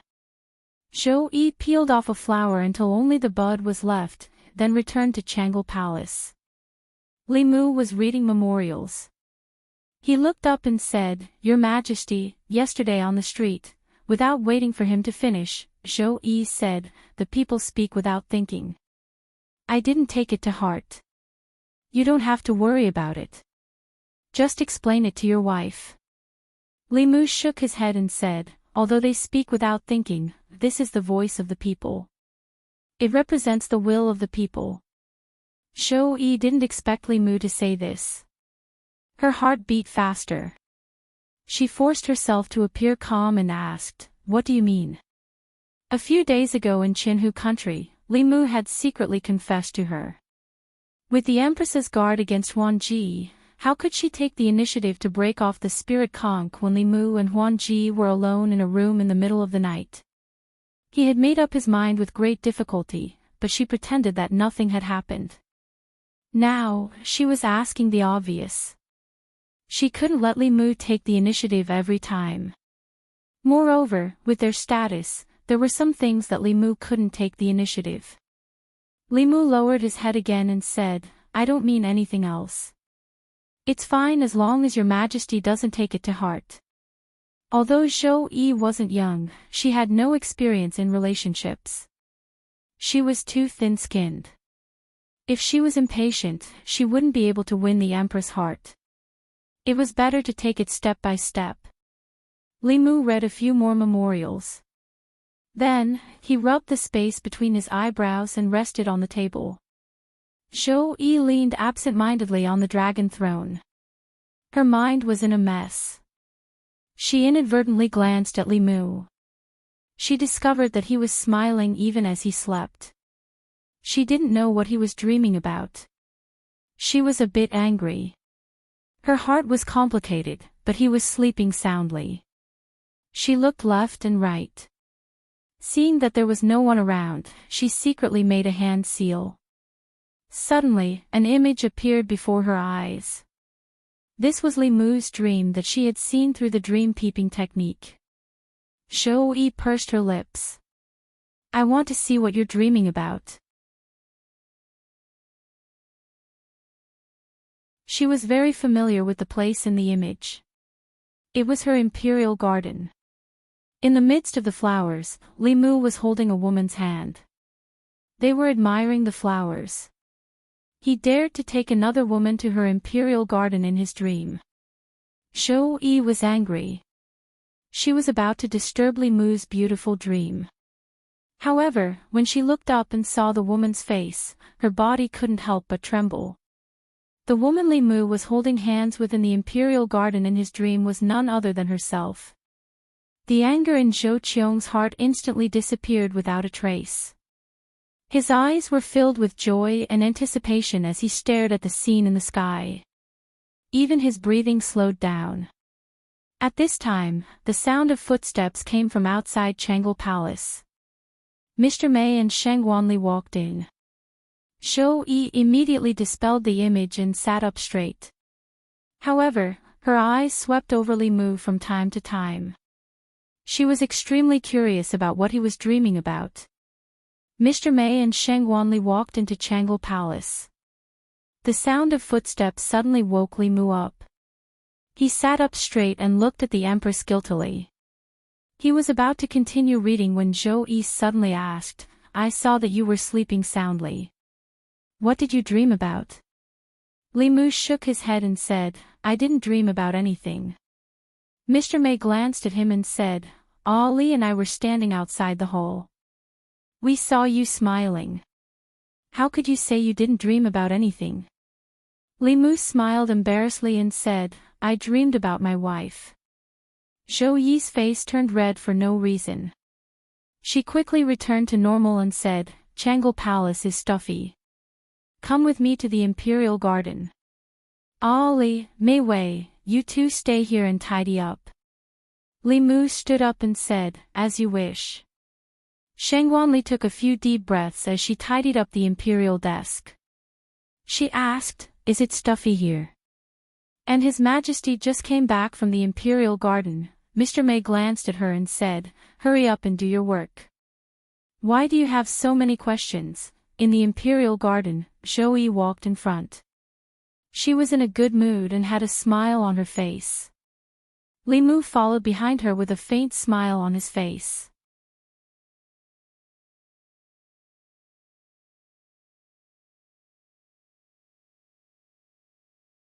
Chapter 521.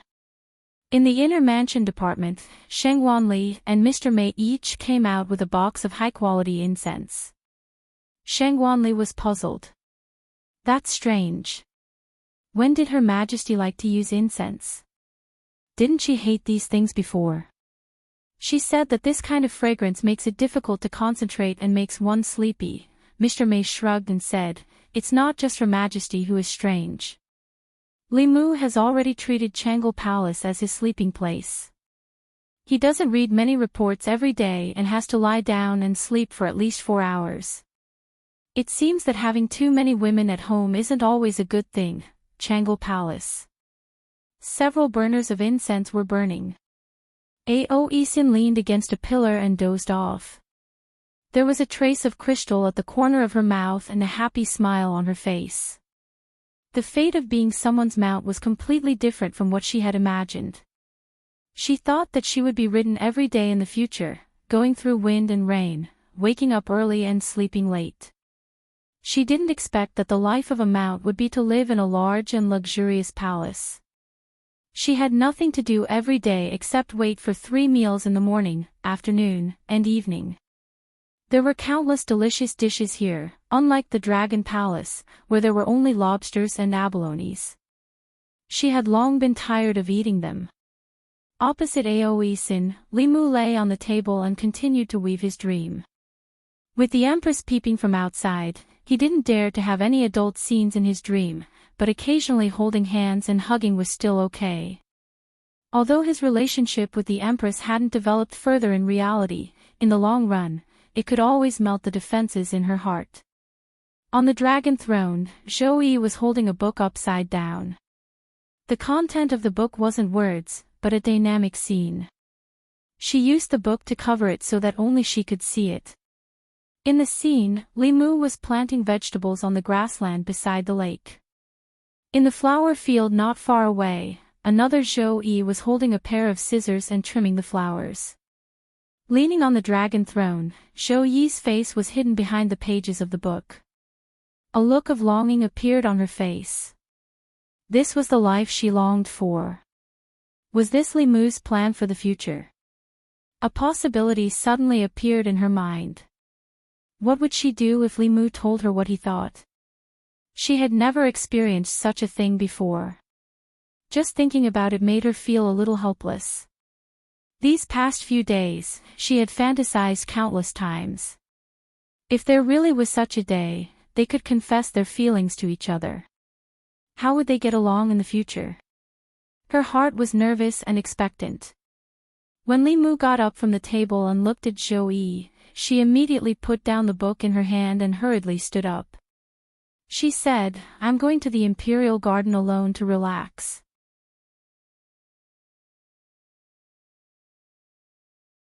"Don't follow me." Of course, Li Mu knew that if no one wanted to follow them, it meant that he shouldn't. The Empress was really too much. When it came to relationships, she was so hesitant and wishy-washy. She was not straightforward and decisive at all. He had already made it so obvious in his dream, but she still pretended to be confused until the end. He was the Empress. Could it be that he should be the first to speak about this kind of thing? Ao Run had said something that was right. If you liked someone, you should fight for it. Only by fighting for it would you have a chance. The Empress obviously didn't take this advice to heart. However, this kind of thing couldn't be rushed. Li Mu planned to take a few days off and give her the cold shoulder first. He would see if she was anxious when the time came. He wasn't in a hurry to woo the Empress. The matters at home were more troublesome.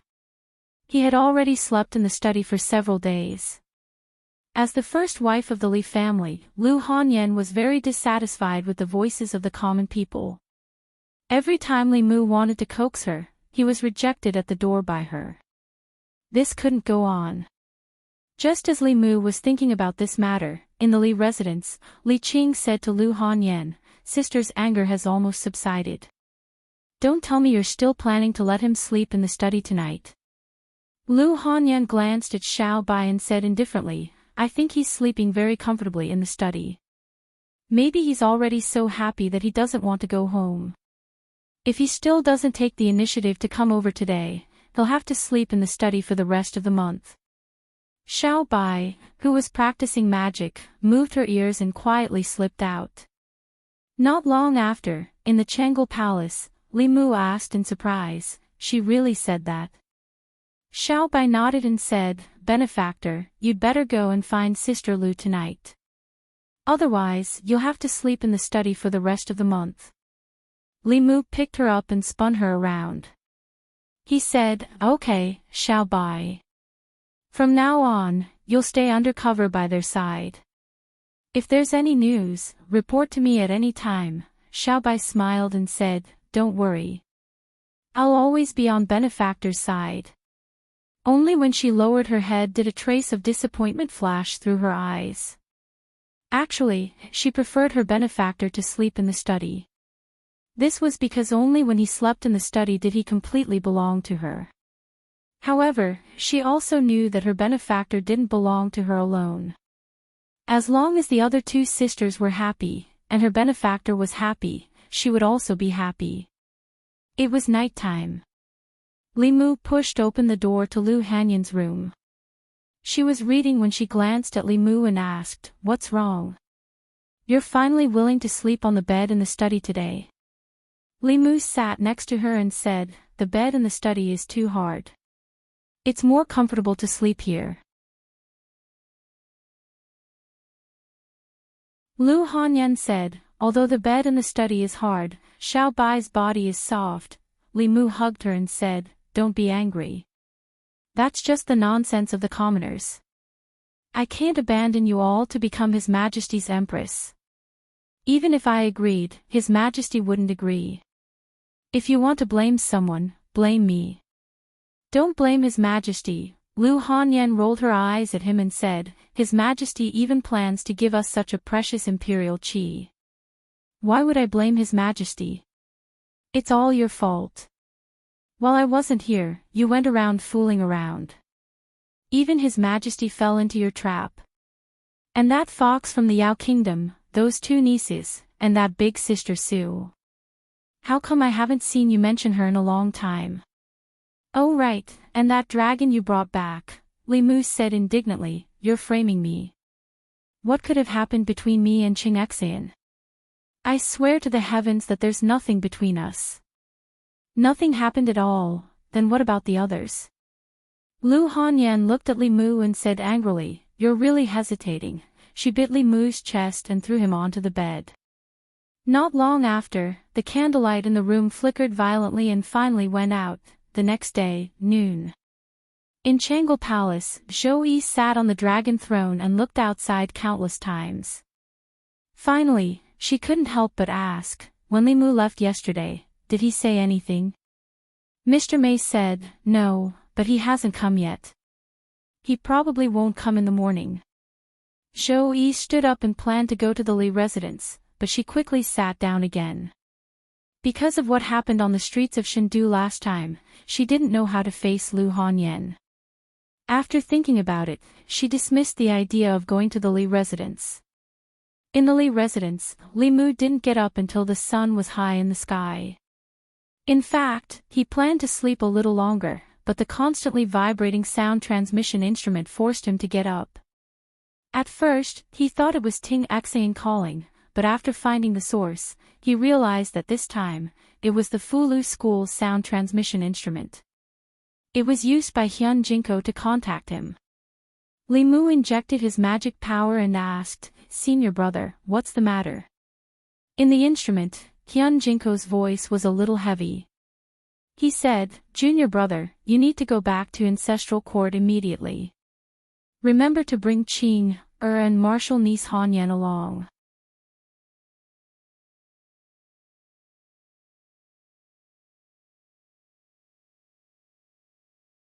Chapter 522. Li Mu had never seen Xian Jizi speak in such a solemn tone. Hearing this, he also became serious and asked, "Senior brother, what happened?" Xian Jizi said briefly, "The two uncle masters are nearing the end of their lifespans and have returned to the Ancestral Court." Xian Jizi's short sentence had already conveyed a lot of information. Li Mu said in a deep voice, "I understand, we will leave immediately." After putting away the sound transmission Dharma artifact, Li Mu had a complicated expression and sighed softly.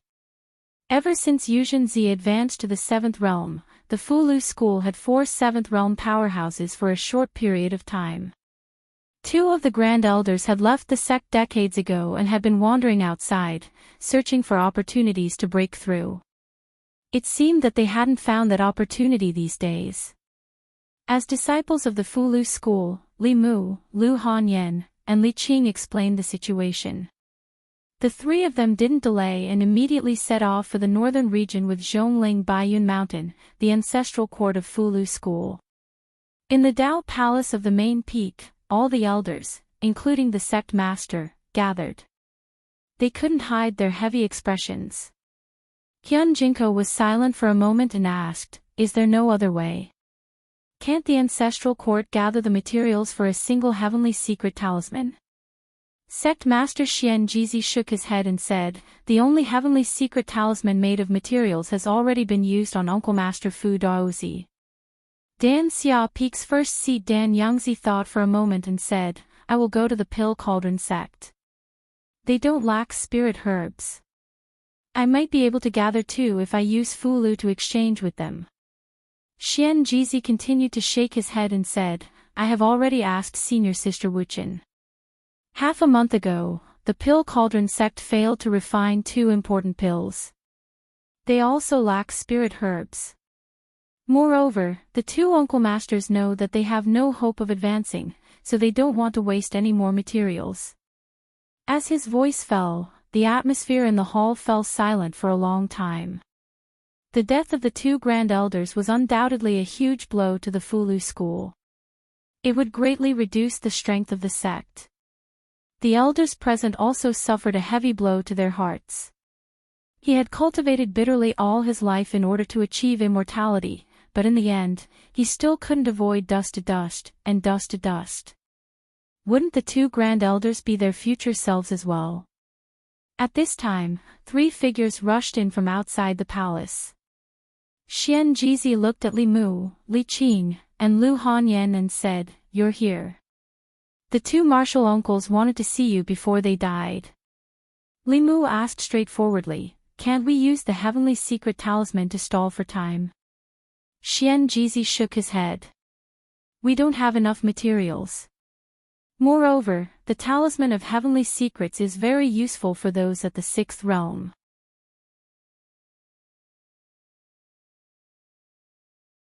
However, with the cultivation of the two Uncle Masters, it can only extend their lifespans by 3 years at most. The two Uncle Masters are unwilling to waste resources. For cultivators at the seventh realm, it was very likely that they would go into seclusion for more than 2 years. 2 years passed in the blink of an eye. At that time, they still couldn't avoid the fate of death. "Li Mu, I can think of a way to procure the materials. 3 years is 3 years. There's no need." Two figures floated in from outside the hall. The two old men in linen clothes gazed at Li Mu's group of 3 with gratification in their eyes as they said, "Not bad. Even though the two of us old fellows are about to die soon, the talisman sect still has a future." Looking at the two old men, the Peak Masters cupped their hands. Martial uncles. This was the first time Li Mu saw the two Grand Elders of the Fulu school. Their auras weren't strong and they looked like old men who were about to die. However, their eyes were extremely clear, without any turbidity. Li Mu and the other two cupped their hands and bowed. "Greetings, martial uncles." The old man on the left looked at Li Mu and his praise grew. He said, "Since ancient times, those who walked the path of psychokinesis were all people with great perseverance. Junior brother Fu Daozi has taken in a good disciple. In the next 100 years, the Fulu school will depend on you." Li Mu asked, "How many years do you two martial uncles have left?" Xian Jizi sighed and said, "Martial uncles Tian Yangzi and Tian Qingzi are twin brothers. Their lifespans are close to 360 years. Now, they only have 2 years left. Li Mu, 2 years plus 3 years is 5 years. 5 years ago, I hadn't cultivated yet. Now, I'm only 1 step away from the 6th realm. Maybe in these 5 years, you two martial uncles have a chance to advance." Tian Yangzi smiled and said, "We know our own cultivation better than anyone else. Not to mention 5 years, even if you give us another 50 years, we won't be able to touch the threshold of the path integration realm. In the entire Zhu province, only the Empress of the Great Zhou has a chance to advance to this realm in her lifetime."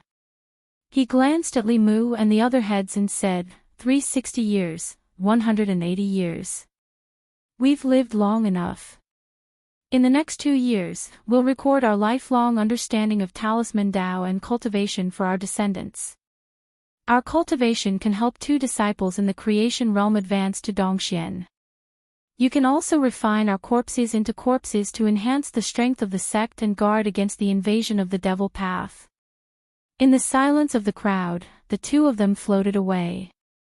Not long after, Xian Jizi called Li Mu to a side hall and said, "Once you 2 martial uncles die, the strength of the sect will be greatly reduced. The devil path won't let go of such an opportunity." For hundreds of years, the devil path has attacked Mount Baiyun several times for this reason. Li Mu moved Zhongling out of the demon emperor's space and stretched out his hand.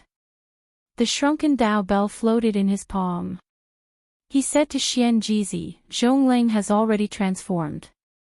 I'll leave the body of the bell on Mount Baiyun. It's enough to deal with the devil path. If the devil path really makes a move, the great Zhou court won't just stand by and watch." Xian Jizi shook his head and said, "Uncle Masters, you still have 2 years left in your lifespan. Keep junior brother Dao Zhong to protect yourself first. Your safety is more important. I summoned you back to the mountain this time for another important matter." He looked at Li Mu and said, "According to past practice, before the elders of the sect die, they will pass on their lifetime's cultivation to a core disciple. Martial uncle's cultivation can allow 2 5th realm disciples to advance to the 6th realm. They want to choose between you and the 2 martial nephews.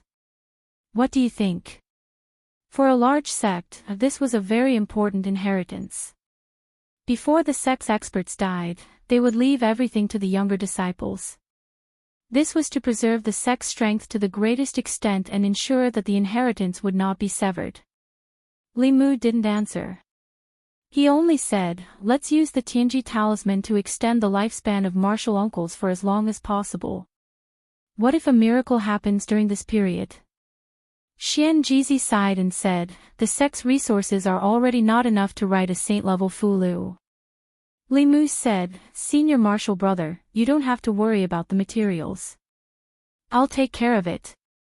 Xian Jizi asked, "How can you take care of it?" Saint-level Fulu was extremely precious. Even with the entire Fulu school's resources, it was still difficult to gather them. How could he compare to the entire Fulu school by himself? Li Mu took out the spirit snail and inserted his magic power. Before he could speak, the Empress's voice came from the other side. "Where have you been? You haven't come to Changle Palace for 2 days. You didn't even say hello." Li Mu said, "Something urgent happened in the sect. I brought my wife to Mount Baiyun." Zhou Yi asked, "When will you be back?" Li Mu said, "I'm not sure at the moment. There's something I'd like to ask for your Majesty's help with." Zhou Yi said, "What is it? Speak." Li Mu said straightforwardly, "There are 2 grand elders in the sect who are nearing the end of their lifespan. I'd like to refine 2 Tianji talismans." Before he could finish, Zhou Yi said, "The Imperial Court probably only has enough materials for 1 Tianji talisman. I'll have the Apricot Guard send it to you immediately." Hearing the urgency of the situation, the Empress hung up the spirit snail and prepared the materials Li Mu needed. Beside Li Mu, Xian Jizi opened his mouth and said, "That's rude of me. I haven't thanked your Majesty yet." Li Mu waved his hand and said, "We're family.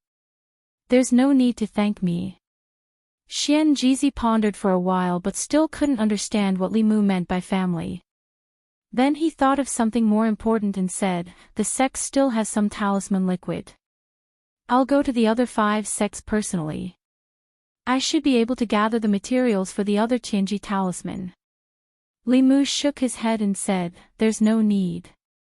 We don't need to ask outsiders for help." He took out another talisman and inserted his magic power. Soon, Phantom Princess's voice came from it. "The sun has risen from the west.